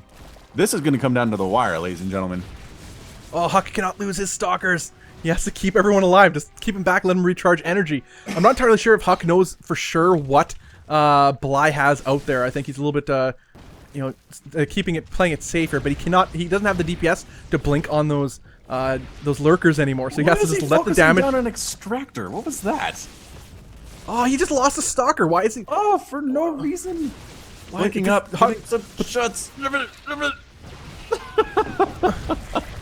Well, these immortals are at least putting in the work here, as long as he keeps those alive. But Oh my gosh, broodlings. Oh, the broodling's so kill the good. hatch. He needs to Why play are the, you killing extractors? Are you crazy? He needs to stop killing things at all, because those broodlings are killing his immortals. He has to let his shields recharge. Oh, free shots, free shots. Free shots. Yo, gets one. Yes, he gets one. One of the lurkers. Okay. Yes. Okay. So essentially, Bly has a single lurker remaining. That's it. Well, Huck has 1 worker. Huck is 1 worker, and there's only 1 lurker. Yeah. For Bly. Yeah. All right, so Bly's being revealed now. Can the broodlings take down an immortal? No. They tried, but they couldn't get it there. Yeah. Lings. Oh, there's a bunch of lings on the way. Oh no. Oh no. Oh no. Lings. The immortals are dead, man. The immortals are completely gone. Yep. Surround on the immortals. Can they live through this? No. Oh, they're all gone. Small Okay, number of that lings is- here. That's all he has. That's all that Bly has, though. This is Blinkstalker versus Speedling. Blinking away. Nicely done. Okay, Bly does not have enough money for any workers though, whereas Huck has 1 probe. What has it been doing this whole time? Why hasn't it been mining? Or has it been? Really long, I think it has. Super long distance mining. Although Huck is beelining his way across the map to try to defend his 1 lone probe. Although Bly likely has no idea that his GG's called! GG. What is Ties this? the series up 1 game Oh. to 1, and Huck Wow. makes it work. That was absolutely incredible. Wow, guys. Man, if you haven't been a fan of these players or StarCraft in general, you are now. Man, this is the Monday Night Gauntlet series, guys. Brought to you by ESL, Nexus Recall, and Vulcan Paladin. Event is sponsored by Cetone and the Gauntlet crew. Head over to twitter.com and follow at Gauntlet SE2 for updates on future Gauntlet events and other cool stuff. I'm Bobby Awesome, with me is Vulcan Paladin. What a joy, Vulcan. Holy cow. Like, a million ways that game could have gone. It went down to the wire. I'm watching that one over and over again. That's for sure. That's that's got to be the best game of the tournament, absolutely, today. Oh, 100%. absolutely, no doubt. So Yeah. good. I mean, I don't know what MaSa and Firecake did, but I highly doubt it was anything more entertaining than that. Oh man, and then the Immortals, like, Huck was in the mindset, right? I just need to keep killing buildings, right?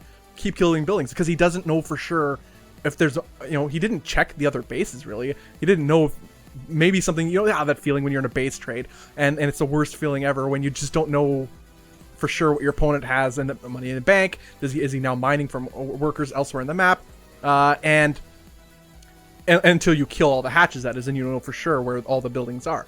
Now, in this case, I think Huck was just beelining trying to kill as many buildings as possible. But if he just let his shields recharge a couple times at least, he wouldn't have lost all his immortals. But nonetheless, he had 4 Blink Stalkers.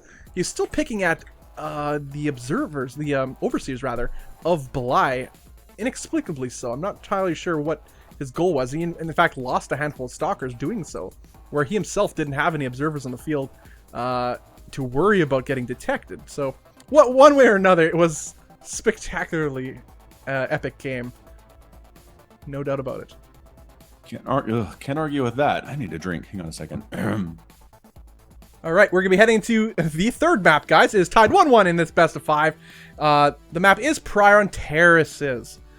Getting a lot on the line, guys. Nerchio waiting in the finals for the winner of this series. The winner of this series, guys, gets a minimum of $100. So second place gets $100. The winner gets $200. So yeah, man, a lot on the line. Pretty exciting, guys. Pretty exciting indeed. This, oh man, StarCraft, best game ever. Best game on planet Earth. I don't care what anybody else says. And looks like we're in the map right now. Super awesome indeed, guys. To the north, we have the man himself. It is Bly.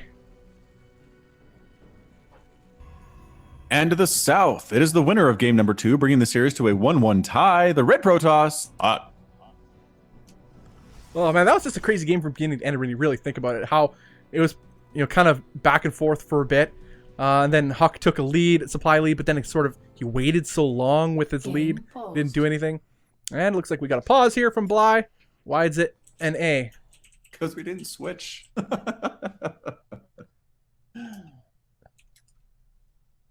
Oh, because the admin says we didn't swap before we started. Yes, let's do that. Oh. Good idea, Huck. Either way, they're going to figure that out. Indeed. Also, bonus points. No real points. These points don't mean anything. But for those who understand where and what that's from, without Googling, that is, I can't verify if you Googled it or not. What my quote is below my name tag on the main overlay here. It will not calm down, Daniel Jackson. It will, in fact, calm up. You get that reference? Say it in chat, and I'll smile upon you. That's about it. But then, yeah, you'll be my favorite person in chat if you get it first, though. Hopefully I see it in chat. Anyway, so, yeah, we're redoing the map. We're actually going to be loading it up on EU, I suppose? That's the idea. Yeah, just switching the server. I guess they forgot to do that, or there's a miscommunication. One way or another, we're going to be heading to the next game pretty quickly, though, as Huck's StarCraft is working. Thank goodness. And working well, apparently. Oh, jeez. That game. What a game. You know, sometimes StarCraft has had crazy games, you know, base trades, close games like that before, but this is unique. I don't think I've seen one go like that before. And Huck almost threw it too when he walked up the ramp and got fungled. And there's lurkers there. That's the worst. Like, oh, just send one unit ahead. It's just, I mean, it's so easy to say, though, as an observer of the game. When you're in the heat of the battle, your mind's a million places. You're still trying to calculate the odds of him having bases elsewhere in the map. Oh, is he building lings from there? Am I going to get surrounded by lings? And is there going to be, like, another muta switch, you know? That's what I think of, like, I'm playing as Protoss or something. I think it's a Zerg. I always assume there's a muta switch coming along. And it's that deep-rooted paranoia. But you never know, especially in an awkward situation like that. Even takes experienced players such as these guys, such as Huck and Bly, out of their element and into a new world that the viewers benefit from, that is for sure. Absolutely true. Getting into the newly made lobby here over on the European server so that Bly is happy. Huck's awesome. Just about here. Come on, Huck, you can make it. Pending. Oh, crud. We're so close. Is he in? Or no, he's not in yet. It will be in right away, guys. We're going to be heading to game number 3. This best of 5. It's amazing that this is only 1-1 right now. It feels like we're so much further in this deep series, but nope. Not the case. Not yet.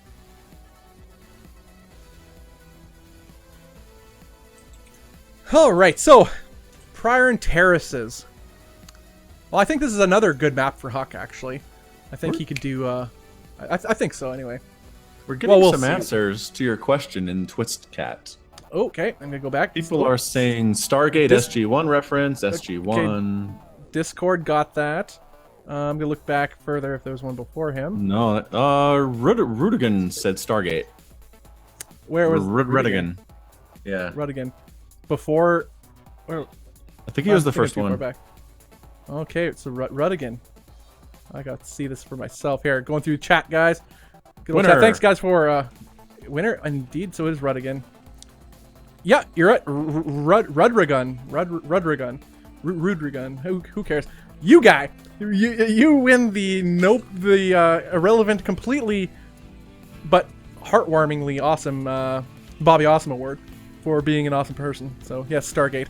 Although I minus 2 points from you though for having a question mark after Stargate though. Should have been Stargate. Period. Yes.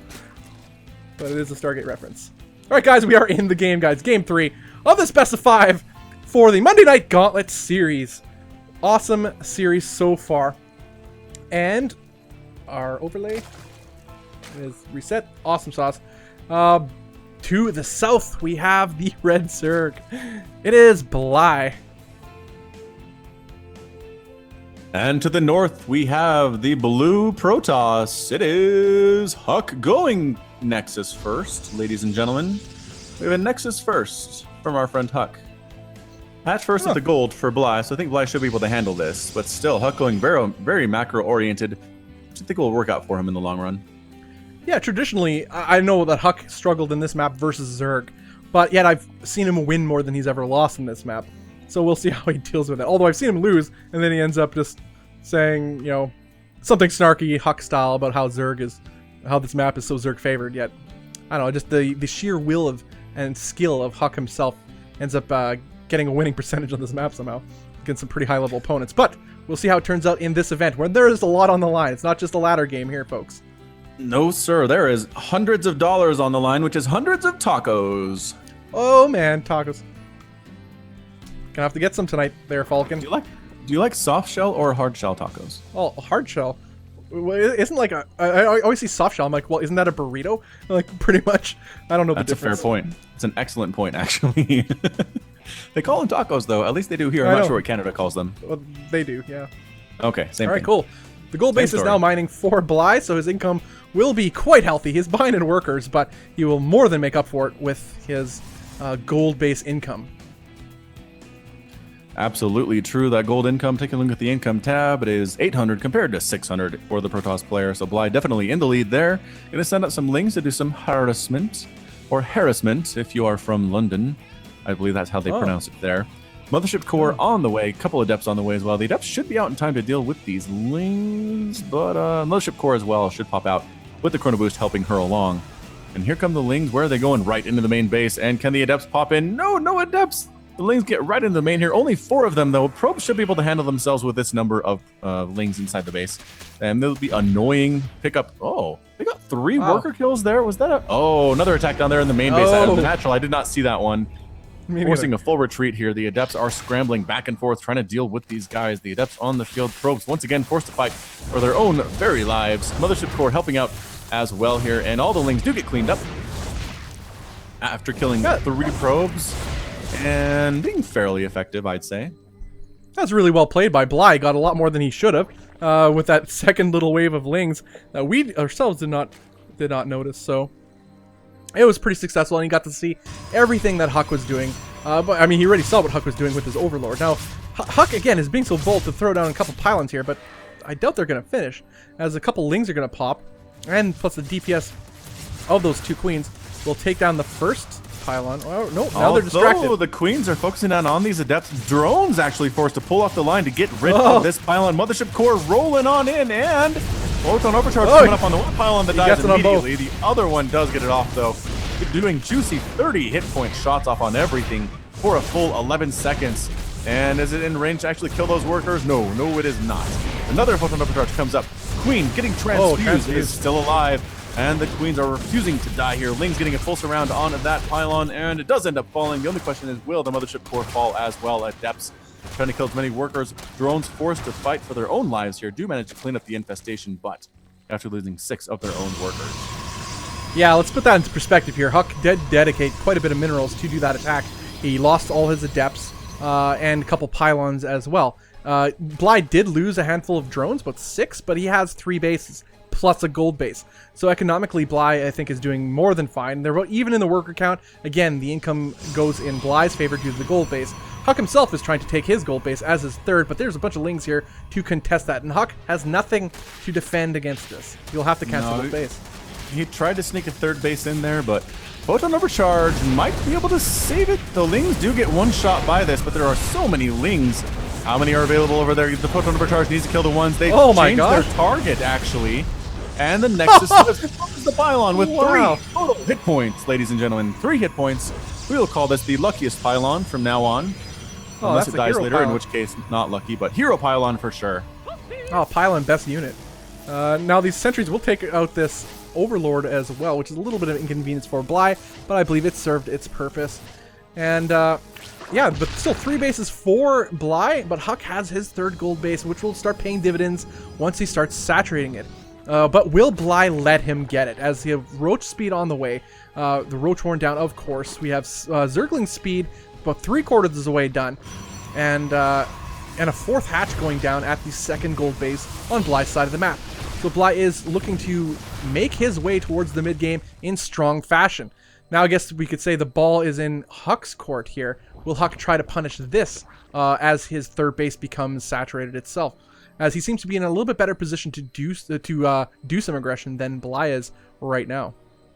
Yeah, I feel like Huck almost needs to take out that 4th base. He can't allow a double gold to come from his Zerg opponent.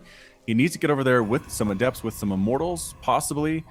Stalkers might be good as well. According to the Units tab, all he has are 2 Immortals and 5 Adepts, along with the War Prism in production. So the War Prism gets out there, might be able to do something to that base, but I think it will be finished.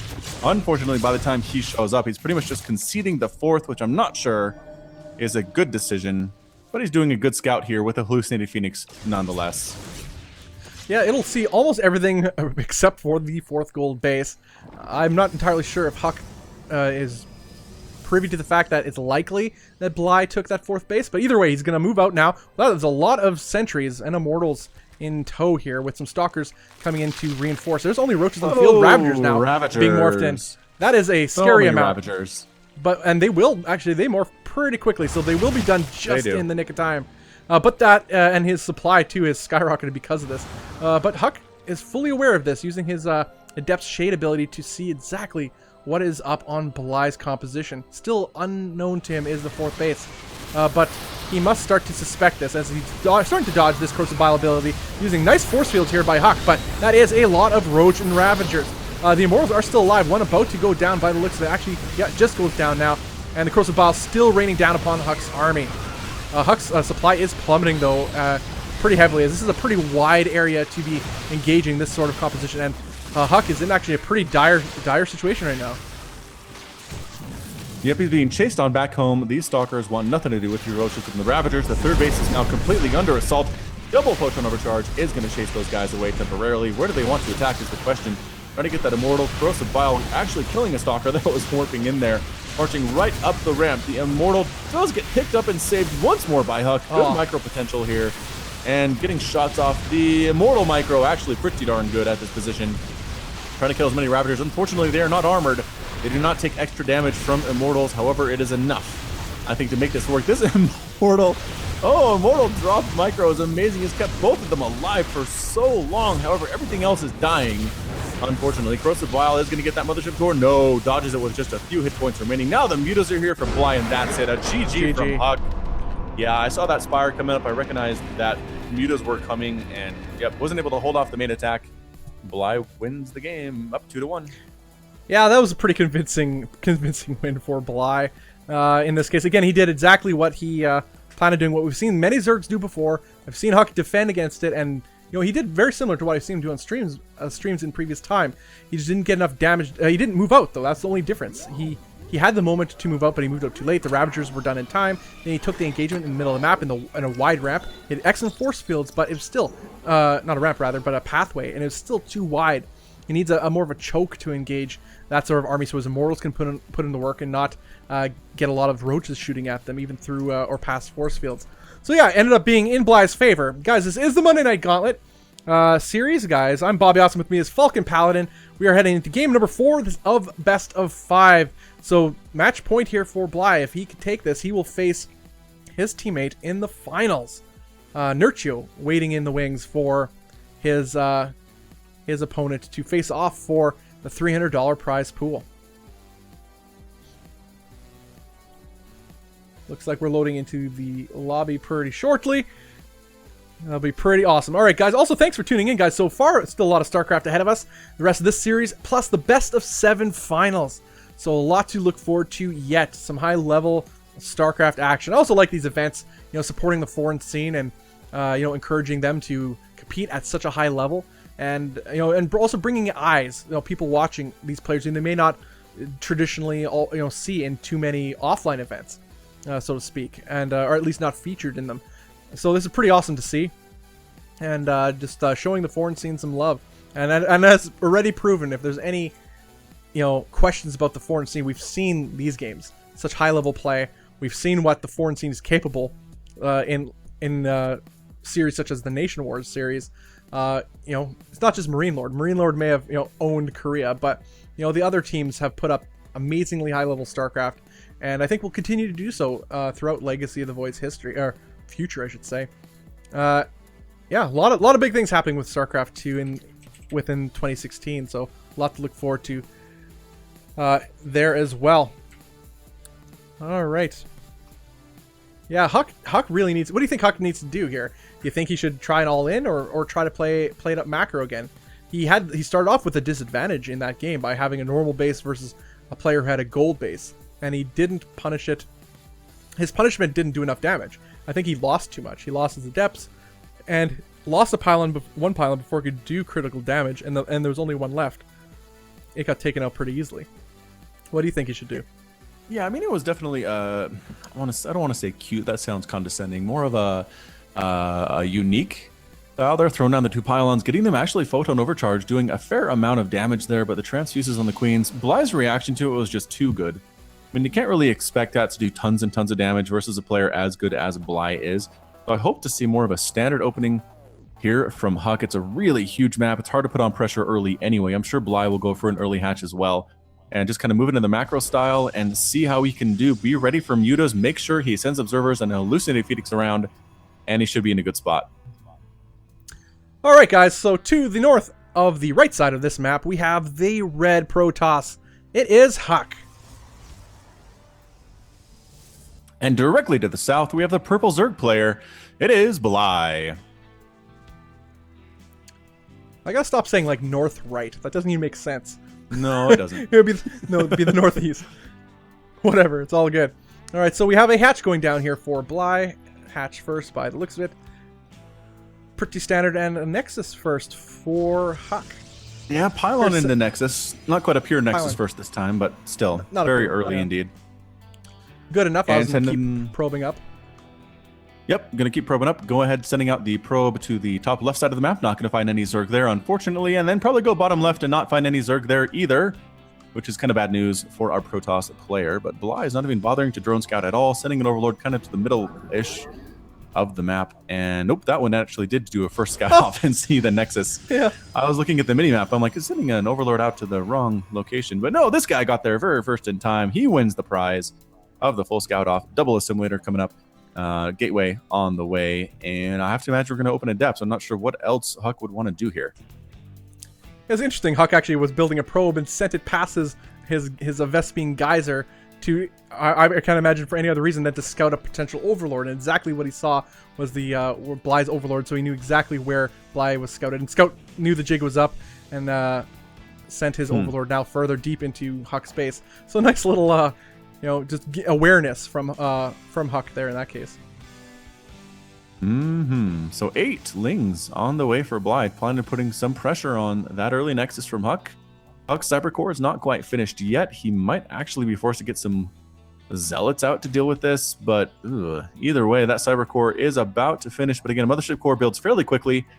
Adept's a little bit longer time on that. We'll have to see how he's able to hold off this early 8 Ling aggression. Yeah, this is not uncommon from Bly. We've seen this already in this event series, and it's something he does all the time. We've seen it in previous Gauntlet events as well. He just likes sending these this little gang of Lings out to his other side of the map, hoping to exploit little holes in their defense. And like right now, Huck has nothing at his natural base. He has these getting inside. Yeah, gets inside. These Adepts are forced to either defend the main or defend the natural, and they're going to defend the main right now by the looks of it as the mothership core goes towards the natural. Has Huck lost any probes though? Did he defend that well at the natural? I think he did. 2 probes have died so far in the game. Just went down. All right, so that's not so bad. Could have been a lot worse, judging from how it looked. So now Huck will do. This is a very similar opening to what Huck always does. Now he's getting his Twilight Council. Rather, now will he get the Resonating Glaives? He does. So again, a focus on the Adept is his plan. Because if Huck gets towards the late stage of the early game, you're heading towards the tech transitions of a mid game, with this upgrade and a Warp Prism, it doesn't matter what player you are in trouble. You have to have multitasking like nobody else, because Huck is super dangerous with a Warp Prism and Adepts, and that's how he wins most of his games, especially in this matchup. But I've seen it many times in PvT as well. So this is where Bly is on the timer, and Bly has to respond accordingly. And we've seen him do it already a couple times correctly. We'll see if he'll do it that way on this map. So the Adepts are just kind of running around in the middle of the map, getting Sonic transferring their way out of there. Where did they go? Nope, that's a gateway. Oh, they went back home. So the Adepts went back home, kind of trying to fool Bly into thinking that the aggression is over. But no, there's a Dark Shrine on the way. Dark Shrine coming up for Huck, as well as 4 gateways and some Adepts. He's pretty much going for Dark Templar here. I don't see what else he can do at this point. Bly's response, if he goes directly for Muto, should be just fine. But we'll have to see what he chooses to do. I gotta love the guts that Huck has, man. This guy builds this pylon and warp and gateway. Right outside the creep. Right out there, just right by the third base, or potential third base. And the Overlord is, as the observer is kindly showing us, just outside of its vision. The guts, man, the guts that Huck has. But now, can Huck make something happen with this? The Dark Shrine is about 2/3 done, so they build so slow. So slow. So Huck has been so lucky that no Lings, no random Overlord has gone that way. Because Bly is just doing his thing, powering up to what looks to be a Roach Ravager composition yet again. As his Roach Warren's almost done, I highly expect Roach Speed to happen anytime soon. But now Huck is sending in these Adepts with their upgrade completed. They are so devastating, taking down a couple drones for their troubles, deciding not to attack buildings as they are terrible against buildings. Just focusing down some of these queens. Maybe even forcing a transfuse. I don't even have energy for transfuse, so these queens will go down. So Bly is actually in quite a bit of trouble right now. Yeah, that upgrade makes such a huge difference. Look how quickly they're shooting here, taking out queens. Gonna lose another queen there if he chooses to focus it down, going after the roaches instead. Those are kind of the bigger threat here. Another group heading on up, and DTs are now officially warping in. Bly is in shambles. He has a lot of roaches out. GG. Because he has no detection.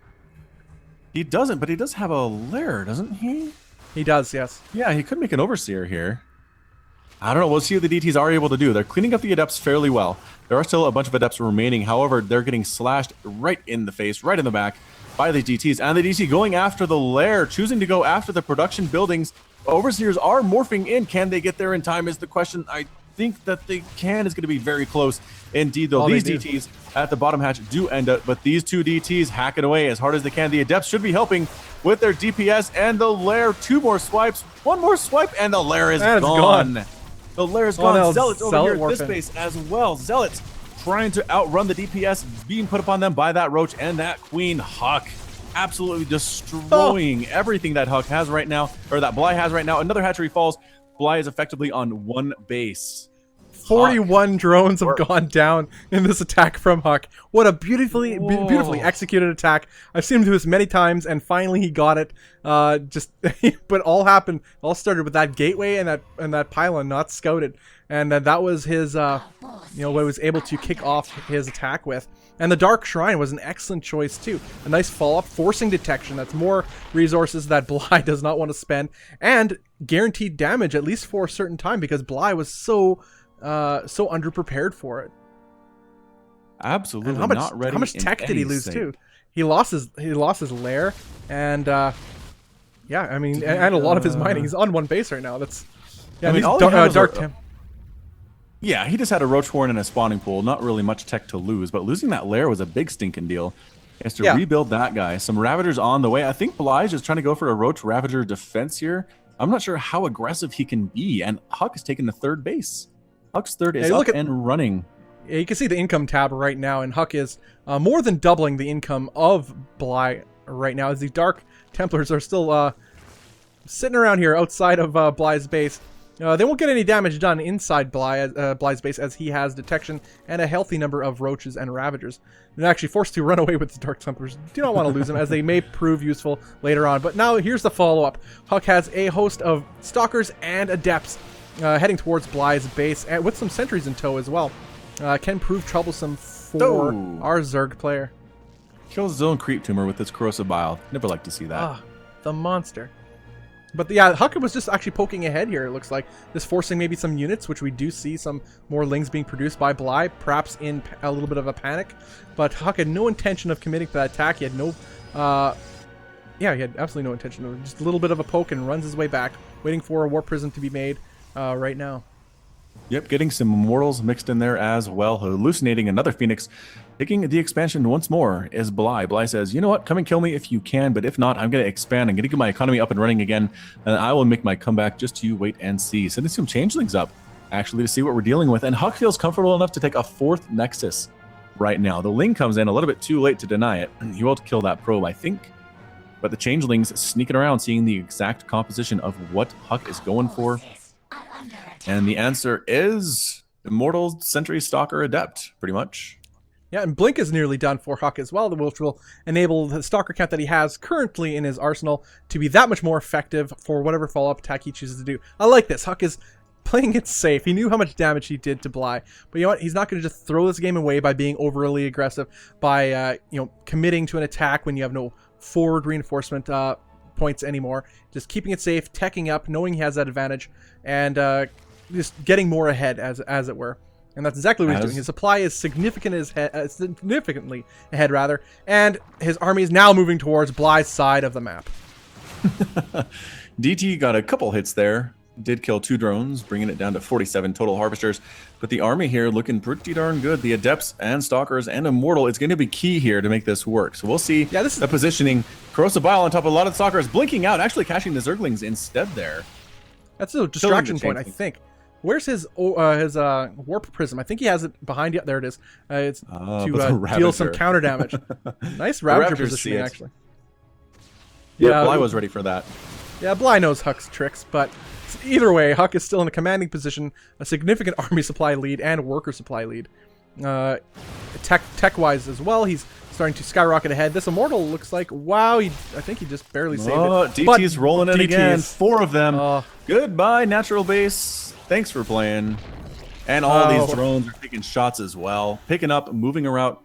Huck not standing around long enough to lose all those guys. Blinking up into the main base here, taking care of that queen. Can they focus down? They're going after workers. They're not going after the lair. The army shows up. It's time to blink away as there's another attack back down in the natural. The DT is getting rid of yet another hatchery. Bly bleeding from 1,000 tiny cuts here. Huck in full command of this game. No Spore Crawlers, no Overseers at that fully saturated third base again. I don't know what Bly can do. Yeah, those DTs just got a punch in the face from the Ravagers, but nonetheless, the damage is done. Bly is on the 1 base, which is under assault as it is, and then the nice force fields on the ramp, keeping some of Bly's army here, taking a piece at a time, as Huck is paying attention to the Corrosive Biles, not taking any critical hits at the moment. So in fact, there's no mining going on here, really, for Bly at all. As his mineral count is not even rising in significant amounts. As there's a healthy amount of mortals, too. 4 mortals with sentries and blink stalkers, with some adepts to tank damage, too, as Huck is just taking them apart. Piece by piece, Huck takes the game. GG. That ties it up 2-2 in this best of 5 series. Super impressive win by Huck. Wow. Yeah. Pryon Terraces, man, bad bat for Protoss apparently, because Huck showed no problems winning that game. No, none whatsoever. But all started with its initial aggression. Was it was unscouted, and he executed it perfectly to his plan because he wasn't disrupted from doing so. You leave Huck to his own devices.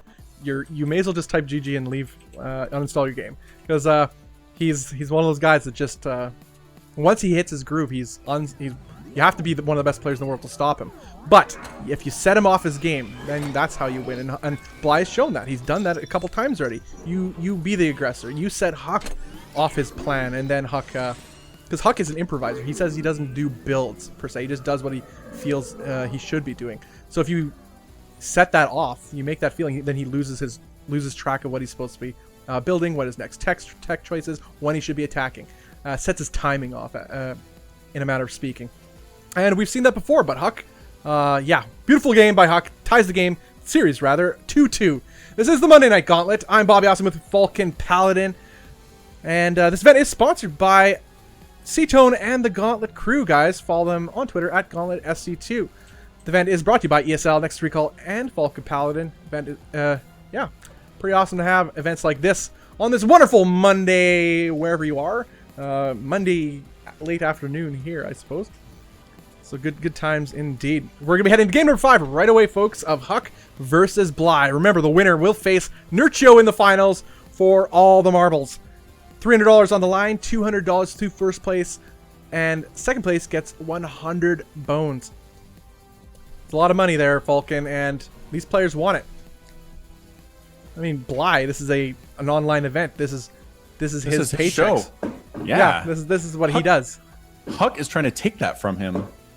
Oh, and you know, recent memory, Huck did take away that ESL America's Open 3 weeks ago away from Bly, and Bly wants revenge now. And so it's a pretty close series, though. I mean, we've sung the praises of Bly on Fire. We you know, he's played so well. He's proven himself in this young history of Legacy of the Void. And I think Huck, despite having a rich history of a championship level performance, competing at the highest level, I think he has the most to prove almost at this stage in his career and in StarCraft 2. It's kind of weird. He has the most to prove in Legacy of the Void because it's a new era. You know, you always have to hit that old reset button and make your name again. Yeah, even somebody like Flash, who was a god among Brood War, when he came to StarCraft 2, he had to reprove himself. People were excited, but they didn't automatically assume he was going to be incredible just because he was Flash.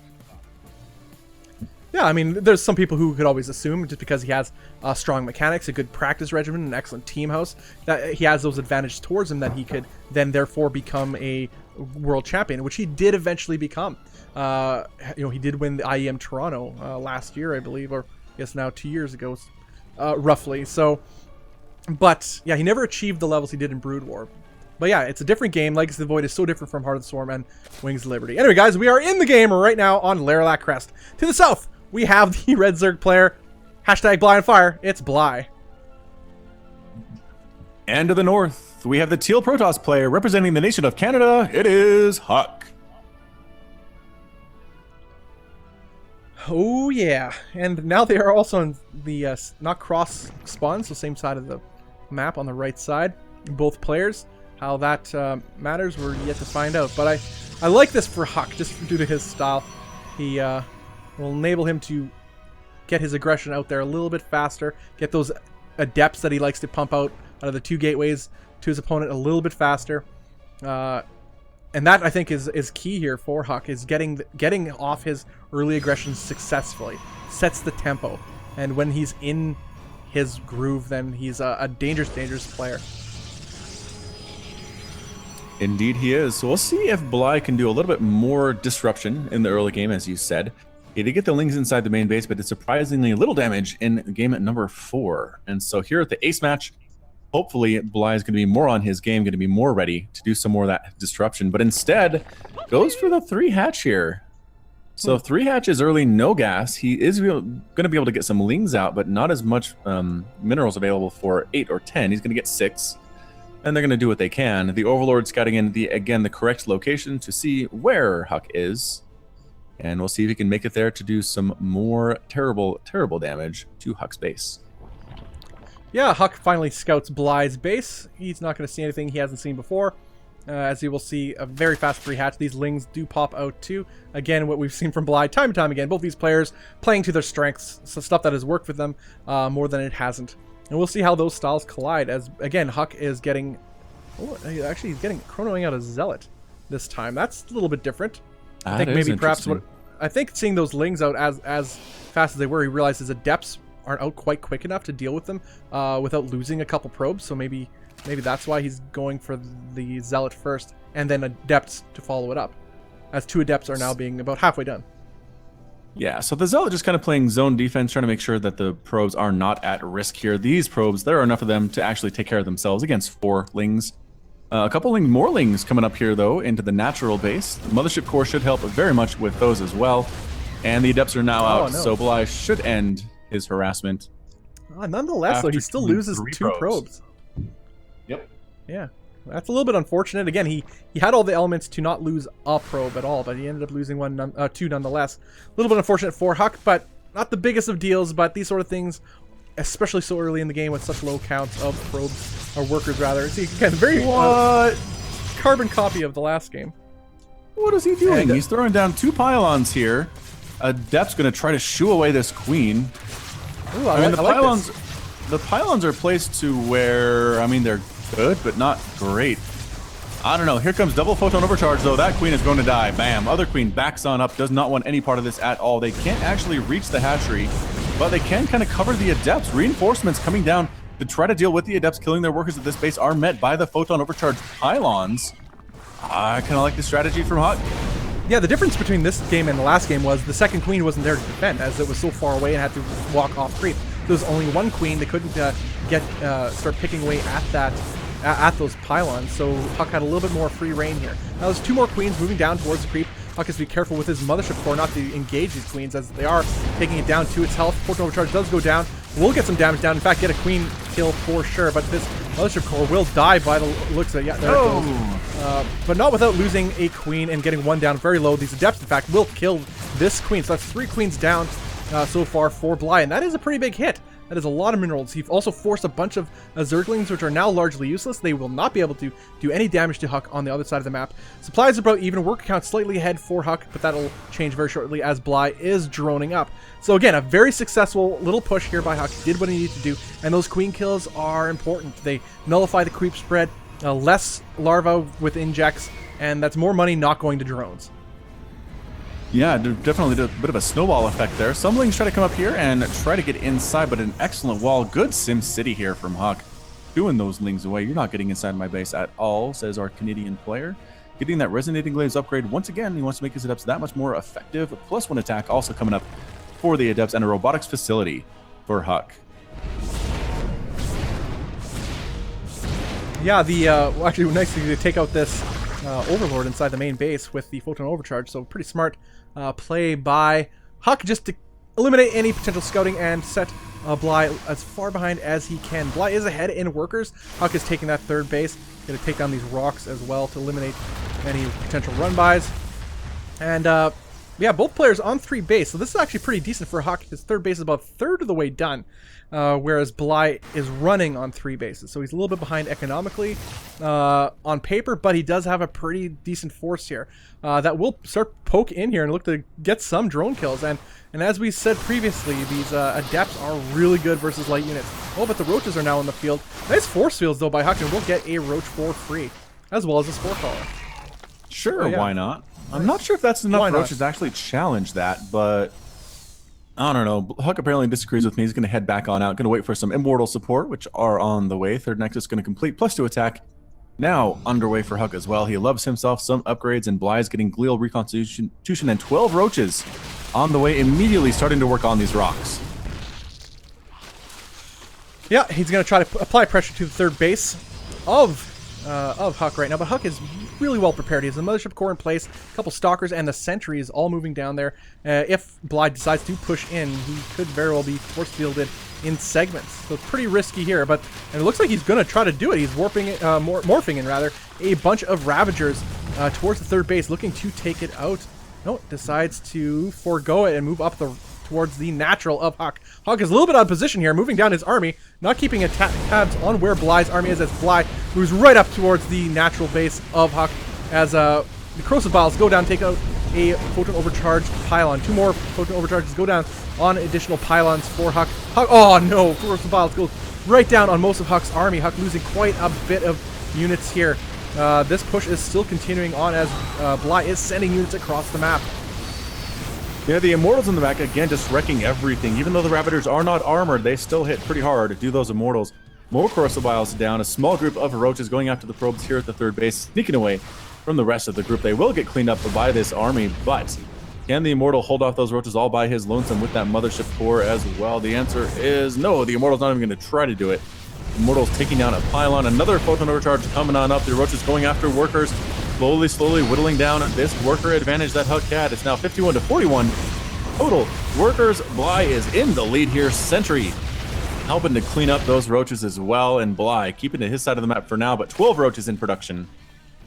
Yeah, more Roaches on the way, but Huck actually has a decent army count here with his Immortals. 3 Immortals, another one, additional one on the way. His attack upgrades are well underway as well, and not to mention, there's no 4th base for Bly. So it's 3 base versus 3 base, although Huck is not mining from his 3rd base as far as full saturation is concerned. I still don't mind Huck's position right now. If he can get a good engagement here with this little push out, or at least force a mistake from Bly, as Bly is now just taking a 4th. So I think Bly is actually in a pretty vulnerable position right now. Indeed he is. It's 118 to 100 total supply in favor of Bly at this moment. The Immortal count looking pretty fancy as well for Huck. He has 4 Immortals out on the field up against 19 Roaches and 5 Ravagers. Corrosive Vial being thrown down, forcing a cancel on those gateways. Coming from the backside, though, as Huck trying to force field in some of these Roaches. Does catch a few of them, whittling down that group quite a bit, but there are still Roaches running around that need to be cleaned up. The Ravagers as well are still alive. Stalkers being worked in to try to deal with these, and Immortal coming down from the main base to help with it as well. So Huck staying alive, but I'm not sure he's doing any critical damage to Bly right now. Yeah, well, Bly is now getting an Spire and 12 more Roaches as he's taking his 4th base. So that is a lot of money going into tech and economy, whereas 12 Roaches are meant to defend against that. But with the amount of Immortals on the field and another Immortal on the way, Huck has a very small window here before Mutalisks become an issue, whereas his Immortals will get max effectiveness with his Sentries. This is an Immortal Sentry push right here, folks, and I believe a Warp Prism might be on the way as well. I think I saw one in production. So let's see if Huck can make this happen. Amazing concave, though. Roaches and Ravagers. Drones forced to pull off the line as well to deal with this. Pretty good stutter step on the Immortals, but taking direct damage from all these Ravagers and the Roaches. Only 2-3 Immortals remaining there. It looks like Huck might be able to hang on here. Depends on how these Corrosive Vials land. Not dodging at all, though. Taking full 60 damage of that Corrosive Vial and still manages to push Bly back temporarily. I feel like, though, Bly has 9 more Roaches in production. He should be able to push this off as soon as the reinforcements arrive. Yeah, no Warp Prism was on the way, so I guess I didn't see that. Either that or did not arrive in time. Huck had no way to reinforce his army in a timely manner. You see he's floating quite a bit of money. That could have been Adepts or Stalkers at the front line that could have possibly ended this game right then and there. But Huck was trying to get some counter-aggression done. Did succeed in whittling down the army of Bly, but now it's the Muta transition. 5 Mutalisks are on the way as Bly is still droning up his 4th base. So Huck is on a timer himself now, as he does not have a 4th base of his own. And now that Mutalisk is on the field, his own economy is going to be under threat very soon. And here come the Mutas. Ride of the Valkyries is playing inside each one of their brains. That's what the Overmind puts there when they're flying on out. Immortals on the way for Huck. Again, not things that can shoot up. He has the Blinkstalkers over on the far side, but they're not in a position at all to deal with these Mutalisks. No cannons whatsoever. Immediately 2 workers die, 3 workers die. Excellent Muta control here on display from Bly. And the Blinkstalkers finally show up to shoo the Mutas away, catching one of them as they try to flee. And as long as the Mutaflux doesn't get too big, I think Huck should be able to hold on. However, 4 more are in production. Now, Huck is taking his 4th base. Now he's going to be under threat by Roaches and Ravagers. Huck does have some army in position here, but is it enough? Just dodges the Corrosive Vial before losing a whole lot. Does Huck, which is exactly what he needs. His Blinkstalker is in excellent position to eliminate the counterattack here, or multi-pronged attack from Bly, from these Mutalisks. But nonetheless, he's a little bit out of position with these, with his Mothership Core and his Stalkers. Blink has been researched, so that's a little bit of a bonus on Huck's side of things. Huck is trying to stabilize. He has about 51 workers to the 60 drones of Bly, which is respectable in this sort of situation. But that number will start whittling down as these Mutalisks have their way. Huck needs to make something happen now, and it looks to be that he may indeed try that. Move across the map, as he knows his army is really strong. The Roach Ravager army has nothing against those sentries and immortals, and there's not enough Mutalisks on the field to contest these Stalkers. Nice Corrosive Bile hits on these Stalkers as they're moving across the map, but Huck is undeterred. In fact, will corner these Roaches and Ravagers. Bly getting maybe perhaps a little bit too bold as Huck blinks forward and starts picking off these Roaches and Ravagers, which are not cheap in any stage of the game right now. He does not want to be throwing them away, and they won't get anything done, as Huck will manage to at least eliminate part of Bly's composition. Yeah, those guys will get cleaned up, but the Mutas are still raining down fire everywhere, just bouncing back and forth between the third base and the main base. Photon overcharges come up and the Mutas just simply fly away. Did they just kill the Mothership Core? Is that what that was? Yes. Mothership Core is now gone. No more Photon overcharges. The Blinkstalker is getting a full surround. Oh, nice. The Mutas, though, slowly taking down their numbers. 8 have been lost thus far, but 8 more in production to replace the ones that have been killed. And Huck needs to be on the offensive, coming right on in, but there are so many Roaches here. The Immortals really need to put in some good work with Guardian Shield supporting it. And yes, indeed, going to try to kill this base. The drones are evacuating. The drones are attacking. The Mutas coming back to defend their homeland. Are there enough Stalkers to get rid of this number of Mutas? They're focusing down the sentries, immediately taking down all but one of them. More Blinkstalkers coming on in, and Huck right at the front door. Yeah, right now, losing those sentries is the biggest hit here. Then the Roaches, if an engagement occurs, can walk right up to the Mortals and focus fire them down. But it looks like Bly is just going to go for the base trade. Indeed he is. These Mutas slowly whittling down everything that they can. Bly in production has more Mutas, more Roaches, which is exactly what Huck is ready for here. He has Stalkers, he has Immortals.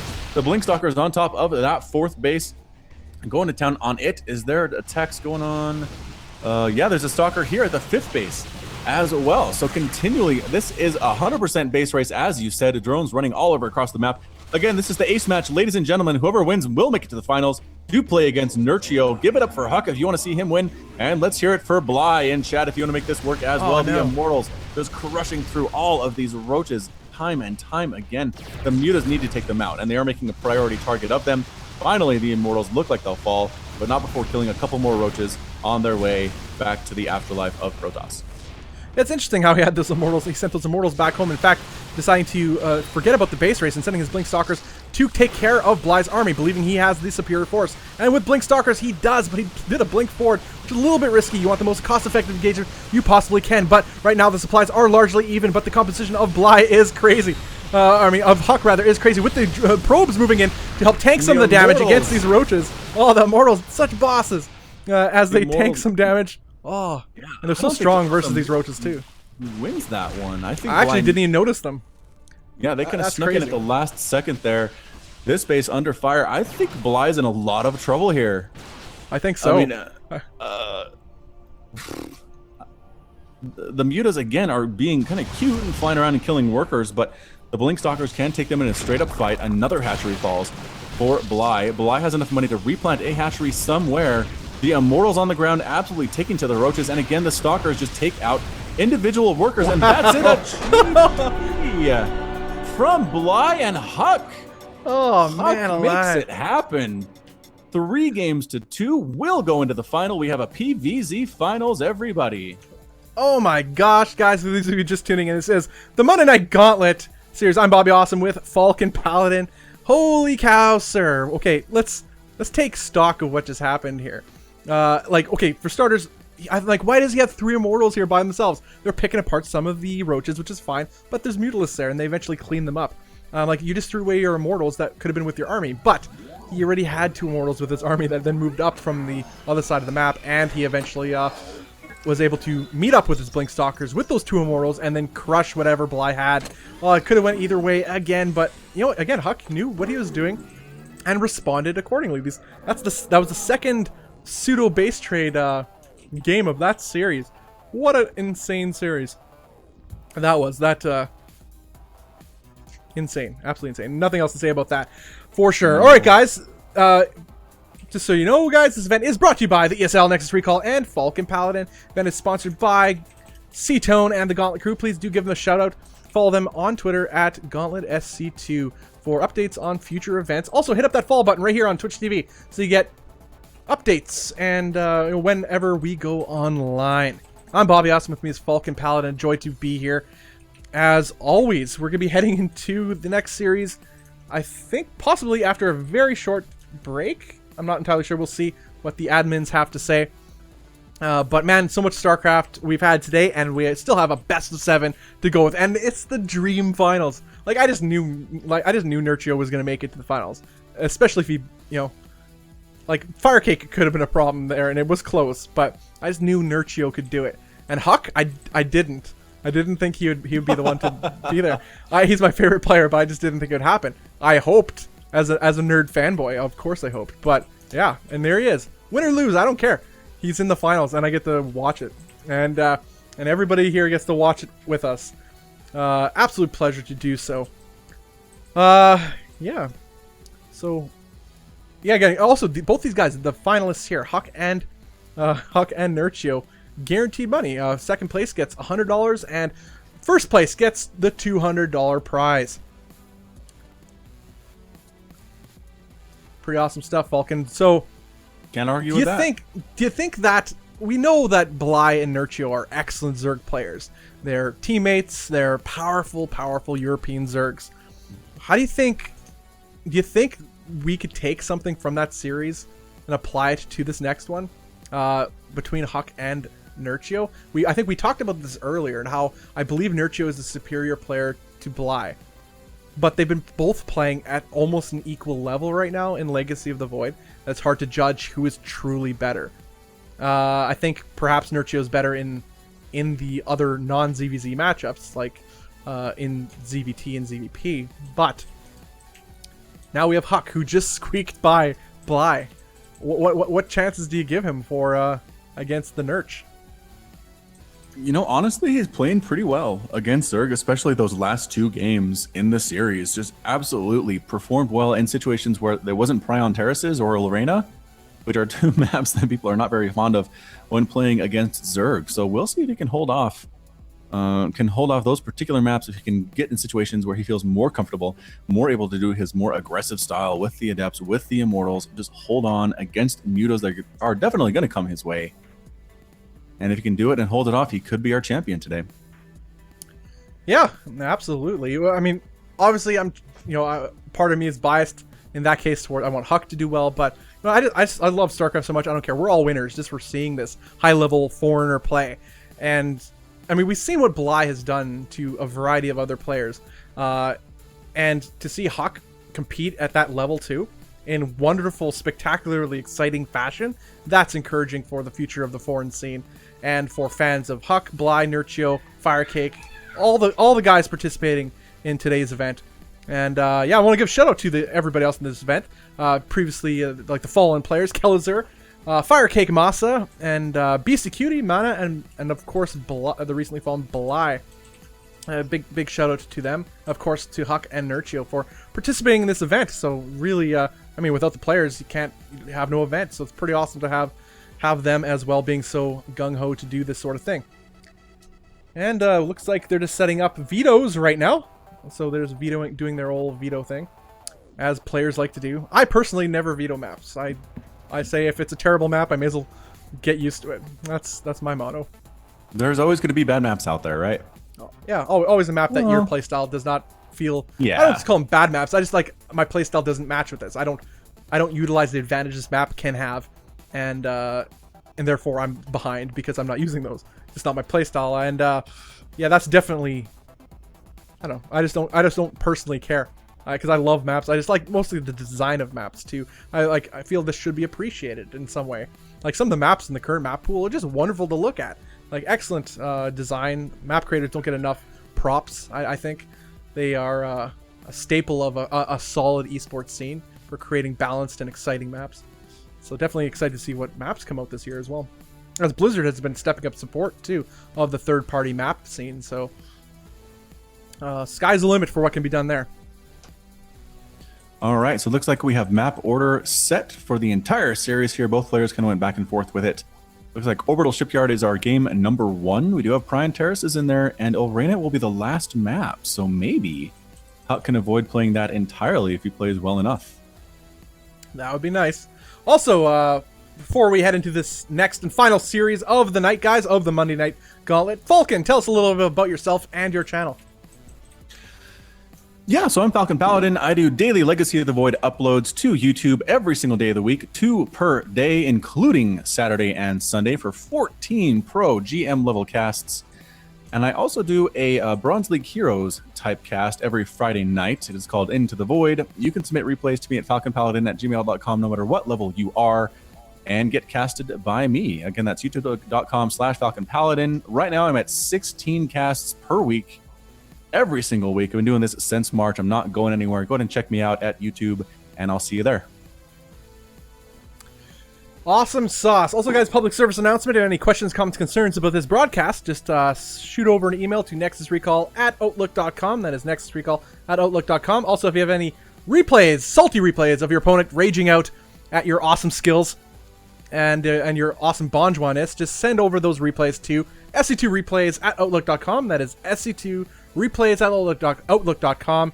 They will likely get featured on the daily sodium intake show that Nexus Recall, in particular, Element, also happens to be our observer and ESL admin, so big shout out to him for running the show behind the scenes here, doing his thing. And he also is the creator of the daily sodium intake, so if you want to get your replay featured there, please do send them to that site, or just head over to the Nexus Recall Facebook page. That's just facebook.com/Nexus Recall, and send it and shoot us a message. Awesome sauce there. Looks like, yeah, as you said, the maps are picked out, and how this goes. I mean, Nerchio, a strong player. I mean, I think he's favored here. Most people will agree he is the likely one to win, but you never know. It's a young game, this Legacy of the Void version of StarCraft, and anything can happen. And as we've said various times throughout this cast, Huck is a developing player in this game. He's molding his own meta, and once he gets to that final form, who can stop this guy as long as he remains motivated? And right now, it seems Huck is a motivated guy. He's loving Legacy of the Void. He streams quite often, and he's interacting with his fans. He's it's just an exciting player to watch and a staple of this scene. And I really hope to see him do well. And maybe it starts right here. Maybe this is his stepping stone. This is like, squish. He just squishes Nerchio with his awesome control, and then just moves on to the next, I don't know, GSL or something. I don't know. And I mean, that'd be awesome. Wouldn't that be awesome to see some more foreigners join the GSL? Like, these Korean tournaments are open to foreigners too. You could compete in both the GSL, SSL, and still participate in the premier events in overseas as a foreigner. I think that's a pretty big opportunity, but it'd be amazing if some players took that opportunity. Because it's always fun to see them test their skills. I mean, some of the best, GSL days were when Jinro was doing his 2 round of 4s in the GSL Code S, or Huck did his multiple round of 8 finishes in other GSL Cups. Naniwa himself had actually a pretty decent run a couple times in the GSL. Stefano never finding quite success there, though, in his prime, always hitting a little bit of a brick wall versus some Korean Terrans, if I remember correctly. But there's been some good stories in the Korean scene of having those foreign players try their hand at the hardest league in the world. It's always a good story to see. And but you know what? We had those stories. They're in the past, and you can always look them up and check out the VODs. We are in the lobby right now, guys, for the first game of this best of 7 for the Monday Night Gauntlet. Huck versus Nerchio in a PVZ coming up soon enough. Our observer just doing a stretch as his back breaks. He's trying to set things up here by the looks of it. Exciting as always. Also, guys, for those who have tuned in so far, thank you guys for tuning in. It means a whole lot. Just hit up that follow button right here on Twitch TV. Get notified of future events. And, seriously, big thank you. Supporting the esports scene and up-and-coming events like this. I mean, the Gauntlet series itself is fairly new, First event was in May of 2015. And it's been going, ever since. An event here, event there, and it's building momentum. And it's awesome to see, and it's awesome to be a part of it. And 2016, man, it's going to be a banner year. It's going to be a banner year for StarCraft, a banner year for Gauntlet SE2. And just, so guys, thank you so much just for your support and hopefully for your continued support. Hopefully you enjoy it. But yes, we do have this finals coming up right away. Looking at these brackets, a little story of what we've seen today. In fact, this is excellent, Falcon. What are your thoughts on this bracket? Did you expect what you see here? I guess you Honestly, don't see the bracket, but maybe you do. I don't know. No, but I know what it is by heart. I've been paying attention. One up.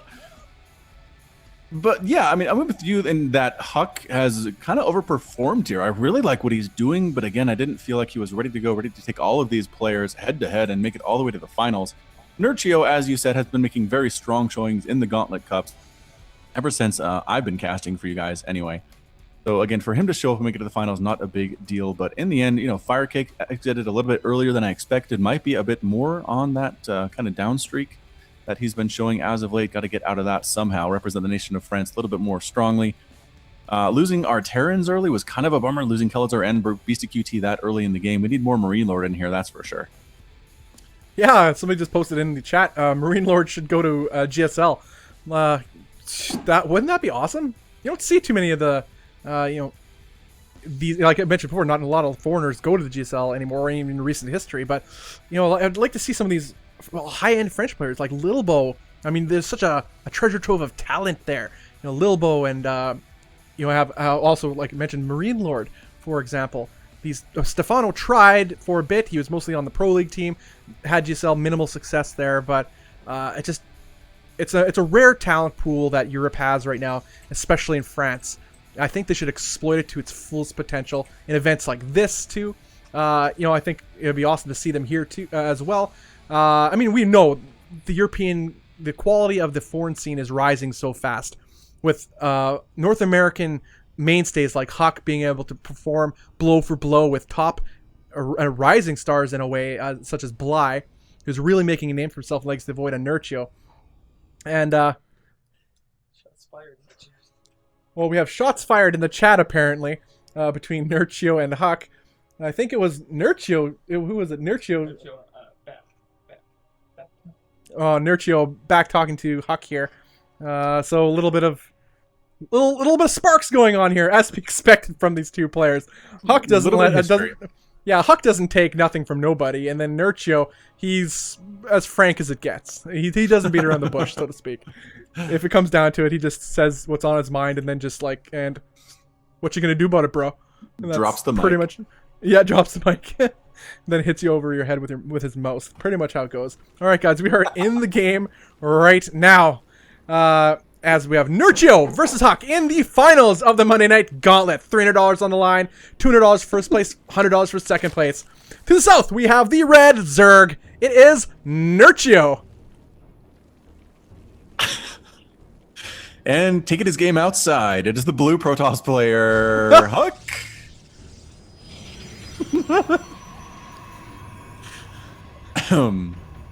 So, Orbital Shipyard. What a fantastic map. Everybody loves it. Nobody vetoes it. Let's all go eat worms.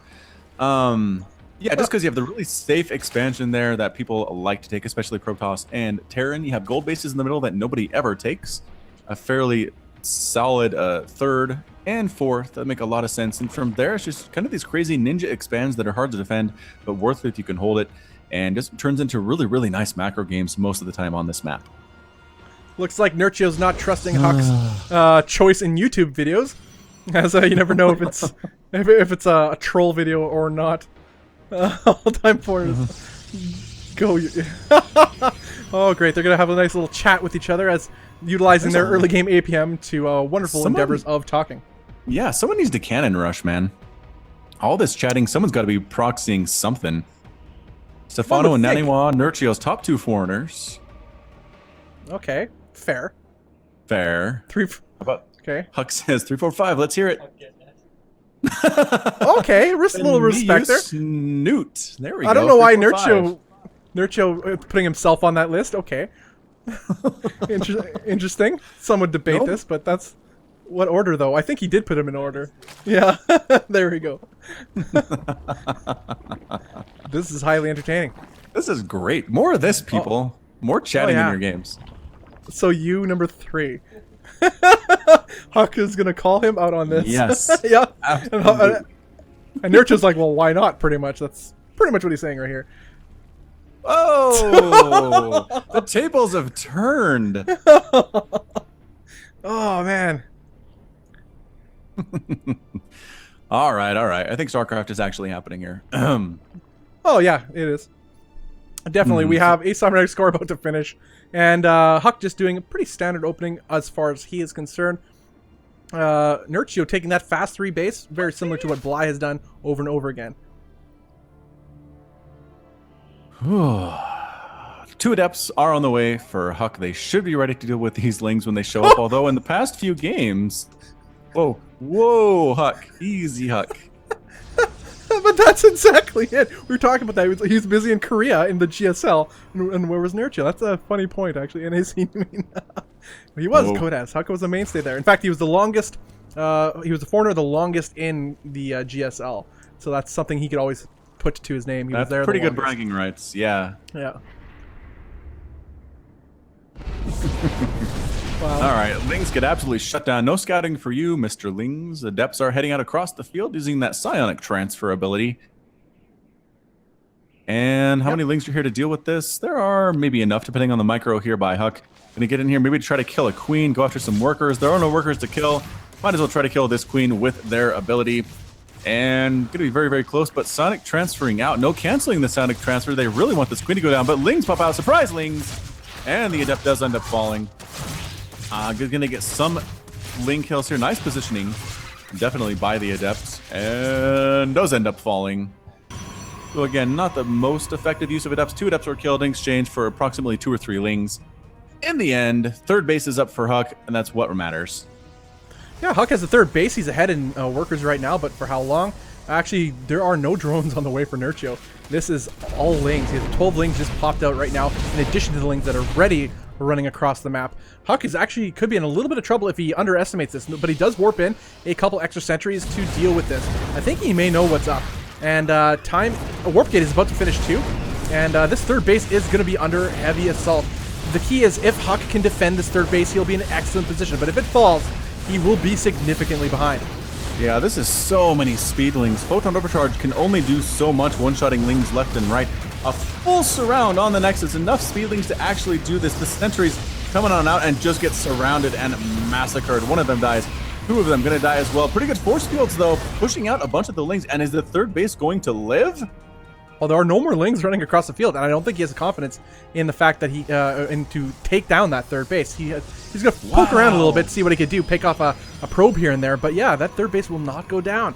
So excellent victory here by Huck, able to defend that 3rd base. Otherwise, he was in a world of hurt. And that was a lot committed by Nerchio. He had to cut a lot of probes, or sorry, rather drones to do so, while Huck was probing up that whole time. Worker count is largely even, about 60 for Nerchio to 52 to Huck. And we got Resonating Glades being researched, very standard for Huck. This is what he clearly likes to do, and about 6 million gateways on the way. 6 to be precise. So that's 6. Yep, 6 on the way, including a robotics facility. Gonna go for probably some mass Adepts into Stalker, into Immortal type play. He seems to like his Immortals in this matchup. And a Templar Archives on the way too, whether for Storm or for Archons, both very, very effective against Zerg. 4th base, now coming up, kind of a sneaky 4th. Usually the players will take the base directly, it's a little bit closer to their 3rd, but instead Nerchio taking the one a little bit farther away, more of a ninja expand. Hard to defend if it gets attacked, but hard to be noticed as well by Huck, so we'll see if that pays off for him. Yeah, we got road speed going well on the way here for Nerchio, as Resonating Glaives is about to complete for Huck. Aspire, about 1/3 of the way done for Nerchio. Also, just keeping his options open, as we've seen Zergs do time and time again in this event alone. So he could do the muted transition should he choose to do so. War Prism on the way for Huck. Supplies are fairly even, as a worker supply is virtually dead even. Huck is looking to take a 4th base. By the looks of it, he's destroying the destructible debris by his 3rd base. War Prism will pop momentarily, and this could very well signal some aggression for Huck, as he it takes his potential 4th base. I just worry about him because there's a Spire just about to finish. Nerchio has a ton of gas saved up, and as far as what can shoot up right now are 2 Stalkers. Okay, 2 Stalkers, 3 Archons, 3 Sentries, and that's it. I don't know if it's going to go very well for Huck at all. Once those mutas start flying, 11 mutas in production. Glial Reconstitution on the way as well. Immortal coming up for Huck. And we'll see if this attack can make any sense at all. Is that a Ling run by? Ling run by in the third base. Oh boy, again, Photon Overcharge being forced to use to defend against that. It works pretty well in the end. But checking for a fourth base in the wrong place is Huck. Heads on over, maybe going to go for the third here. Coming back to defend. He seemed a little bit torn as what he wants to do, and he might just go for a base race here. Yeah, Huck is in a pretty bad position. He's in the middle of the map, not near anything, not near the reinforcing army of Nerchio, nor near base to put pressure on it. As he seems to be caught in this nebulous area of the map, as his own third base is under heavy assault by Nerchio's forces with plenty of roaches and mutalisks here to take down this mothership core immediately. This base is going to be forfeit. Huck deciding to forget about it altogether and force the issue towards the third base of Nerchio himself. But as you mentioned before, not a lot of anti-air here, as there is no blink researched for Huck. He only has a handful of stalkers, maybe even less. That fourth base didn't end up going down as that probe sits there all alone. Like this base is under pretty assault and will likely go down here if left unchecked, as Huck is looking to put in hurt of his own. A lot of workers going down for Nerchio and Huck alike, but 40 probes going down on Huck's side, 32 drones and rising for Nerchio, as and that will only get worse as Huck traps in those workers and kills nearly all of Nerchio's workers. Oh man, Nerchio creating a forest of defense here, which is a pretty good choice with no mortals here on the field, and now the whole economy is absolutely wrecked by Huck. But all that being said, Huck does have pretty decent, like with those Archons, as long as if the engagement does occur, he focuses on the Mutalisks, he should be fine. He should have enough ground army to deal with those roaches. As the supplies are sort of reflecting this army supply, Huck is ahead 57 army supply, only 2 workers, 8 drones. They're mining from that forested, static deforested base, for Nerchio. So Huck is going to try to make something happen around this, but he could lose a lot to try and do this. But this is a perfect opportunity. Most of the spine crawlers have lifted. A little bit unfortunate for Nerchio as Huck moves in with his Archon, Stalkers, and Adepts, using his War Prism Micro to great effect as he's initiating this engagement. These Mutalisks are going to try to join in on the party. But that is quite a number of Stalkers and Archons here to deal with them and shooze them away. In fact, he will indeed clean up this forest and perhaps take out this base himself. Yeah, I mean, the Immortals are actually staying alive here. Some good Warp Prism Micro there, keeping them alive. The Mutas, no match for this number of Stalkers and the Archons on the field, abandoning the base altogether. Here is Nerchio. Nerchio has a single drone. Huck has a single probe of his own here. The Adepts kind of caught in the middle here with a lot of Mutalisks overhead. They're going to try to kill as many roaches as they can, however. And yeah, both players, no money whatsoever. Nerchio with a single probe, trying to make this, or single drone, trying to make this work somehow, some way. But both players, no, the Zerg player being revealed. There it is, Nerchio with the official revealed announcement, going after this Baneling Nest, trying to get rid of spine crawlers, and there's the probe. It needs... No, he doesn't have any hatcheries. He can't get any money either. Okay, both players are dead in the water. That's it. Nobody can build anything else. It is officially a base race. We'll see who can stay alive the longest.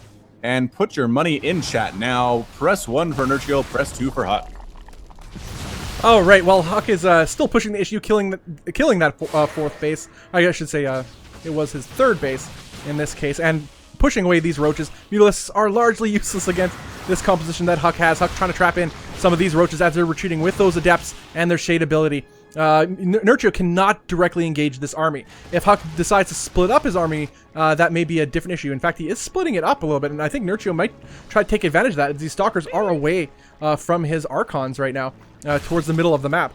But Huck's he's on top of it and keeps his army, brings his army back together, and it seems that he's unsure of what to do at this point. He knows exactly what Nerchio has. Huck still has a lot of buildings. They can't do anything, but they also cannot die very quickly to what Nerchio has.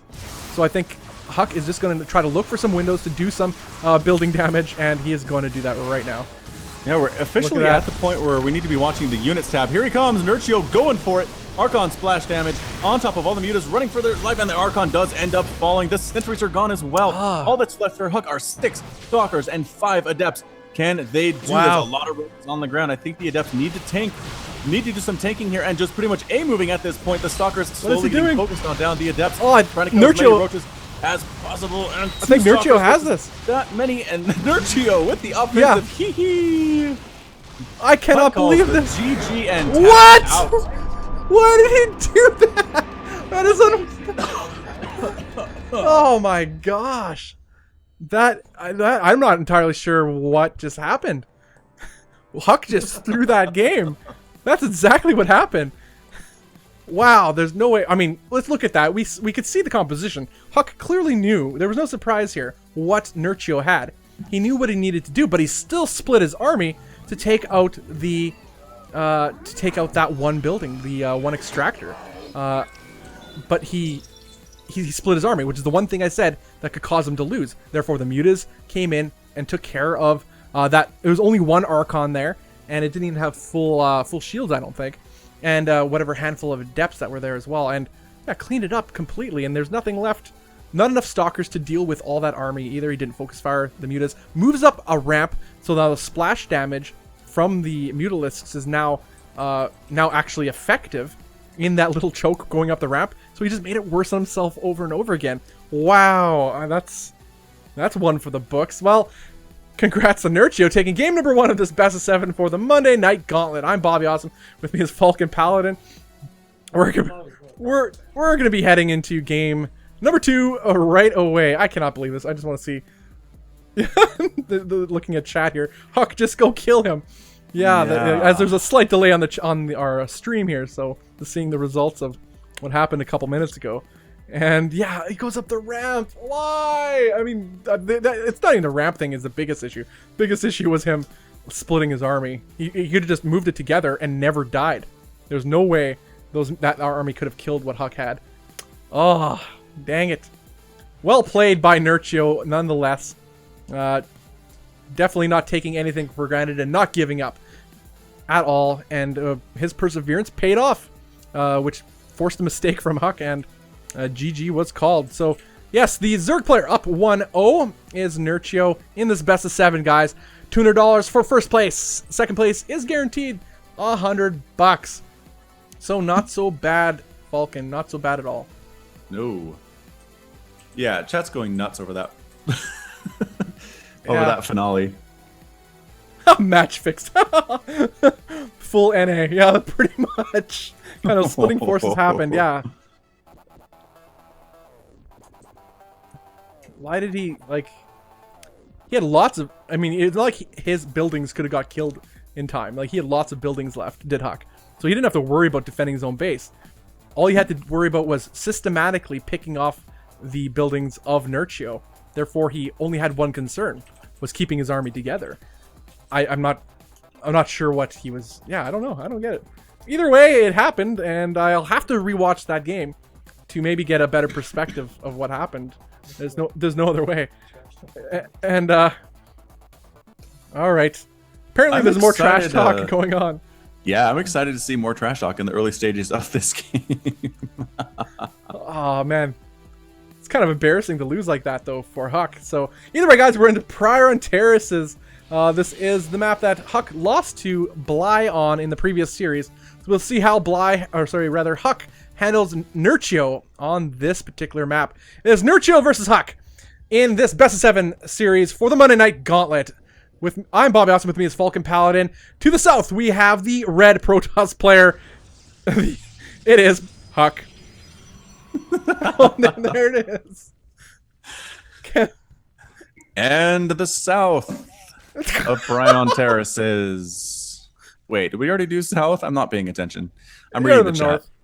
In the north, we have the blue Zerg player. It is Acer's Nerchio. We need like a thermodynamics professor to explain this to us. Is fire better than cold most of the time? Is that true? I don't even know. It's the only reason we are alive today. Oh, that's a good point, actually. Building fire. I mean,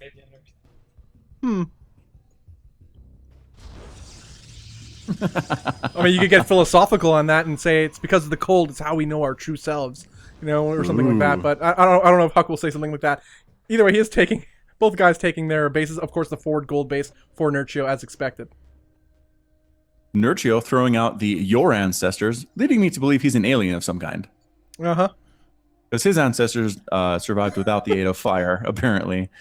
Yeah, which would make his point moot about the usefulness or importance of it. Oh man, Huck is so mad. History lessons with Nerchio. You should stream it. Yeah, it has to be in a British voice too, with a monocle. Yes, it absolutely does, and a top hat. So Probe doing some harassment here at the mineral line, not really too damaging to Nerchio, but is more annoying than anything else. Spawning pool just about to finish, as well as the gold base has been taken. This is kind of where Huck went wrong last time with that early gold base against Bly. Yeah, exactly, and that because that gold base started kicking in. But Huck's follow-up, like what he's done in virtually all of these games versus Zerg so far, is he sends out the 2 adepts initially, then he gets a mothership core, but before the mothership core reaches there, he puts down the 2 pylons to put pressure on that base. The only thing is he executed poorly versus Bly, and Bly also had multiple queens there. He was able to clean it up fairly quickly before he killed 1 pylon before it really got any serious damage done. And again, this is all spotted and scouted by Nerchio's scouting overlord, so there will be no surprise had this day, at least in this case.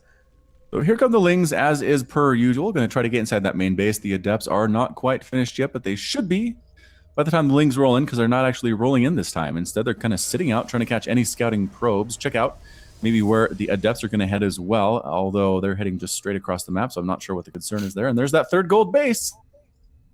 Nerchio likes this map, as do most Zergs, and we'll see if Huck can handle it. He's got a robotics facility coming up here at the 3-minute mark, so pretty early robo facility. Likely going to go for some of those Immortals against the potential Roach Ravager push that is going to come out. Yeah, these couple Lings just being a little bit annoying, delaying some mining time here for Huck. Huck does not lose any probes, though, thank goodness for that, as far as his game plan is concerned. He's assaulting this 3rd hatchery here, a little bit questionable, as he'll never kill it he'll never kill it with those adepts, but he's going to try to drop some pylons, do an overcharge here. I think he's just trying to stake his claim here, noticing that the natural is not being taken, or likely being taken in this case. Force field. Whoa, that could have been game ending. Field. Either way, these he will needs get another in. sentry though. Yeah. Oh, will he get the wall? Is that a wall? That's really hard to tell. I think it is. He has the wall. The 2nd level wall is there. More pylons being thrown up, desperately holding against these Lings. The gateway, though, if it falls, that's a problem. But no, continuing the duel. No, breaks on through there. The Lings are inside the base. And oh no, did Huck give up his natural in exchange for being able to kill that 3rd? It sure looks like it. Everybody running away. The Nexus gonna fall. The Robo Facility gonna fall. Right there at the front lines. All these pylons as well. Oh, it does not look good at all for Huck. Pretty good force fields, keeping the sentries alive as best he can. The Adepts crushing Zerglings as they can. Can he save the Nexus? Nope, not going to happen. Yeah, that Nexus goes down. That was a risk that Huck committed to, which was a little bit questionable. Obviously, as we see right now, these Lings are running rampant in this base here, managing to... Oh no, they don't kill any of these sentries quite yet, but getting one pretty low in health. That natural is dead for Huck, and Huck, yeah, sure, he killed the third hatchery at the gold base, but that wasn't even vital. It wasn't anywhere near to mining, and the main problem is that the natural gold base that Nerchio took. That's the one that needed the pressure. I guess Huck tried to switch it up a little bit, knowing that it did not succeed versus Bly, and giving Nerchio at least some respect in his skill level, not to try the same thing versus him. But it did not pay off in the way he expected, and perhaps being a little bit bullish in his commitment to killing that 3rd base. Yeah, again, he got it, but at what cost? We've discussed it enough, I think. What I want to notice is a pretty good Overlord spread by Nerchio. He has Overlords across the map in all different places. He's got exactly what is going on here from Huck. Huck trying to replant his Robo Facility, trying to replant his Nexus, but essentially it's 3 base to 2 base, one of those being a gold base for Nerchio. 41 to 41 harvesters, but again, the income that you get from the gold bases is increased, and long distance mining going on from Huck right now, so again, it's not as efficient as you would hope. More Lings come rolling on in here, but double photon overcharge and a sentry that ends up falling is enough to shoo away those Lings, pushing on out with Adepts and sentries, stopping to kill an Overlord, which is good, I guess. Doesn't quite supply block, but wait, nice. There was a drop! Overlord drop in the main base. The Lings get on top of all of these workers, and Huck is just scrambling right now.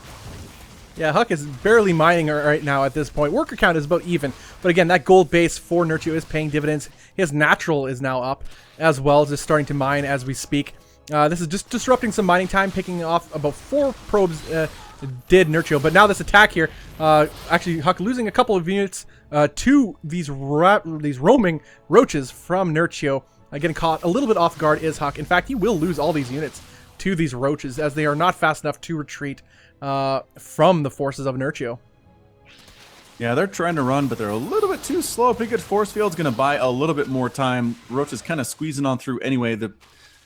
The Adepts are Photon are actually phasing shifting their way out of there. Ionic transferring their way to safety. Will the sentry survive? One ends up falling. The other two moving along as fast as they can go. But more and more roaches going across the field. This 96 to 76 total supply. Can Huck hold on? Yeah, speaking of a bop, this looks to be turning into one as the pressure is on. Nerchio is going to start punishing the front of the natural base of Huck, which is really a mishmash of gateways and pylons, as Nerchio actually is just going to be looking, and it's actually not going to commit to this. He's going to poke around here and make sure Huck isn't trying any shenanigans, as he knows he is quite a bit ahead right now. He's mining off 3 bases, taking his 4th, which is a gold base.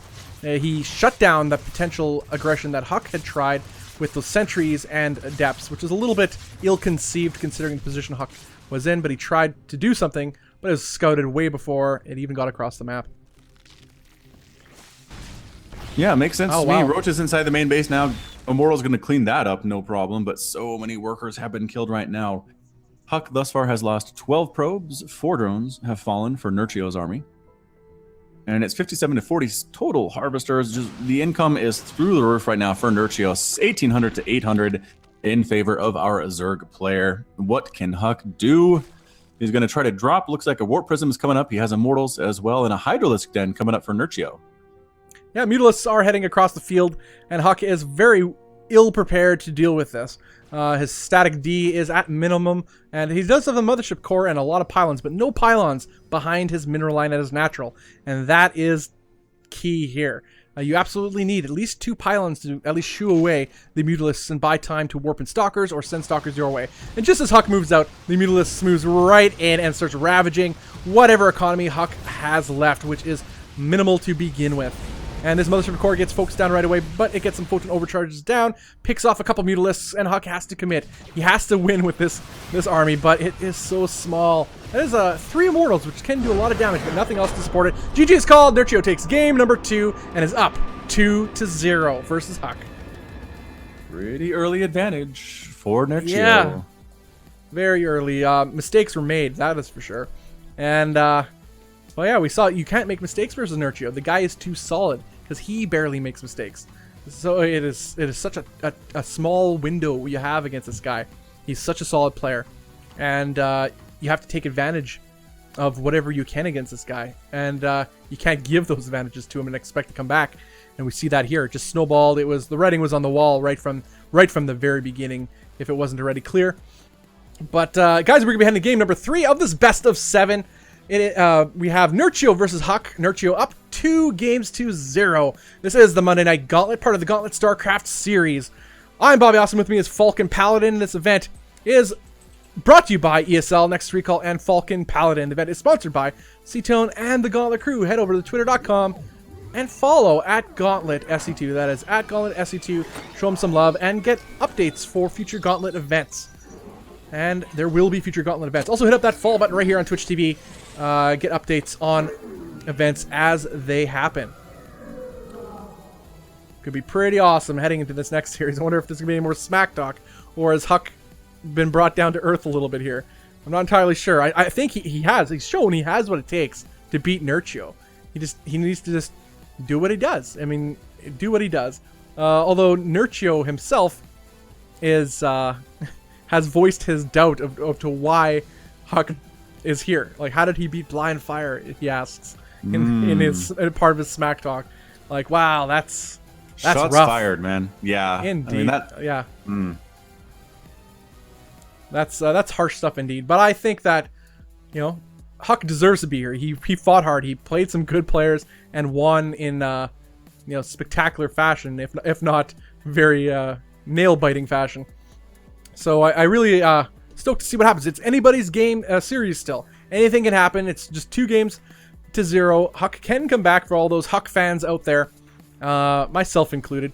And, yeah, myself included, indeed. We're heading to Dusk Towers for game number 3 of this Monday Night Gauntlet. $300 on the line, guys, for these two players. But both are sitting comfortably in the money, at least. So the loser is guaranteed $100. Winner gets $200. So nobody loses here. Everybody's a winner and gets to eat tacos later on.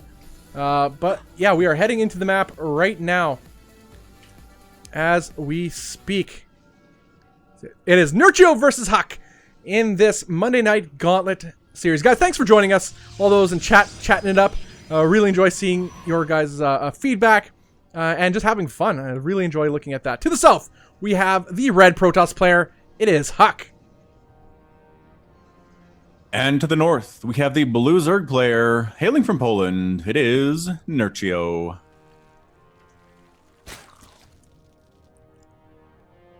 Oh, yeah. There's that early hatch action from Nerchio on the front ground, I'm going to call it, on this particular map, choosing not to use the low ground behind, but instead this front ground next to this wide ramp. For some Zergs, just kind of prefer it. It's a bit easier to defend in certain situations, and so they go for it. Not and everybody does this sort of thing, but Nerchio does seem to favor it on this particular map. Yeah, especially in Legacy of the Void, I see no reason why not to take the forward base. It gives you so many tactical advantages, creep spread wise, as a Zerg player in particular. Creep spread wise, you're able to spread it out forward throughout the map a lot faster, which enables any aggression that you choose to do or defense that you are forced to do become much more efficient and faster. And that base behind you, that what would be called your natural, is tucked away. You can take that whenever you feel comfortable, whenever you need to, because that is a small ramp to get up to your main base. So it is easily defensible from this position, from this forward expansion position. And that is what we're seeing from Nerchio. We're not seeing that from Huck, because the same advantages do not apply to a Protoss as readily as they do a Zerg player because of the creep mechanic. And but yeah, so we're just seeing both players playing to their strengths. Huck is doing the exact same opener he likes to do versus Zerg, and we've seen pretty much every game so far. Yep, very, very true indeed. If it ain't broke, why fix it? We do have the Nexus coming up here with the double gateway and the cybernetics core. I've seen this build quite a bit from Protoss, especially on this map. I'm going to go ahead and get the double gateway with the cyber core. We're going to boost out 2 adepts at the same time using both of those Nexus to get that done.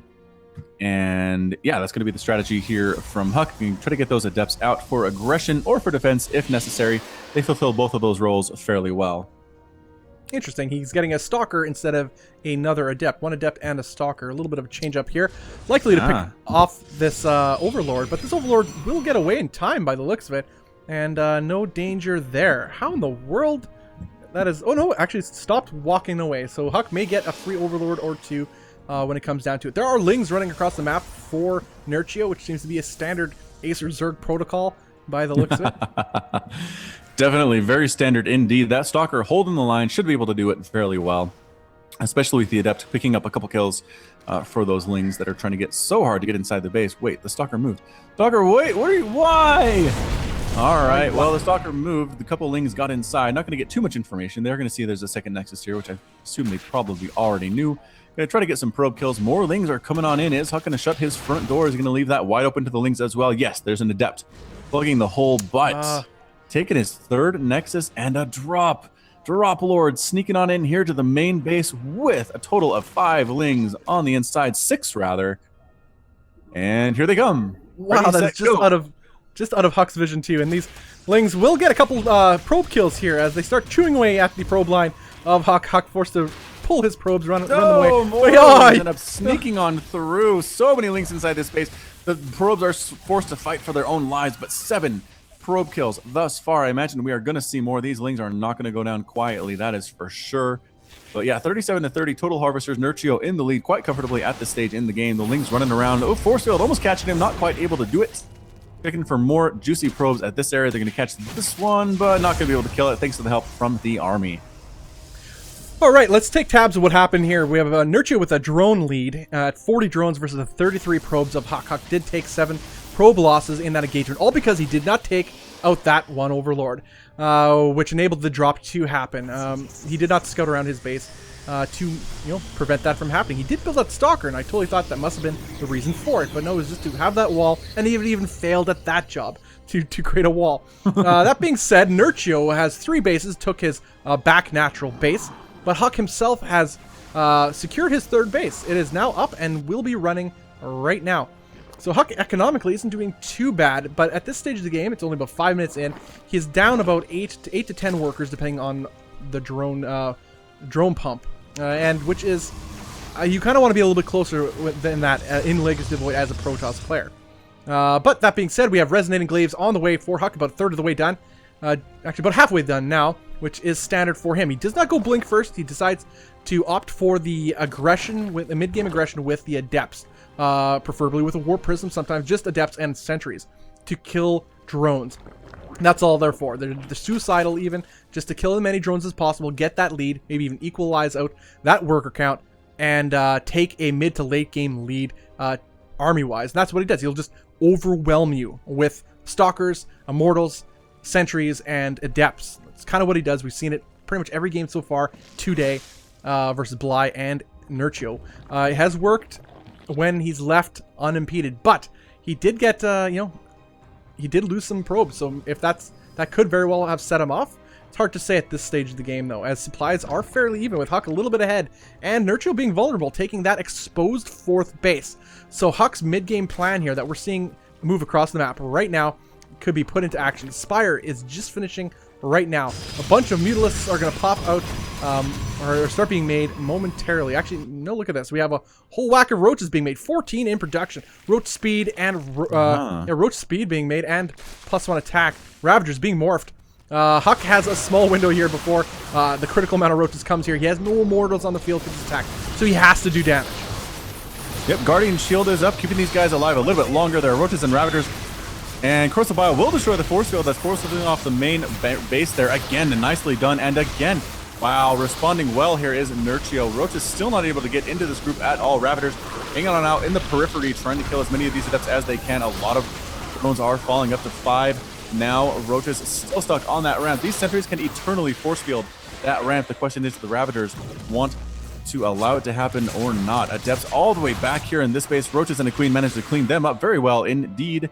And Huck's attack is rebuffed, but not after Nerchio has lost 10 drones. There's still an attack going on at the second base, actually. More Adepts trying to kill some stuff. Can they sneak on into the place where there aren't any Roaches? No, unfortunately, the Roaches catch them in the main base there as well. Trying to kill a drone, not able to do it. And now on the aggressive is Nerchio. Yeah, these sentries just barely make it back home. But Huck does not have a whole lot here. A handful of Stalkers, but I don't think Nerchio wants to push the issue here, as his army itself isn't very large. Nerchio is ahead by about 5 workers right now, which is not a significant amount. He does have his 4th base, and it is up and running. Huck is sending now a Warp Prism across the map, I believe with about 4 Adepts inside, if I saw correctly, and looking to put extra economic damage onto Nerchio, which is exactly what it needs to do. Overall, Nerchio lost about 12 workers in that initial attack, which is nice, but not completely ideal. Huck needed to perhaps do a little bit more damage, as we see the supply becoming a little bit crazy here in favor of Nerchio. And Nerchio turning tables, getting a huge concave. Corrosive Bells on top of everything, killing sentries.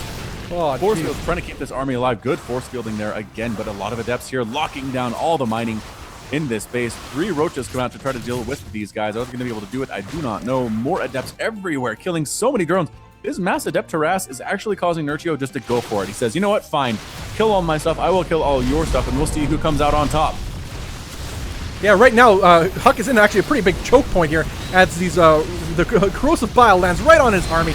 Put an overcharge, put down on the pylons, trying to get some of the Roaches and Ravagers killed. Most of the Ravagers are down, only 1 survives, but that is still a lot of Roaches. This Immortal is putting in the work, but Huck's robotics facility did fall. No more Immortals in this case will be made for quite some time. Supplies have closed slightly as the worker count is dwindling for Nerchio, but Huck himself did lose 15 probes. The drone loss count is rising as these Adepts are putting in the work, but Huck loses that Warp Prism, not quite paying enough attention to that Queen. That does hurt. That completely ends any counter aggression hopes that Huck did have, and that still has Nerchio on 4 bases.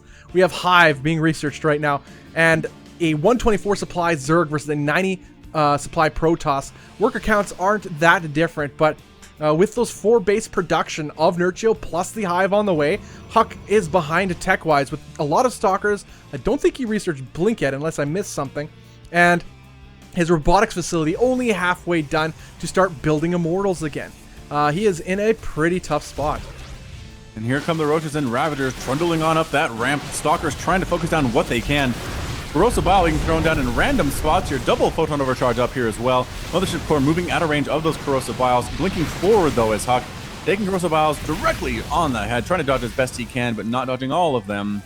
And Nerchio backing on out once again. Alright, so Huck does have Blink, which helps him a little bit, at least to not die. The supplies are still heavily in Nerchio's favor. That being said, though, that is a Roach Ravager army, which is a very supply-oriented composition. We have a Lurker Den being morphed in as we speak. 6 Hydralisks on the way, likely to become Lurkers themselves, to punish Huck's very ground-oriented army and composition. Greater Spire. Greater Spire on the way, too. This is going to be that favored endgame composition by the looks of it. Whichever, we don't have a short form, or we don't have an acronym for it yet, but it is pretty much everything that Zergs can build is what he's doing. And especially it revolves around Roach Ravagers, Lurkers, and of course the Broodlords. Yeah, just poking in there a little bit, not quite liking what he saw. Was Nerchio going to head on out, able to take his 4th base fairly unmolested there as well. So again, keeping up fairly well in the economy.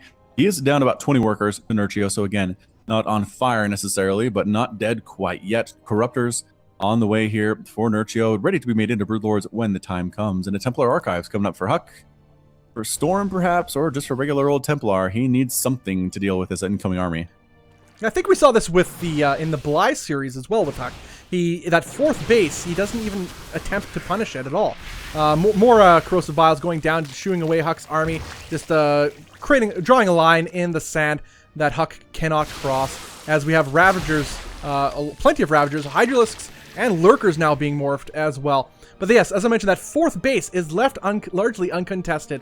Huck does no drops there. It's almost never guarded. Bly didn't guard it, and Nerchio himself is not either. A lot of potential damage could be done there. In fact, he hasn't even scouted it. That is saying something too. So Huck could be doing a lot of potential economic damage that could bring him back into this game. But as it stands right now, he is behind.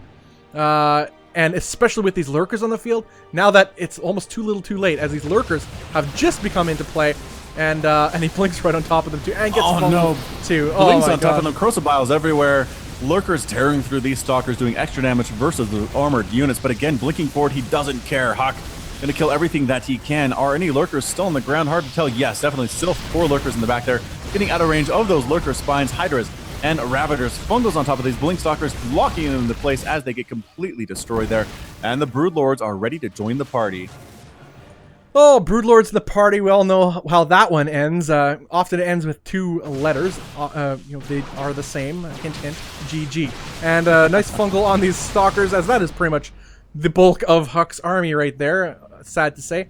Huck is falling back to his 4th base, trying to shore up whatever forces he has left. Nerchio is 71 drones to the 58 probes of Huck. Huck is down supply. Almost double the supply is Nerchio at maxed out. That is an incredible scary army as far as Nerchio's concerned. Huck has nothing. No tier 3 units here to deal with this. And our Canadian Protoss is in dire straits. He is desperately, I think, trying to go for Tempest here. I'm not sure if he knows about the Broodlords or not, but yeah, he does now, as there are Broodlings right on top of his base. This base completely needs to be abandoned. All of those workers are being evacuated. Void Rays actually on the way for Huck, trying to make this work for him. Catching a Lurker before it's able to burrow, and just Broodlords raining down Broodlings on top of everything, killing sentries, killing immortals. Forced retreat all the way back to that high ground. If the Broodlings are left alone, though, maybe the Blink Stalkers could be able to take them down. But at this point, so many Broodlings are chewing on top of everything. Ravagers and Roaches and Hydras doing their extra DPS, especially when they are protected by the Ravagers and the Roaches. Void Rays are attempting to come out. They're being Chrono Boost on the way, but it's 198 to 113 total supply. Huck not looking good at all here. Nerchio completely steamrolling through this 3rd base. Single Zealot trying to do what he can back at the Zerg Swarm, but not going to happen. The Void Rays and the Blink Stalkers coming on, trying to make this work, but no. Corrosive Bile on top does kill both the Void Rays, and that's it. Yeah, the writing is on the wall. The only thing left is for Huck to read it as his army starts to evaporate to that to Nerchio's overwhelming force. GG is called, and Nerchio takes game number 3 and is up 3-0 versus Huck. Wow. That's an intense game. Guys, this is the Monday Night Gauntlet. The event is brought to you by the ESL, Nexus Recall, and Falcon Paladin. This event is sponsored by Ctone and the Gauntlet crew. Please follow them on Twitter at GauntletSC2. That is on Twitter at GauntletSC2 for updates about future events and other awesome stuff. I'm Bobby Awesome. With me is the aforementioned Falcon Paladin. A joy to be here casting with you today, Falcon. Good as always. This is a good series, excellent series. Going definitely, one could say, Nerchio's way. I think the momentum definitely shifted after that pretty crazy first game. Yeah, definitely. I mean, Huck was right there, ready to take game number 1. Couldn't quite pull it off, made some questionable decisions. And from there, it's pretty much been Nerchio show through the rest of these finals. But here we are in game number 4. Nerchio wins. He wins it all. He goes home with all the tacos he can eat. And Huck takes home a smaller package of tacos he could probably finish in one sitting. Yeah, because Huck does eat a lot of food. At least he used to, like, takeout mostly. Especially when he was training in Korea. He was always getting Korean, Korean barbecue all the time. Oh, man. The guy, he loves his Korean barbecue and bubble tea or something. That's what he always get. Oh, the best. Oh, bulgogi. Oh, man, now my mouth is watering. Man, why did we bring this up? I'm so hungry. All right, but nonetheless, guys, this is a best of 7, so Huck can still come back, theoretically. And the likelihood, I'll leave that up to you. Still a pretty intense game. This is Legacy of the Void after all. All games are intense and pretty much the best thing ever. Super exciting to see. We'll be heading to... Actually, we are in the lobby right now for Central Protocol on this potential final game as Nerchio has the lead 3-2-0. That's intense. All is on the line for Huck here. This is a $100 difference, though. He's guaranteed $100, but I'm sure he would like that extra bubble tea money. And that would be the $200 prize. Bubble tea money. Yeah. Is Nerchio tweeting about this? Oh, probably. Oh, no. Huck says that Nerchio tweeted even before we started this series. Nerchio, man, with the mind games. The Nerch. Yeah, you get this. I love also events like this too. You know, it doesn't just focus the skills of these players, but you know, sometimes you get to see their personalities shine through. And you know, these are people. They're all human beings. They all have different likes, dislikes, and hopes and dreams, as it were. And I like that fact that we get to know them more the more events we see, and that those personalities come out. And we're seeing that here, for better or for worse. I'd say for the better. And a little bit of trash talk here and there between these two players, but. You know, I'm sure deep down they begrudgingly respect each other's play styles. Yeah. But they'll probably never admit that out loud. No, definitely not. And I mean, honestly, what's a little grudge match trash talking between friends, huh? Exactly. All right, guys, we're heading to Nerchio versus Huck. Game number 4, the potential match point here, actually, for Nerchio as he is up 3-0. To the north, we have the purple Zerg player. It is Nerchio. And to the bottom right on Central Protocol, we have the red Protoss player. It is Huck.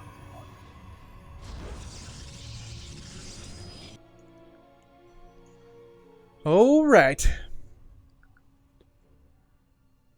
So on this map, this is a pretty big map, and they're actually cross positions too on Central Protocol, which is a pretty iffy map. We've talked about this earlier today. It scares me as a player. It's fun to watch and it looks pretty. Like, it's one of the most beautiful maps ever made, I think, in StarCraft. It's art. It really is.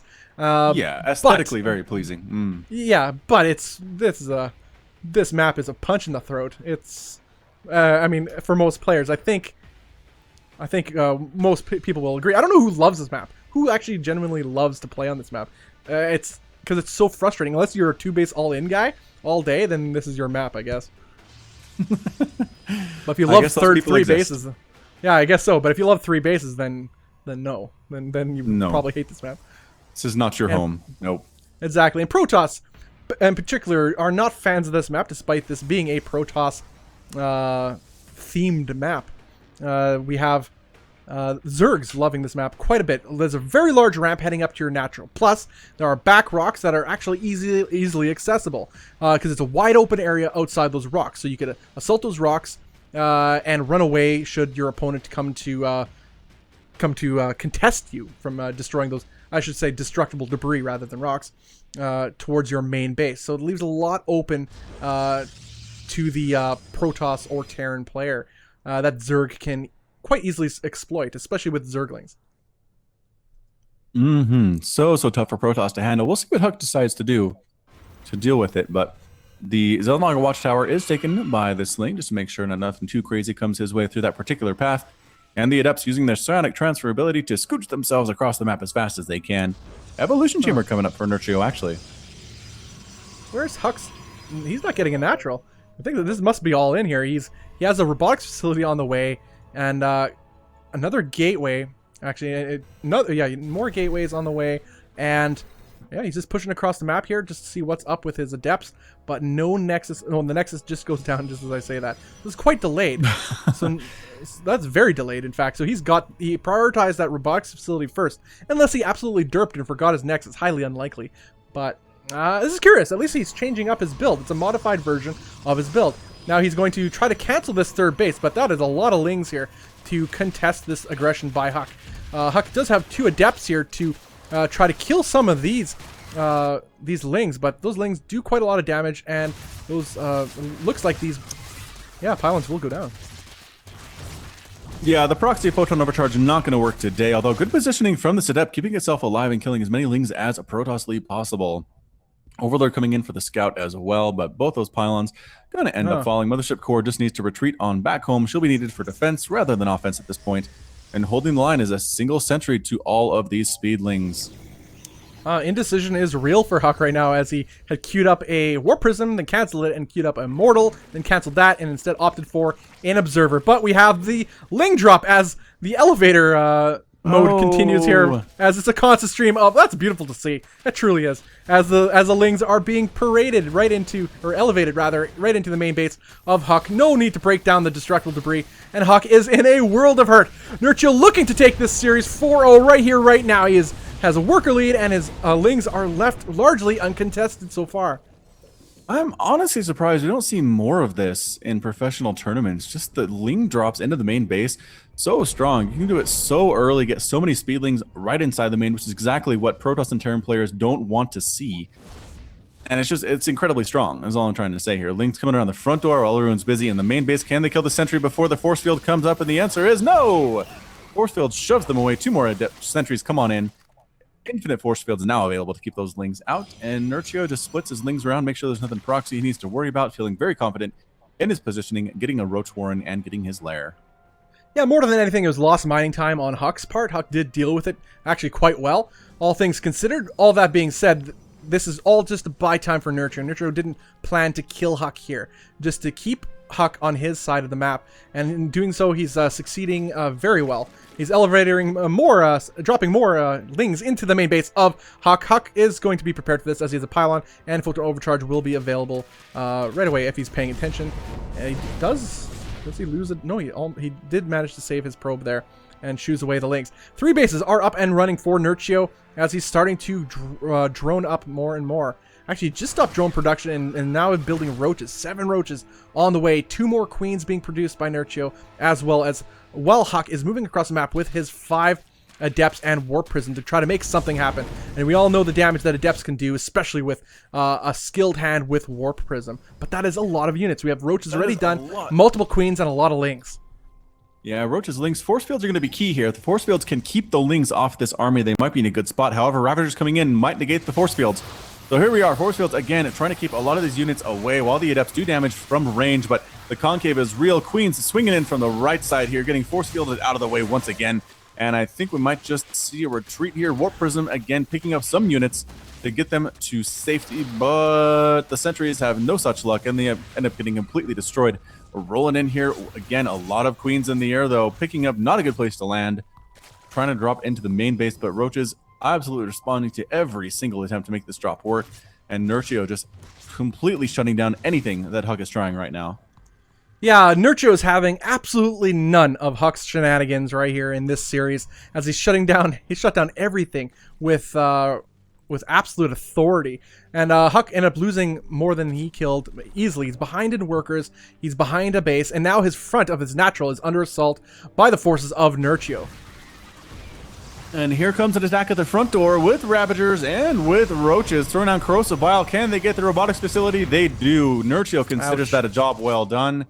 Gonna head back home once again. No more immortals for you, Mr. Protoss.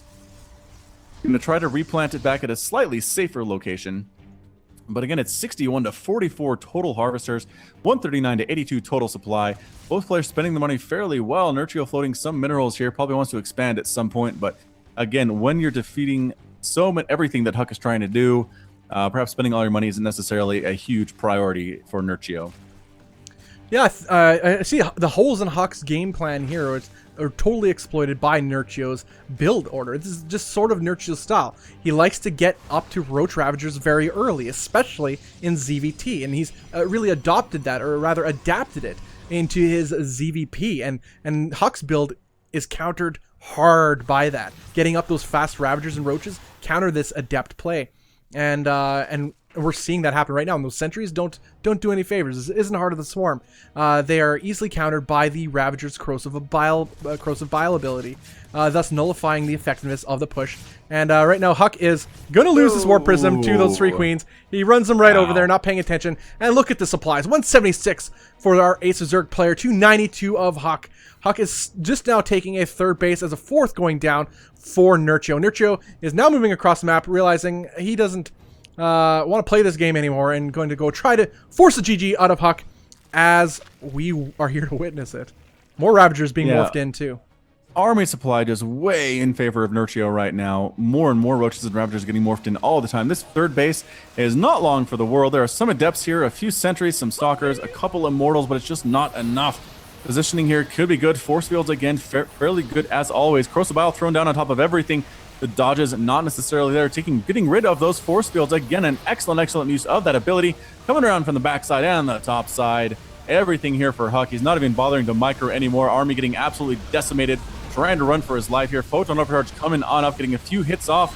But can he make it work? Immortal falls. Another Immortal falls. The Nexus is gone, and that's it. Nerchio takes the series 4 games. 2-0. Yeah, and congratulations to Nerchio. He is the Monday Night Gauntlet champion, defeating Huck 4-0 in a spectacular run of games, not just in this series, but in his previous series as well. We'll have to throw up a bracket perhaps to check that out a little bit later, but yeah, guys, that is absolutely insane. Congrats to Nerchio. He is the champion, taking home a win. Well deserved indeed. But you know what, congrats to Huck for making this far. He's not leaving here empty-handed. He takes home 100 bones, and you know, that's a pretty big deal as well. I'm sure he'll be happy with that. As we all know, Huck loves the money. And so yeah, congratulations to those players for really showing excellent games today. We saw some super crazy games today, like the ones between Bly and Huck. That series was awesome. There's so many crazy awesome stuff today. A little bit one-sided in the finals here, a 4-0 by Nerchio, as he had a firm control. But that first game, that was definitely memorable. That could have, well, it should have went Huck's way, but one little mistake, one little oversight, and cost him everything. And but nonetheless, well played by Nerchio. A lot of fans of Nerchio out there, I know that for a fact, and they'll be certainly happy indeed. Guys, thank you so much for tuning in. We actually have some shoutouts to give, among other things. Falcon, your shoutouts, sir. Yeah, just thanks again to C-Tone for setting up this entire event. Gauntlet SC2 is a very excellent organization. I'm looking forward to seeing it grow in 2016. Also, thanks for casting with me, Bobby Awesome. It's always a pleasure, and we'll see you guys next time. Awesome, guys. Yeah, please do follow Falcon's channel as well on Twitter at Falcon Paladin and YouTube.com/Falcon Paladin. He releases 2 videos a day. It's pretty sick. Thank you so much, Falcon Paladin, for joining us today as well. Guys, please hit up that sponsor on Twitter, twitter.com/Gauntlet SC2. Yeah, follow them, show them some love. You get news and other cool stuff for future Gauntlet events. Also, hit up that follow button right here on Twitch TV. You get notified of when events air live. I'm Bobby Awesome, and you can follow me on nexusrecall.com, or preferably just head over to facebook.com/Nexus Recall. You could get all updates. We produce content, the daily sodium intake, and a slew of other content. Oh man, the amount of stuff that is coming out this year will blow your mind. It is absolutely going to be legit. A lot of different series, creating more content. Content is king, as the old adage goes. Also, special thanks to our admins here, Observer and admin extraordinaire Element, who also is the creator of the Daily Summon Intake. He's running the show behind the scenes, making sure everything runs as smooth as possible, technical glitches and all. Other admins that we had any other admins going? We had Dimitri? Oh, Sinistro and Scarecrow. So thanks to them as well, the ESL crew doing their thing. Also, thanks for you guys watching. Without you guys, we wouldn't have people watching, I suppose. So thank you so much for that. And your interaction in chat really brings a smile to my face and a warmness to my heart. Also, any salty replays you guys may have, send them over to se2replays@outlook.com. That is se2replays@outlook.com. Your episode your replay may be featured on a episode, will likely be featured, in fact, on a daily sodium intake episode. So please do send all salty replays there. Again, thanks so much, guys, from myself, Falcon Paladin, Element, and the Gauntlet crew, and C-Tone. Thank you guys so much for joining us today. Yeah, peace out. Peace out. Until next time, take care of yourself.